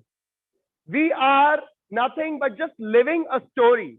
We are building a story for ourselves. We are building a story for the world. And whosoever tells the story better, he becomes great. Like see Martin Luther King. He told the story. He told the dream of having a free nation, of having equal rights for a category which was not treated as human. And today we stand in this world where we at least strive to become equal, right? So can we have a great round of applause for all those great storytellers who have graced this earth? Now, Shefali, my next question is to you, that your story has been unique. Your story has been the one who has given birth to this. Mr. Negi, I would like to turn your head, that if you can listen to this and see Shefali saying a few words about her story, which she sold to you over that 45 minutes call. So Varun, today I think that you will take away all my secrets. And I was dying for so many years that somebody comes and asks me to reveal all those secrets. So here you go. See, the angel has been sent from the heaven itself. Genie, okay. I have a ponytail as well. Okay, what do you have to say about the fact that my ponytail? Yes, you can say about that as well. But about the great stories which we have been hearing, right? Yeah. So I feel it's always inspiring. I think these platforms, I've been saying time and again, this is such a fantastic way of giving back. We are doing nothing, but we are giving back to people. If any one of, even one person listening online, offline, is inspired today, is having a little breather, a little dose of oxygen, a little injection of courage, our mission is achieved, I feel. I guess vice versa could not have been said. Okay. Okay. No, mask ऊपर करने से थोड़ी मैं नहीं पूछूंगा. It is not like that. So, sir. Okay, so you are accompanying her in the great cause. You can talk about your story. Let's see if you are sold or not. Tell us about you, please. Sure. My name is Ajay Verma, and thank you so much, everyone, especially HR Success, Shefali ma'am, Kovin sir, for inviting Uruz and giving her this platform to showcase herself to the world. Already, she's doing well. She's doing amazing thing, and I'm just being a part of her journey. I'm just trying to show her the way. We are just she's creating the way, and I'm just directing her, so we can achieve good things in the world. And as ma'am mentioned, a lot of things about humanity, the karma and the good things we have to spread around, because we have only one planet. We don't have any backups. Yeah, one life and one planet, and we don't have any backup for it. So what we can do is just stay with the humanity, save our nature in whatever manner we can, and be good and do good things to everyone. Thank you. Thank you so much. Yes, Deepti saying. Can we know your side of story as well? That's a good thing. Okay, so when I talk about my story, I have been a very fortunate one. My passion is theater. Okay, I belong to the field of art, and not just one art. I am someone who follows his art. I have my own startup by the name of Parakram Theatre and Parakram Fitness. I'm a master's in yoga, and I do corporate theater training. When we hear theater, we listen acting. But that's where the world goes wrong. Theater is not acting. Theater is expressing. So for why I stand here today and what I wish to do in this world is every team, every corporate, big or small, stems from the first basic unit of a team, which is the family. And today in the family, I feel saddened by the fact that the divorce cases are going up. The children are being, pushed into the depression, and our expression gets out, honestly, on the road whenever a truck or a bike passes by, and that is not something which we look forward to. I don't want that if I park my car wrong in the Gurgaon basement, someone has the right to just shoot me. I don't want that kind of destructive self-expression. So that's why through theater, through corporate theater training, because corporates are a bigger ladder where the teams are in big pool where I can contribute more to the society, to the people. So I take theater for the training, and I wish to transform the training landscape in the companies, in the society, and theater is my tool to make the society a less angry one, a more expressive one, and bring up the happiness quotient rather than the GDP which we strive for. And this is I get that thing. I have represented India in Kalari Payattu, the Indian martial arts form. And my guru, Shintu Matthews, he has been one of the crusader of Kalari Payattu, the form which people thought was dying before. I am a French teacher from background, so I have that intercultural thing which I bring in, because Vasudeva Kutumbakam is one phrase which I strongly believe in, that your whole world is your home. It's about you who have to feel its home. So I am looking forward to intermingle the art of theater, of self-expression, trusting people, because the more a trust a team has, the more it grows, the synergetic effect it has on the team. The martial art factor, so that we are actually strong in our bodies and the health is taken care of. And the French aspect, the physical theater form which I have learned, Commedia dell'arte, the Italian art form. And I'm indebted, I'm a very basic student and humble student of all the gurus who have graced my life. I thank them, Mr. S. Somasundram, to all the gurus which have, and you all. Today, I'm going back as a learned man, and that's my mission, to provide happiness, and I can be that one factor through which it can pass. So that's me. That's my side of the story. Thank you so much. Okay, so now I would like to take it back to Esther. Esther, over to you. I don't know what you all are eating there, that you have so much energy.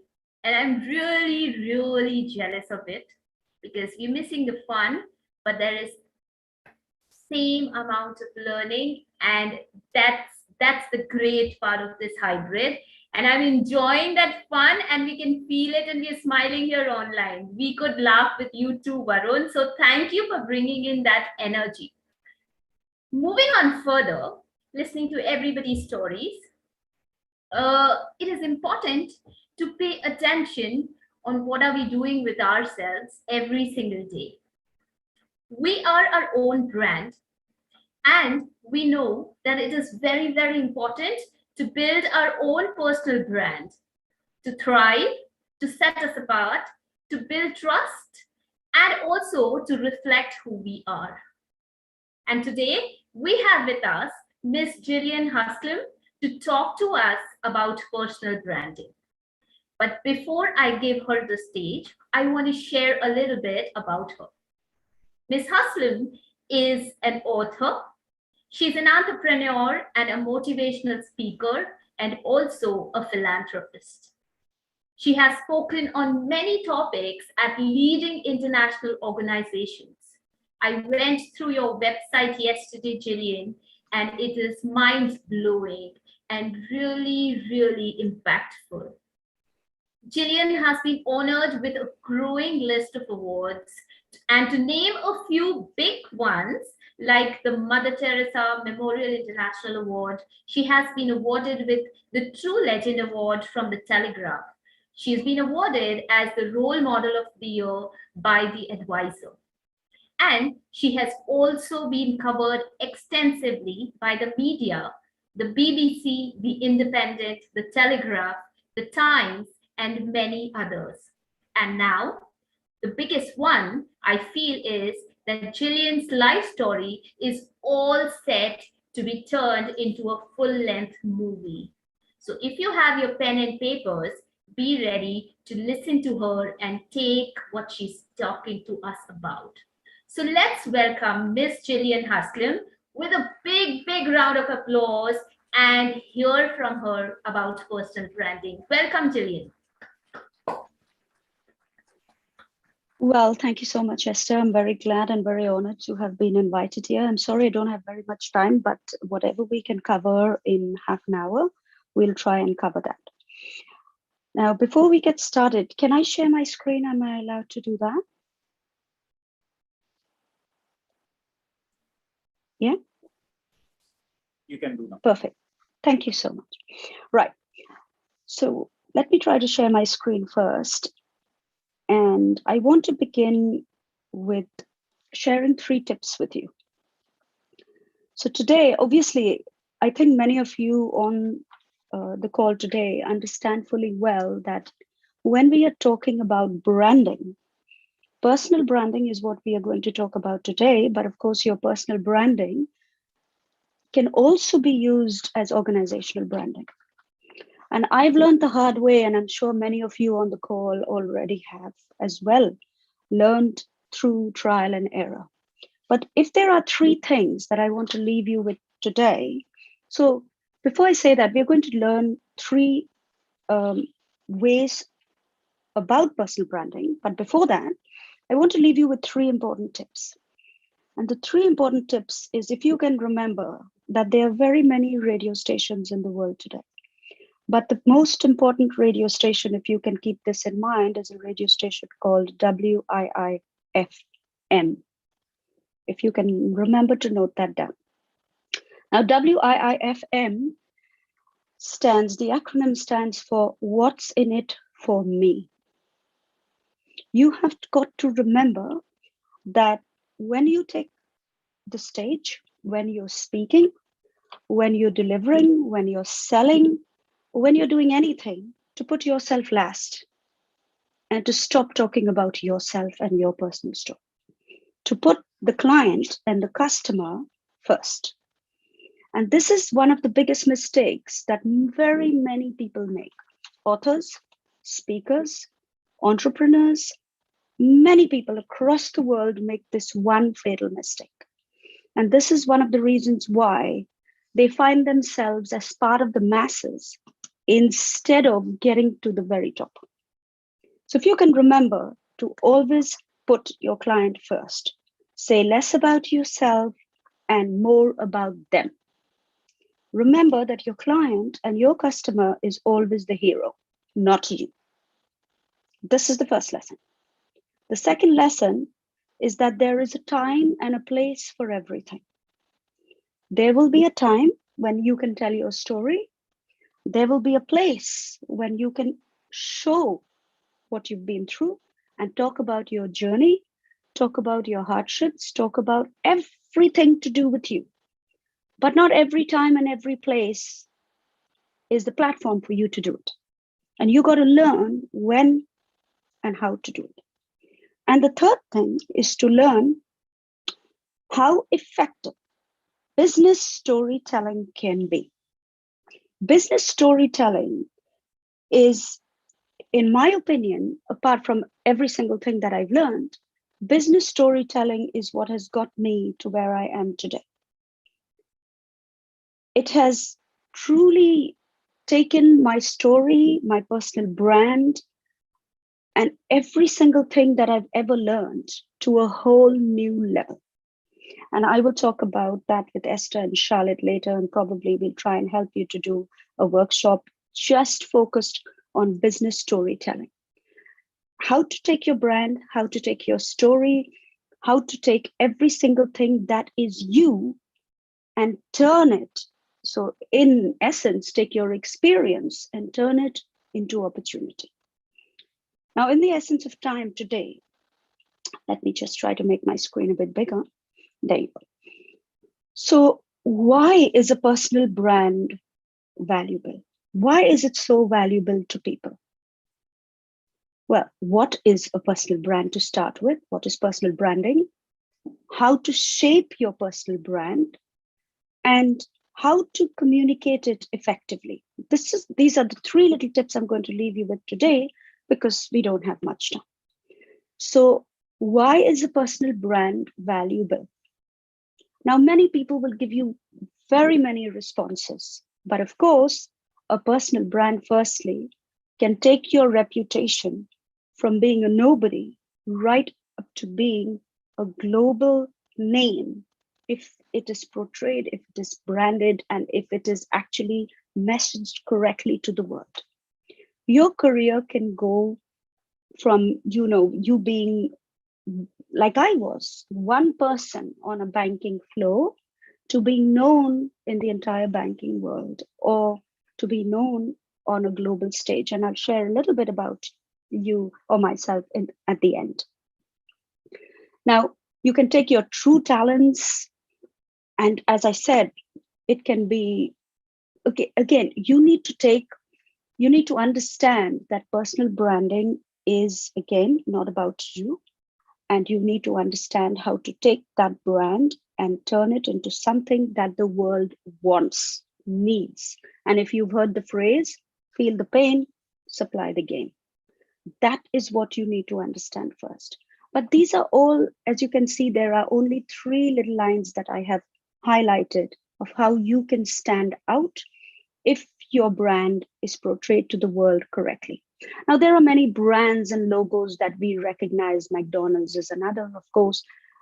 But how do you take your organization's brand or your personal brand and actually get it to be seen by the world that when I look at it, I know what you're talking about, I know who you're talking about, and I know what you're going to give me and what you offer. How do you do this?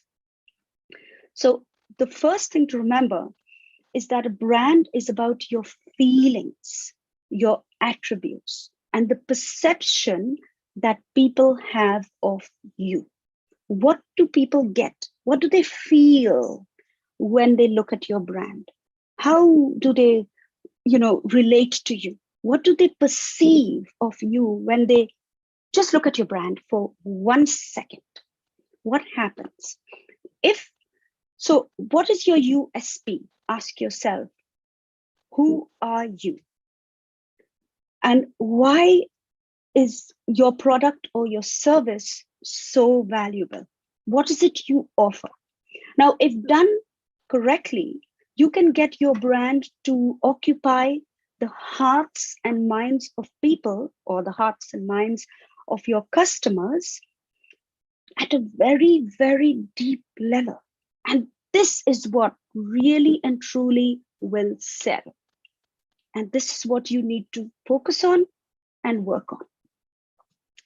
Let's take Malala, for example. There was a time a few years ago, nobody even knew she existed. Nobody even cared whether she existed. Nobody even had heard her name. But yes, she did something great. She came away to Britain, and her name, her brand were picked up by experts, and overnight she was turned into a sensation. Now, can that happen to you? Of course it can. Oprah was one day never ever thought of or known. Bill Gates was the same, and you are the same. I am the same. We all have our own personal brands. We exist. We are there. But you have got to learn how to turn it into something phenomenal. Now, today I'm going to just work with you very quickly for you to understand that your brand begins with a personal statement. A personal brand begins with developing a positioning and a personal statement about yourself. Now, many people call it an elevator pitch, but an elevator pitch is a little bit different from a positioning statement. Now, if you look at your screens, on one side, I've put in the Coca-Cola positioning statement. If you were to talk to anybody at Coca-Cola, they would actually answer you exactly in the way that I have positioned this. I want you to take this slide, and I'm going to show you how to work with this. This is the very first lesson in branding of how to fill in the gaps for your own personal brand or your organizational brand. So take the slide and let's go through it now. Now there are five steps to completing this personal and this positioning statement.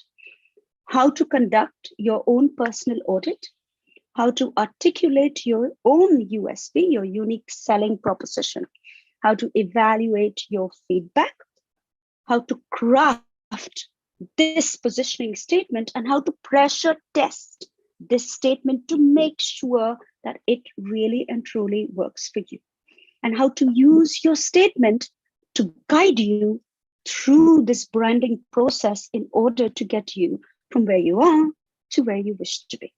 So the first step is to conduct a personal audit.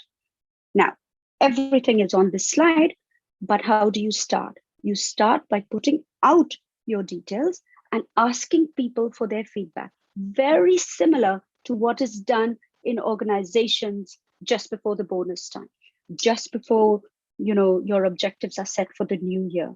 I come from a banking background. We all know how this works. But for personal branding, it's quite the same. So start with conducting a 360-degree feedback by asking people what they feel about you, what they feel about your product, what they feel about your service, and start there. Your second step is to articulate your USP, your unique selling proposition. So what is the difference that makes the difference?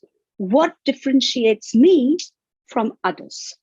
Why, in my case, why would there be probably 100 or 200 motivational speakers in the world? But what is it that I have that they don't have? What is it that I can offer to the world that they don't have? And most importantly, the what's in it for me. What is a client? What is a customer looking for that I can provide them that other motivational speakers cannot provide? This is the real big question. Then take all that feedback and analyze it. Is my brand aligned with my purpose? Now, many of us, and I have seen this on very many trainings and workshops that I've done, where many people actually get into a room and think, I'm going to be the same as every other speaker, or the same as every other entrepreneur, the same as every other marketing person. I'm just going to offer much more, but I'm going to offer too much more and a lot more, so that that person will just not have more than I have to offer. That is the completely wrong way to go. So taking all of that feedback and analyzing it and making sure that you are on purpose. Now, sometimes we roll out of bed and we think, that person's earning so much, I can do that. Oh, that's very easy for me to do. It's very simple, is it? Not always, and not really, because everyone is different. We are all different. I come from a 23-year career in banking. I could have rolled out of bed and thought, wow, I'm a member of the GSA, I'm a member of the NSA, and I'm a member of the PSA. Now, when I go to these forums, I think, wow, all of these people earn so much of money. I can do exactly what they do, but can I? The answer is no. So to align your purpose with what is that one gift, and I'm going to sound a little bit religious here, but it's just to make my point. Rhonda Byrne actually says in a book, try to think of what is the gift that God is trying to give the world through you. If you can think like that, you are made. That is what you're looking for. That is your purpose. What is God trying to give the world through you? What is it that you can offer the world that other people cannot offer? What is it that you can give the world that other people can't? What is unique about you? That is your USP. So analyze that information and then pressure test that statement. Is this authentically me? Why do we ask this question? We ask this question primarily because when you get out there and when you speak and when you sell and when you train and when you write, people will detect your flaws, whether you like it or you don't. Because as you rise up the ladder, people are either as brilliant as you, probably more brilliant than you, probably more experienced than you, and so on and so forth. But your flaws will be detected, whether it comes out in your own personal body language, whether it comes out through your speech, or whether it comes out in many, many other ways. But when you are delivering what you are selling, that will come true. So making sure that your statement and everything you're doing, selling, delivering, or telling the world about is authentically you. This is what will sell. Just be you. Now, we use that statement and we make sure that it serves us in every respect. So, question, am I delivering against my promise? We hear this every day from politicians. Do they deliver? They make promises, but do they deliver? So the question to ask yourself is, I've made a promise that this is what I'm going to give the world, but can I deliver? Do I think I'm delivering? But if I think I'm delivering, am I asking just myself, my close friend and families? Or I need to do a 360-degree feedback and I need to perfectly know whether I am truly delivering or I am not. Or am I just a great legend on my own website? I create this beautiful website. I create this wonderful website, but the only legend on there is me. Who else? Very few people visit. When I do, the analysis of my website, hardly anyone visits, hardly anyone's buying from me, hardly anyone's noticing me, and nothing's really moving. This is the time to ask yourself why. So constructing, whether we call it a positioning statement or a great elevator pitch, we need to ask ourselves these questions. So start with getting yourself a piece of paper, and on one side, write down your past position or your experience, and on the other side, write down the job that you currently hold. Then find the connections and the linkage between these two. And when you do that, write your elevator pitch. Now, I've created this elevator pitch because I know I'm talking to a bunch of, all of you today are all from, probably most of you are from HR backgrounds. So I've taken that statement and I've created this elevator pitch with an HR person in mind who's looking to find a better, bigger job, who's looking to sit in front of somebody and say, why do you want this big job? Why should I choose you? What do you have that someone else on the interviewing panel doesn't have? With that in mind, I have created this statement. Here are some resources that I genuinely urge you to buy these books and to read, because it will tell you everything I've said today and much, much more. So please buy these books, please read them, and it will take you through the entire branding process very, very effectively. Now, with that, I'd like to say thank you, and of course, ask you all, since we have a little time, ask you all to start with writing 3 tips down, just 3, of what you can do to improve your organizational brand or your personal brand today, right now. So can I give you all 5 minutes to do that? And then we'll go around the table and ask some of you to share that information with us. Look, there are workshops on branding, marketing, positioning, selling yourself, and all of that. But that will take, of course, 4 to 6 hours or a whole one-day workshop to do. We will talk to Charlotte and Esther, etc., about that later. But actually, this is just one of the most basic things that most entrepreneurs, most organizations forget about when starting to brand themselves effectively. Now, before I ask you to write those 3 tips, I'm going to tell you a little bit about myself just in 2 minutes flat. I was born in the city of Calcutta, in a slum. We lived under a flight of stairs. We had no home, no house. My parents lost 4 children to absolute and abject poverty and malnutrition. I then grew up, joined, was interviewed out of 250 girls for at Bank of America, got the job as an executive secretary to a CEO, climbed up the ladder, became the head of charity and diversity, worked in the graduation recruitment department, came to London. All of that happened. And then I decided to set up my own brand because I wanted nothing more.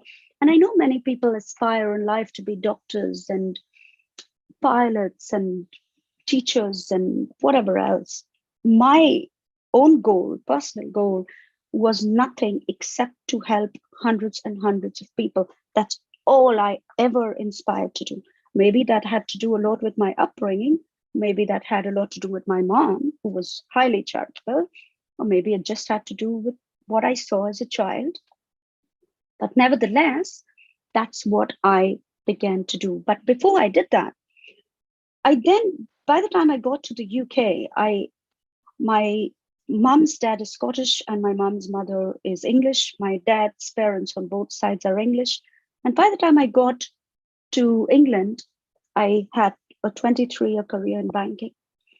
But then I noticed that many people do not like to give you money.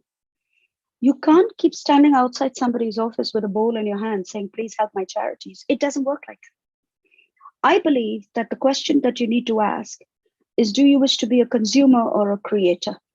You can spend your life being a consumer and consume everything that people keep creating and selling, or you can decide to be a creator and create your own brand, create your own money, and create your own life. That's what you can do, and that's what I decided to do.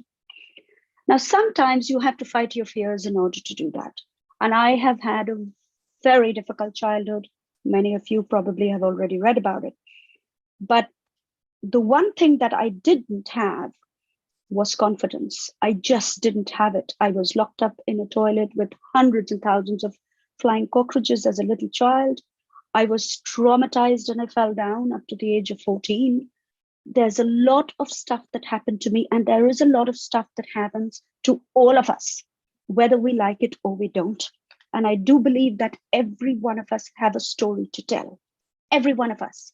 And even those who don't have a story, then that's a story in itself if you don't have a story to tell, right? So we all have something, but we need to use that something to become great.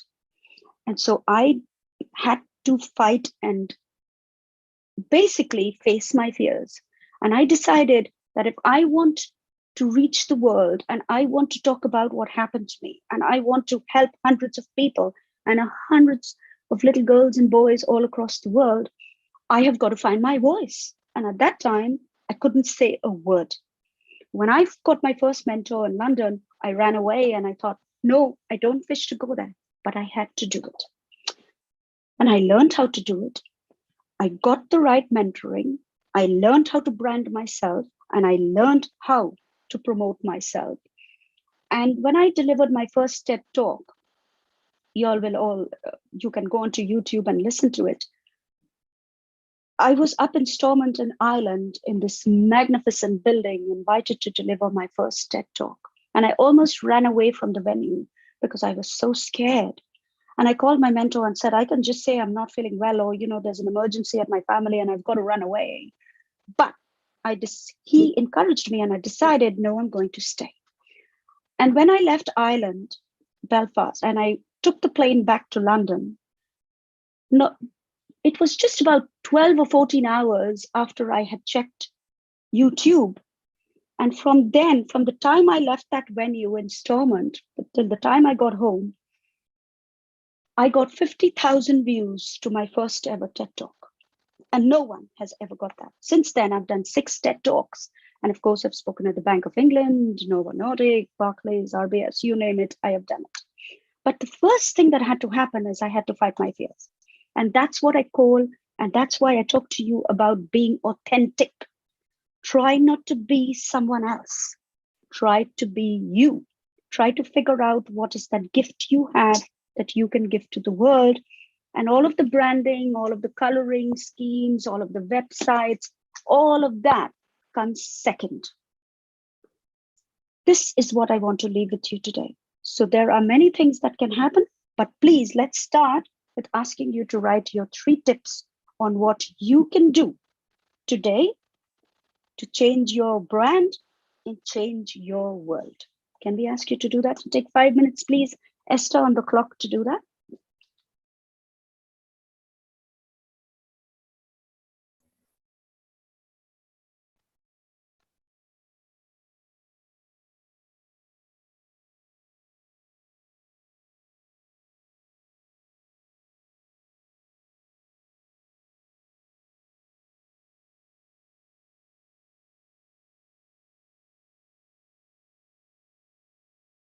Esther, I think we have about 10 minutes left, right? Yes, we do. Yes. So let's take 5 minutes for them to write this down and to really, they can go home and think about it in more in-depth detail. But let's take 5 minutes to ask a few people to read out their answers, and then let's take 5 minutes to answer some questions. And I think that's all we have time for today.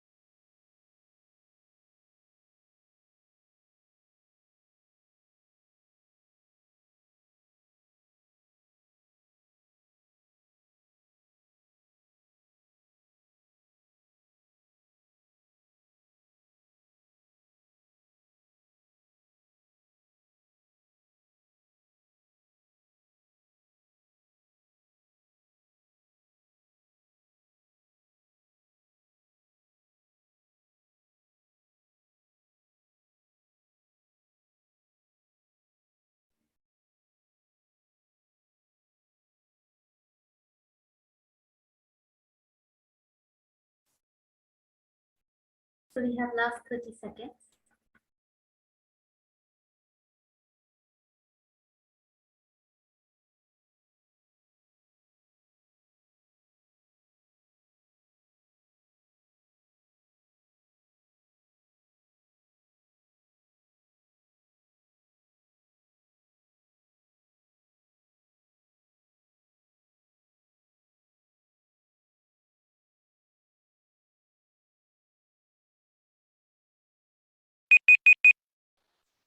Great.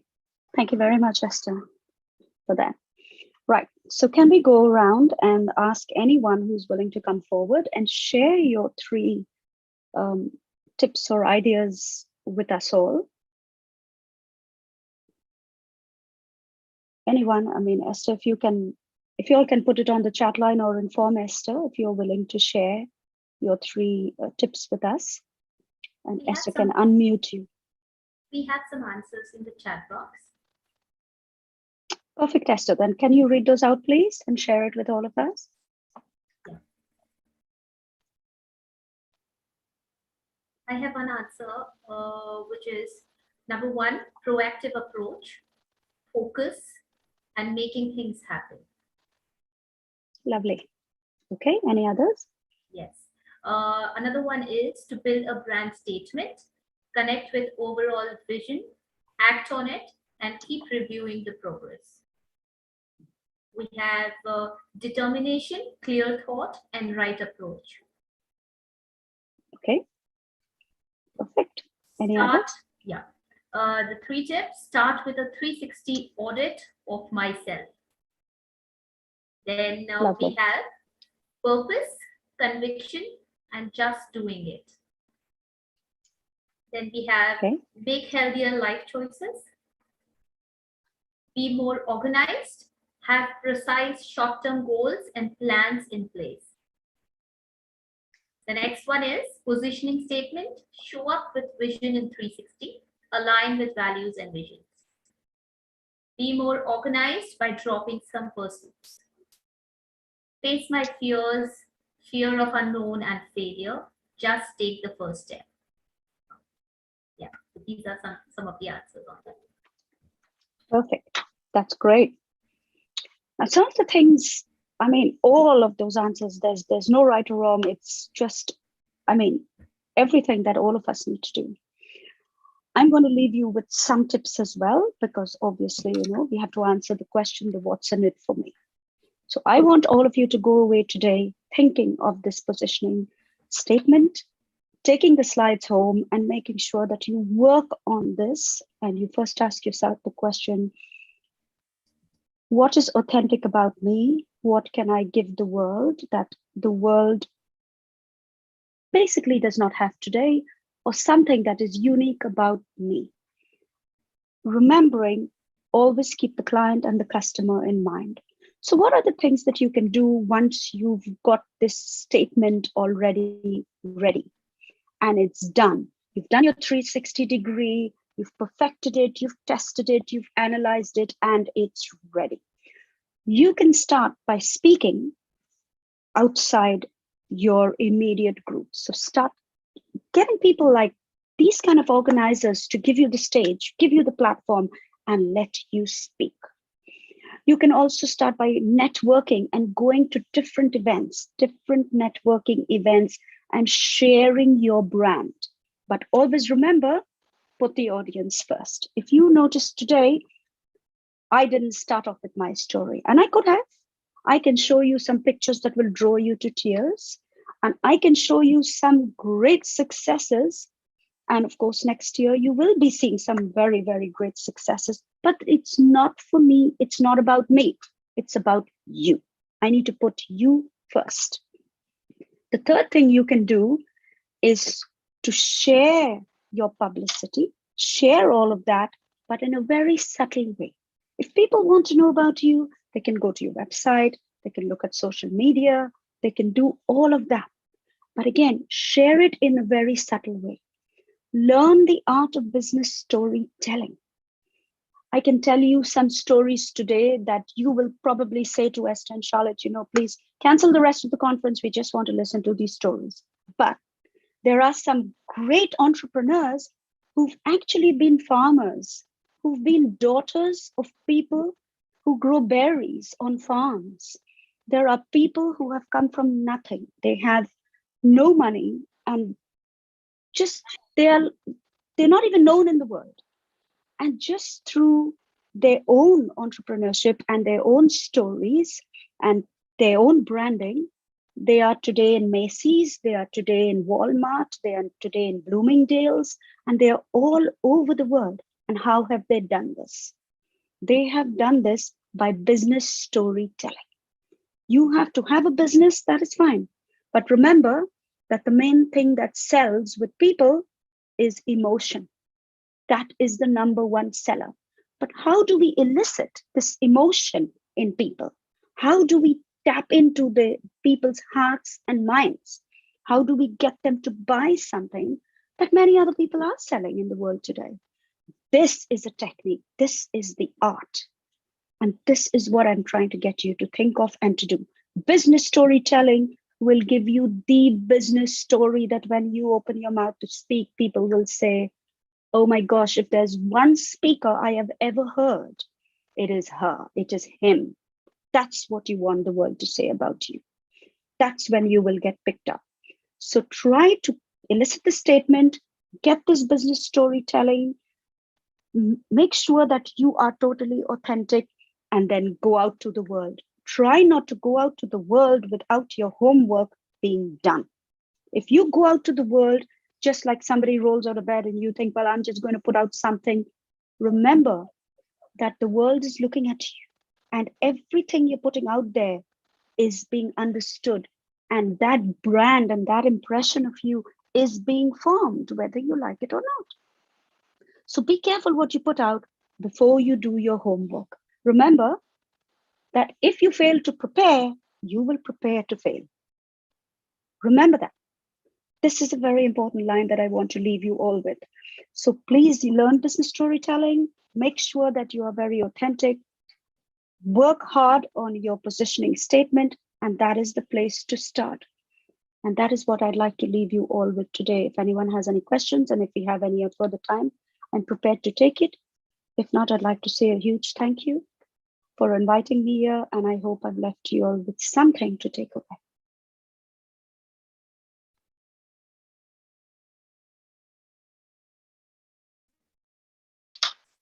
Any questions? Does anybody have any questions? We can put it in the chat.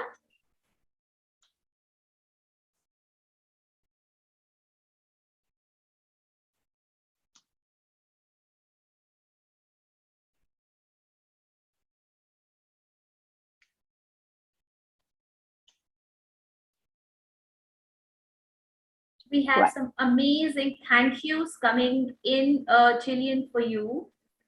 If you fail to prepare, you're preparing to fail. That's going to stay with me always. Thank you so much, Jillian, for those words. I'm going to work on that slide where you shared Coke's statement and you put that on the other side. I've taken the screenshot and I'm sure to connect with you and ask your feedbacks on it. And looking forward to learn from your story more. Thank you so much for your time. Thank you so much for your words and for an amazing, amazing learning. Thank you, Jillian, once again. Always a pleasure, Esther. And just want to leave you with one thing and one caption that has actually taken the whole world over, not now, for many decades. When Coke said, when the CEO and the brand owner of Coke many years ago said, I'd like the world to buy a Coke. And today, as you can see, the entire world, no matter where you go, even the poorest of people do buy a Coke. And you can get your brand to be just like that if you do it correctly. All right? So take care. Thank you for inviting me. I don't want to say a bye to you. We have one hand raised. We have Betty who wants to ask you a question. Can we? Of course. Betty, please go on. Hi, Jillian, and hi, everybody. Hi. Hi, my name is Betty. I'm in a country called Kenya, and this is very, very good. I totally appreciate the effort that you did to teach us around branding. my greatest takeaway is business storytelling. I was actually just reading this copy, Tell to Win. And I think the moment you have said business storytelling, that has clicked something for me. Don't just give stories that are going to convert, maybe prospects or something like that. So from me, thank you very much. And thank you to the team for organizing this. It's an absolute pleasure, Betty. Thank you for coming, and visit my website if you can. There's a great book over there on business storytelling that you can take away. All righty. Thank you so much, Jillian. Thank you for those amazing, amazing insights. And we were definitely going to, these learnings are going to stay with us and we're going to work on it. Thank you, Jillian. Perfect. I wish your event Have an every amazing success. Thank you again, and I'll see you later. Thanks, Charlotte. Take care. Look after yourself. Bye-bye. Right. Bye. Bye.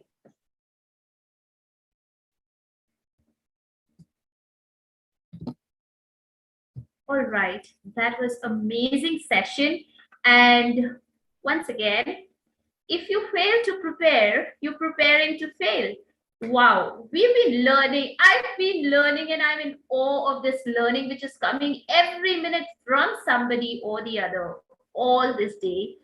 A Saturday well spent. Thank you so much, everyone. And now over to you, Varun. Thank you so much, Esther, and thank you, Jillian, for such an amazing, amazing session. I'm sure that many of the people all around the globe must have taken things, which may have inspired them, motivated them. We heard Betty from Ghana being actually inspired. And these are the instances which makes us think that, these sessions, if they can inspire even one person, isn't it all worth it? Because that one person can actually transform the world, can actually alter the way people think and believe. Now, moving ahead, I see the evening is dawning upon us in India. I don't know the time in other countries, but I'm sure we have been sitting for quite a long time.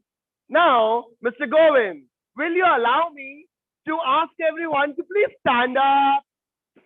Yes, the pictures are coming great, but I would like you to participate in this and stand up. You can also stand up. Come on. Come on, come on, come on. Okay, we did one activity. Now the hands have been sleeping for a long time. Jillian has provided an amazing session.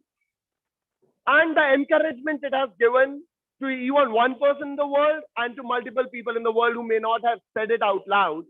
Can we have speed wali tali, okay? A speed one on the count of 5. 1, 2, 3, 4, 5. Go!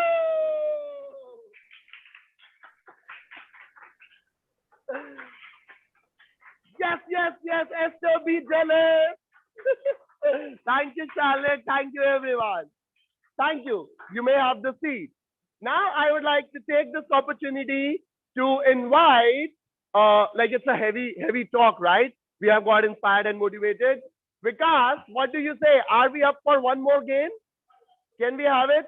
Can we have the back-end team?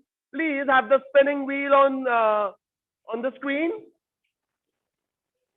And all the people everywhere, stay glued, because you don't know that you may be the next winner. And winner takes it all, isn't it? We are waiting for the spinning wheel. Okay. Okay, now everyone will have the countdown with me. Yeah? Okay, on the count of 5. Abhi mat karna. Is this an energy? Is this an energy of an award show? Can we have it up one more, please? That you get afterwards, so you don't get the report beforehand. Okay, 5. Please go ahead and spin. Who is going to win? Payal Verma!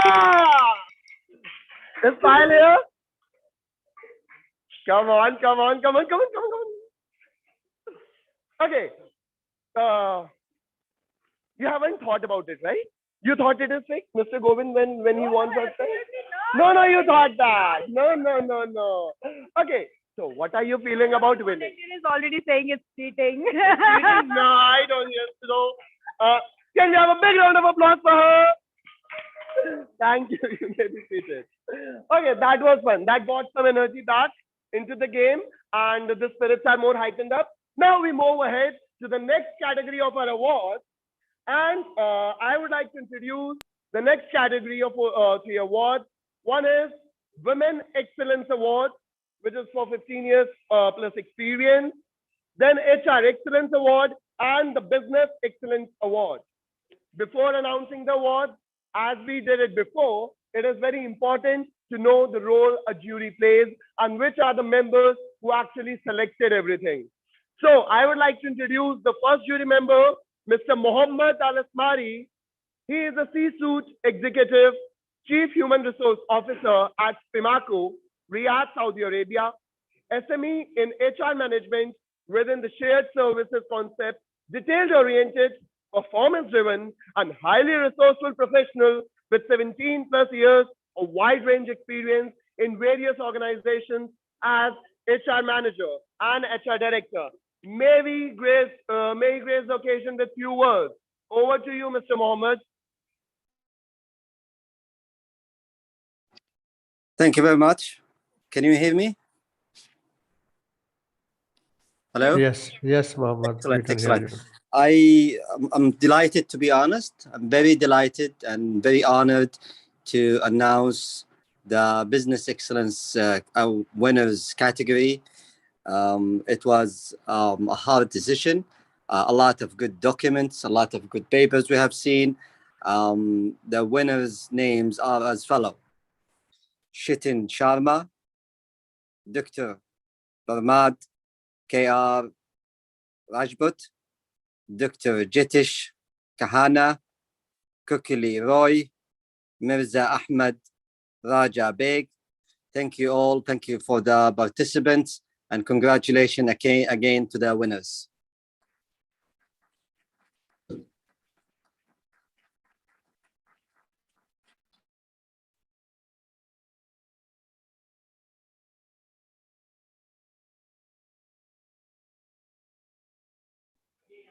Okay, I would like to know if we have any of the winners out of, if we have Chetan Sharma, Dr. Pramod Kumar Rajput, Dr. Jitesh Khanna, Kokila Roy, Mirza Ahmed Raja Beg. I see Mr. Mirza Ahmed Beg, yes. Yeah, hi everyone. This is Mirza. I would just like to say thank you for recognizing my effort, and I'm glad to receive this award. Thank you, HR Success Talk. Thank you very much. Congratulations, Mr. Mirza. It's your hard work which has paid. Okay, Thank do you, we brother. have any other winners? Okay, moving on to the next jury member, we have Yo Okiri.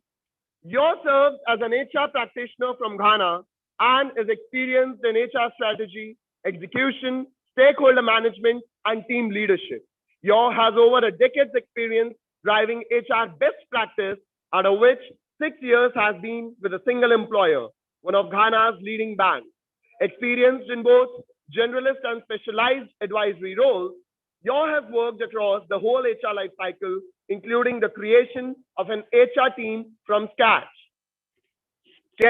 I would like you to speak few words, Mr. Yo.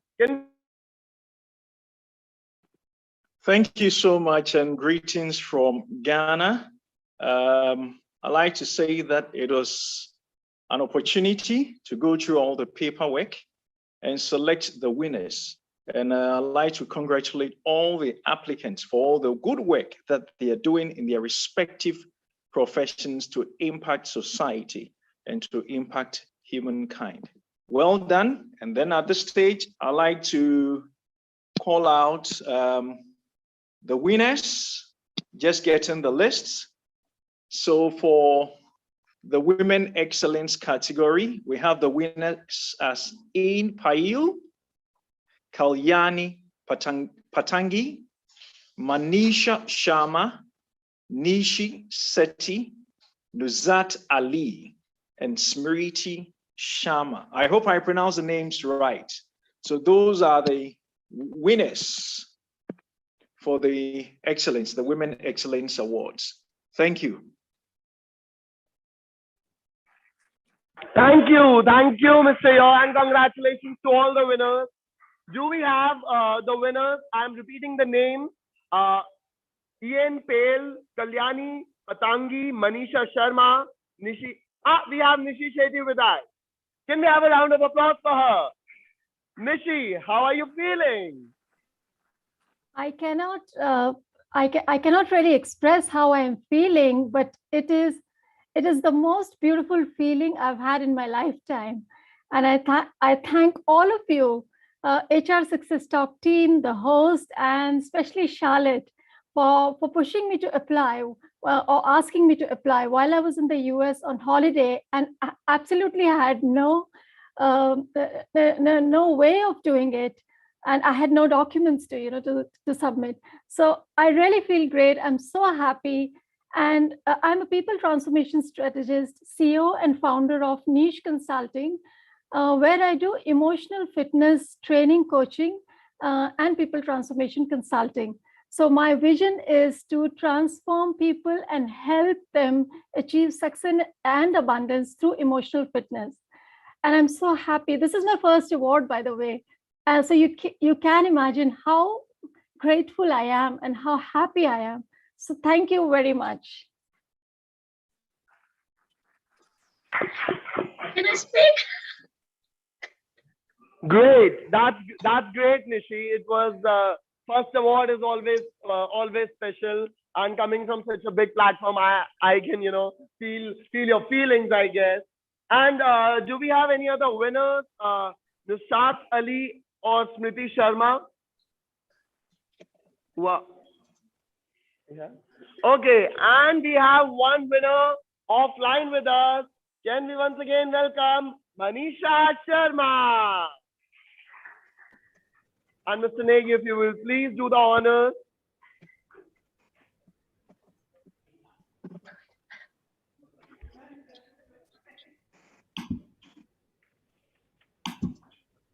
Jean Patel is the same one.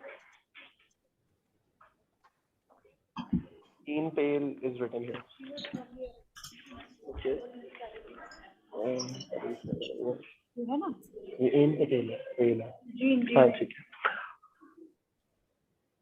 Can we now we have Jean Pale as well. Congratulations, Jean. Can we hear from you, please? Okay, so I would like to thank the Almighty Supreme God for this blessing, for all the blessings to serve. And of course, to Charlotte, thank you very much for inviting me. In the last day, actually, she told me, Jean, please, can you submit your award? I said, that is the last day. I was like thinking, like, how am I gonna do this? But thank God to win 2 awards, this time as one of the startup and the women category award is wow. It's just wow. Oh my God. So I would like to thank the Almighty God, my children. I'm a single mother, my Natalie and Crystal, and my dog Angus, for all the love and unwavering support, honestly. My family and friends, colleagues, also I would like to thank the management of the Global Excellence Award for establishing this event and acknowledging our talents and contributions. May all of us be blessed with enormous power to give more, to help each other grow and encourage everyone to join this wonderful adventure of discovering more of ourselves. Basically, we discover ourselves in order for us to be able to support each other. Thank you once again for this recognition. Thank you very much.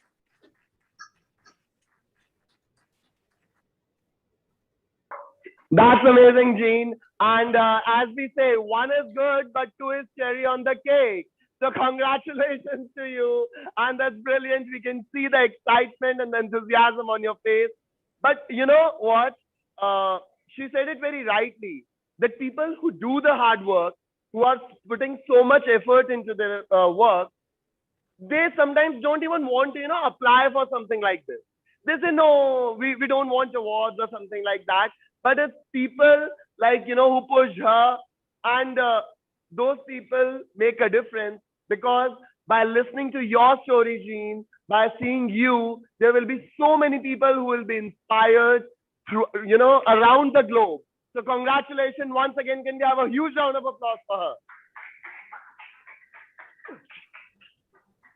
Now I would like to introduce our third jury member, Doris Ahiati. He is CEO and co-founder at Crescendo Consult Limited, Ghana, financial advisor, certified DISC consultant and trainer, certified executive coach, mentor and consultant, chartered banker, ACIB with distinction in management in banking, investment banking, pension funds management, financial consultant, executive coach, lecturer, trainer, speaker, entrepreneur, good governance advocate, NCD's campaigner. No doubt you are in the jury. I would like to welcome Doris Ahiati with a big round of applause. Please have your views, ma'am. Hi, thank you very much for the opportunity.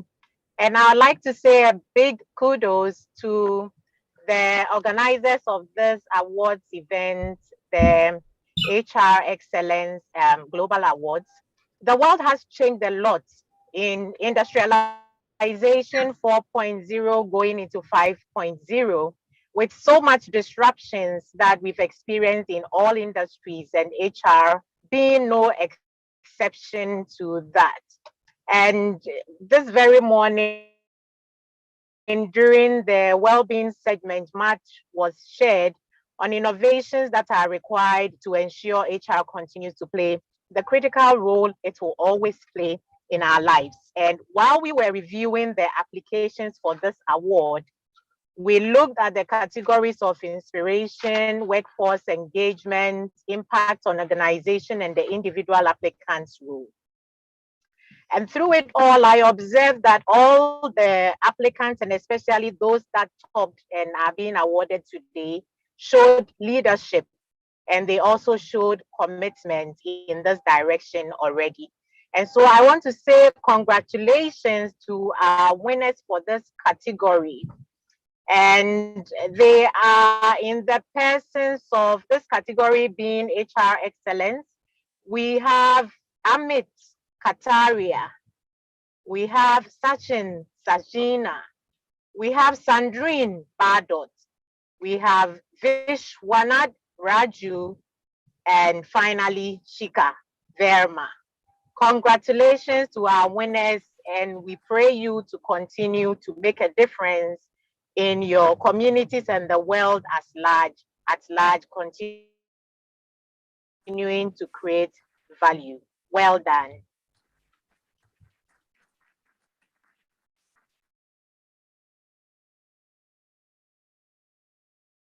Well said, Doris. It's never an easy task to choose from the best and, give awards to certain and not to others. I would just take once again the names and would like to know if anyone of the winners is present or not. I see we have Sandrine Bardot. Congratulations, Sandrine. Thank you so much for the award.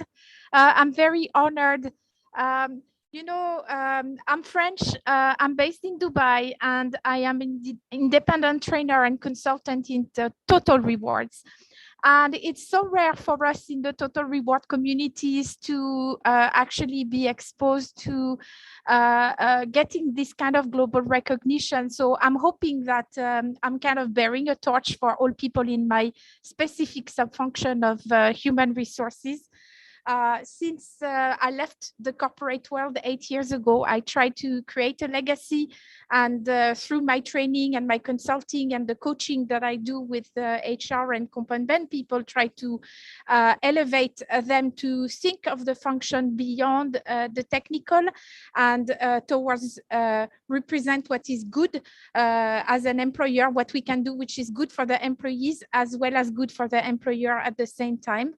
And so I hope that this is going to give hope for young people in the profession and the rest of HR to continue and try to bring this aspect of moving forward in the good aspects of HR. Thank you so much. Thank you.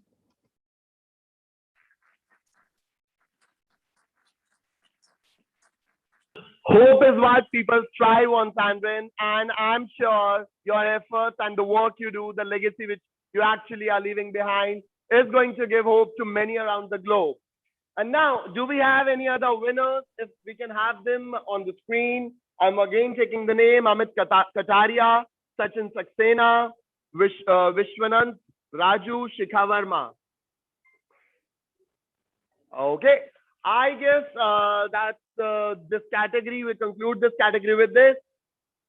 Okay, we have had winners. We always believe that awards are something which are given to people whom we want to recognize. But I want that all those people who actually applied, we give them a huge round of applause for them for applying and for working tirelessly without any expectation. Can we have it, please? That's great. Now, moving on to the last category of the evening. Yes, we all wish that, it doesn't come to a close, but it has to. So that last category is the Global Glory HR Excellence Award 2021. And I would like that Mr. Govind Negi announces that name here itself. Over to you, Mr. Negi. Thank you, Varun. I think this is one of the category which is the most prestigious out of all we have today. And the reason why it is so close to my heart is because I believe consistency is something which makes a person bigger than anybody else. You can be a one-time hero, but if you have to be a seasoned professional and if you have to be somebody who comes to winning an award like a Global Glory Award, you have to be consistent in what you are doing. And as Varun said, nobody wants things to come on end, but I think we all prepared a lot for this award ceremony today. And I think this is the last category which we have to announce. Is it fine now? Okay, my bow. This, okay, fine. Sorry guys, I think Shambhavi has to say something to me, but thanks Shambhavi for making sure that my personal branding is correct here. That's what makes you a better team, because you always know that your team has your back. So thank you very much. All right, so not wasting much of the time, I have the name of the winner in my hand, and as I said, this is one of the award which I am always looking forward to, because this is a person who has lived whatever the person has done, has lived consistently. So here goes. The award for the Global Glory goes to Abdul Rahman Al Dael. So congratulations. And just to add on to that, I would read the bio of the most weighted awards for the evening. A passionate HR leader with hands-on experience in managing change, building culture, envisioning and establishing smart solutions for integrating people, practices within over-dynamic business environments, and bringing stability under diversity. He has played various vital roles in HR, in which few of them are executive leadership coach with Marshall Goldsmith stakeholder-centered coaching, executive advisor with Ministry of Energy, chairman of the board at First Access Co. He holds a master's degree in HR development and training development from Griffin University and leaders of learning from Harvard and executive leadership from Oxford University. His passion is to help people live better and developing an organization by opening a new opportunity, taking their lives to another level as adding value to the community with the purpose of impacting lives through their expertise and experience. So I would like to give a big round of applause to Mr. Rahman. Thank you so much.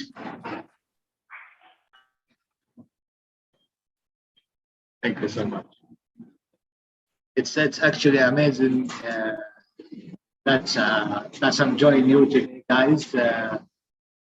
Give me more responsibility, more concern to be like an HR ambassador around the world and to develop the knowledge and make the awareness for HR strategic and help our society and other countries too. Thank you so much, guys.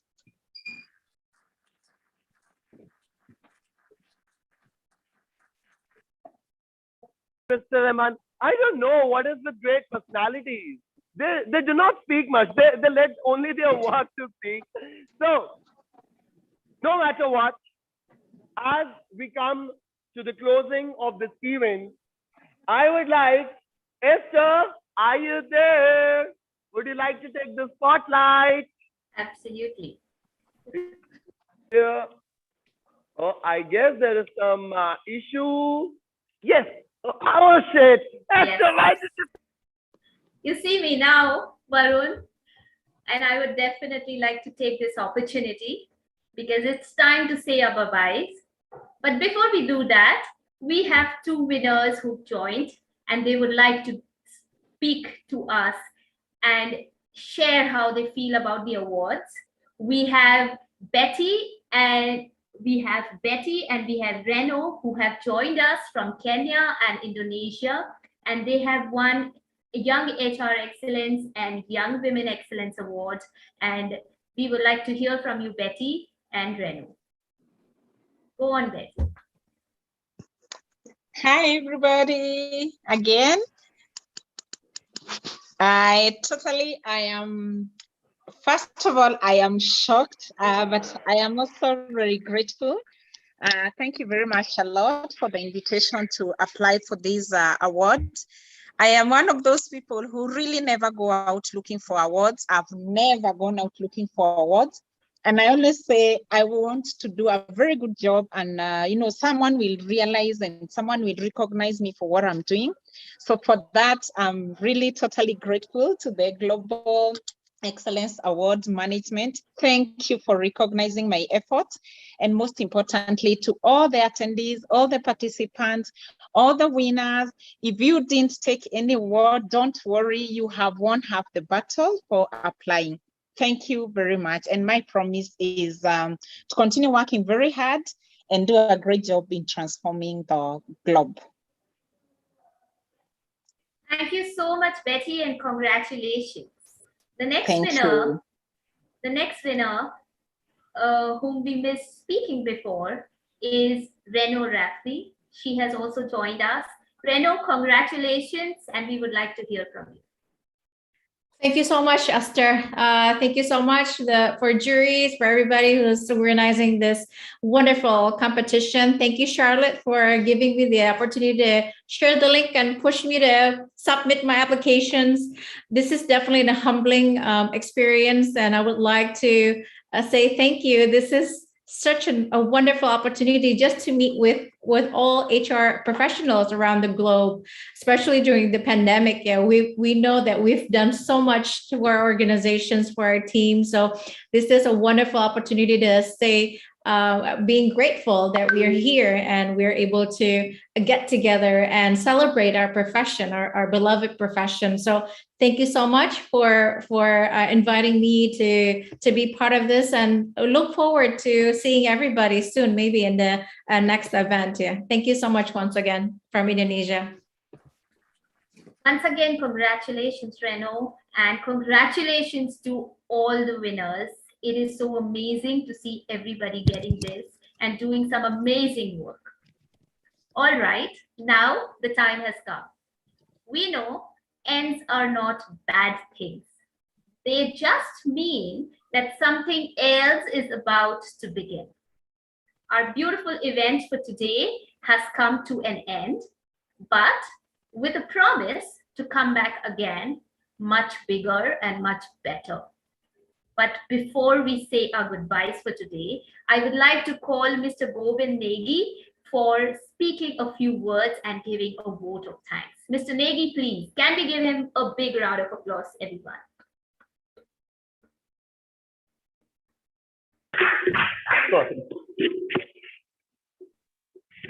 All right. Thank you. Thank you, Esther. And I think before I start my thanks note, if I have to start with 1, 2, 3, I will start with 0. And the 0 goes to Esther and Varun for such an awesome hosting of the event. You looks like the the audience here going out of control, which is understood because the kind of energy you brought. It is very, very hard to make people like these stick for 6 hours, right? On the table and chair, and also people online.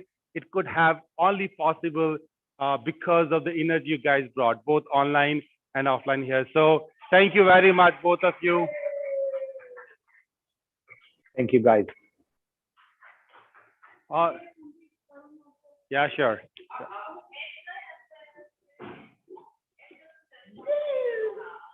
Can you give a big round of applause?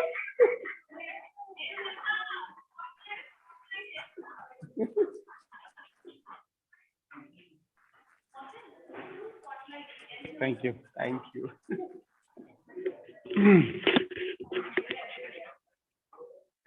All right. Okay, guys, spotlight Esther, and I can show to everybody. Esther, this is for you, if you can see that. Yes, I can. I'll send you my address. Thank you so much. I'm super excited for this. Thank you. Thank you so much, Mr. Negi.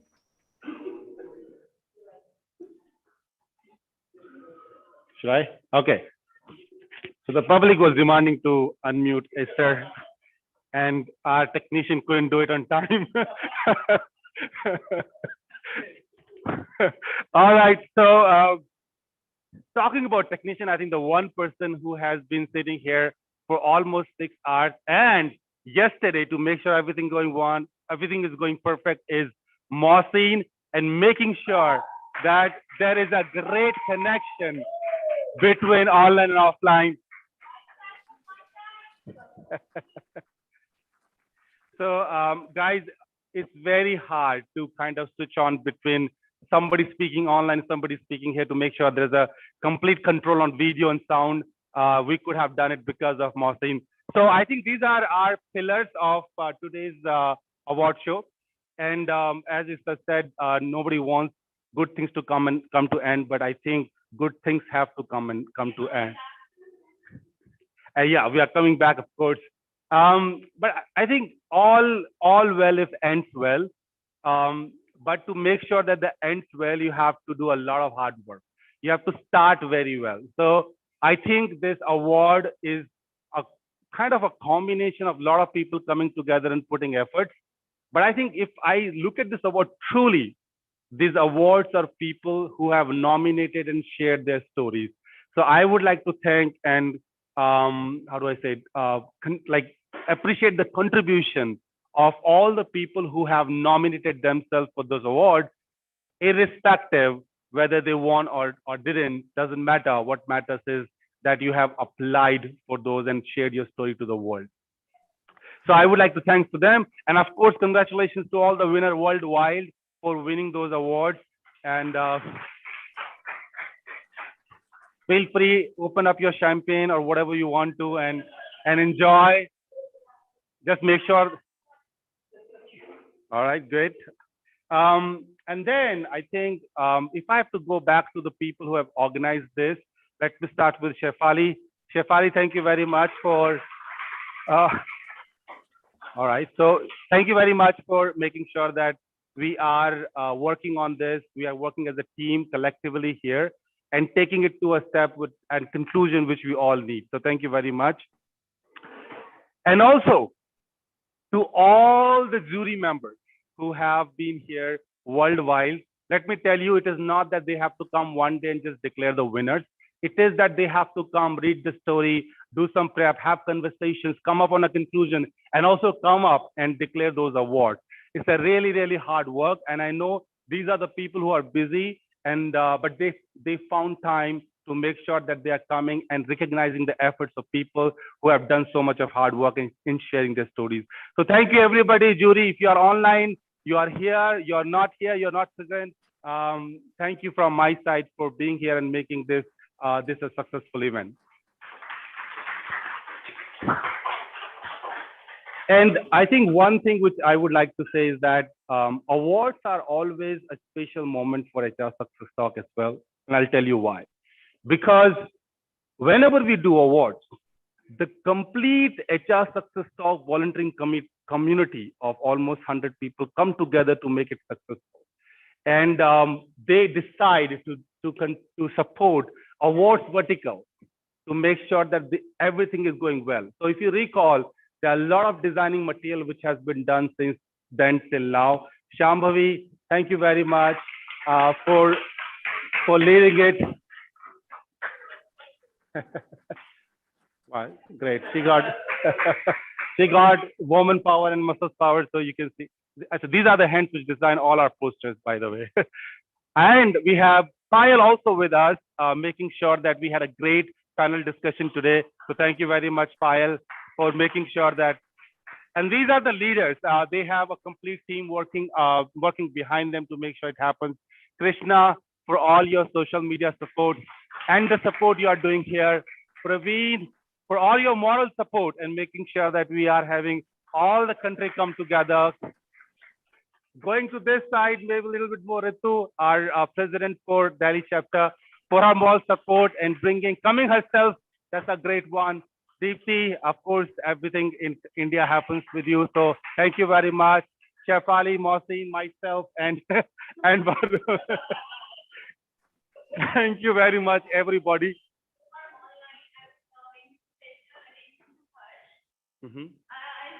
Okay. Okay. So, Harsh, if you are listening to me, you are there. Thanks a lot. He was the only person who was giving me the back for the videos and all the editing. This is true characteristics of a leader to tell and take the name of the team member. So Harsh, if you're listening, thank you very much for supporting Shambhavi in making sure that we are doing what we are doing today. And if I forgot anybody's name, please, I apologize. Okay, Payal. So I'll go to Payal, by the way. I think my voice was loud. Now it will be loud. Yeah. So adding on to it, I think we missed Drishti and Gauri, who are handling the backend, as well as Ranjit, who is managing all the backend work presently. Great. By the way, Payal already spiked off my next line. So, so let me again say it.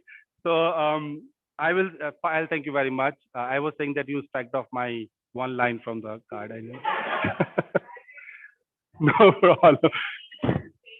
So Ranjit, Drishti, everybody online to whom I could say Gauri, for making sure that you are managing everything, sitting there, helping our people online, tagging them. This is really, really hard work. As I said, guys, look at the name of the people I've already taken in my thanks note, right?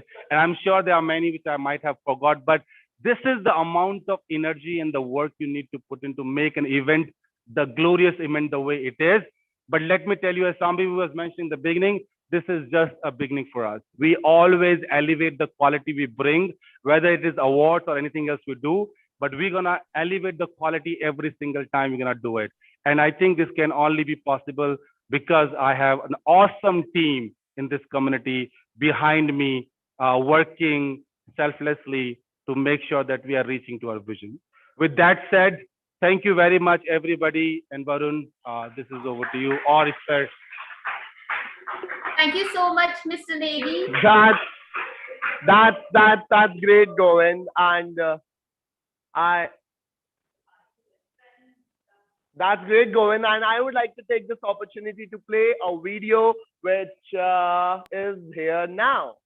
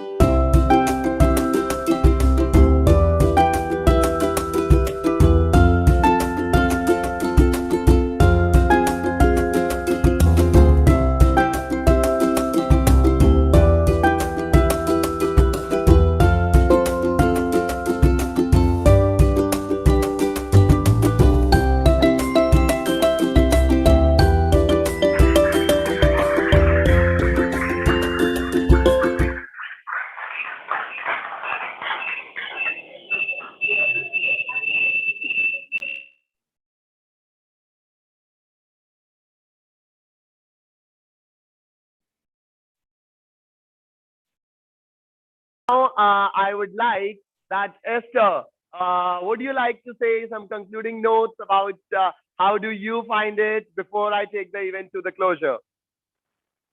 Yes, absolutely. Thank you so much, Mr. Negi, for those great vote of thanks. Thank you for the memento that you presented it to me and to Varun.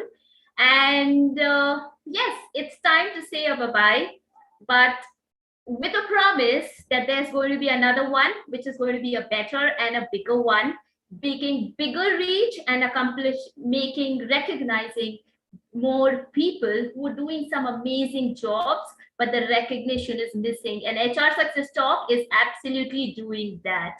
It's been an honor to be among such accomplished individuals today for me. Thank you all for your support, for your patience, and for your participation. I wish you all a great time ahead. Bye-bye. And one last time, over to you, Varun. Bye, everyone. Thank you so much. Thank you. You know what? This is the first event with you, but I'm sure I'm going to miss. Over to you, Esther.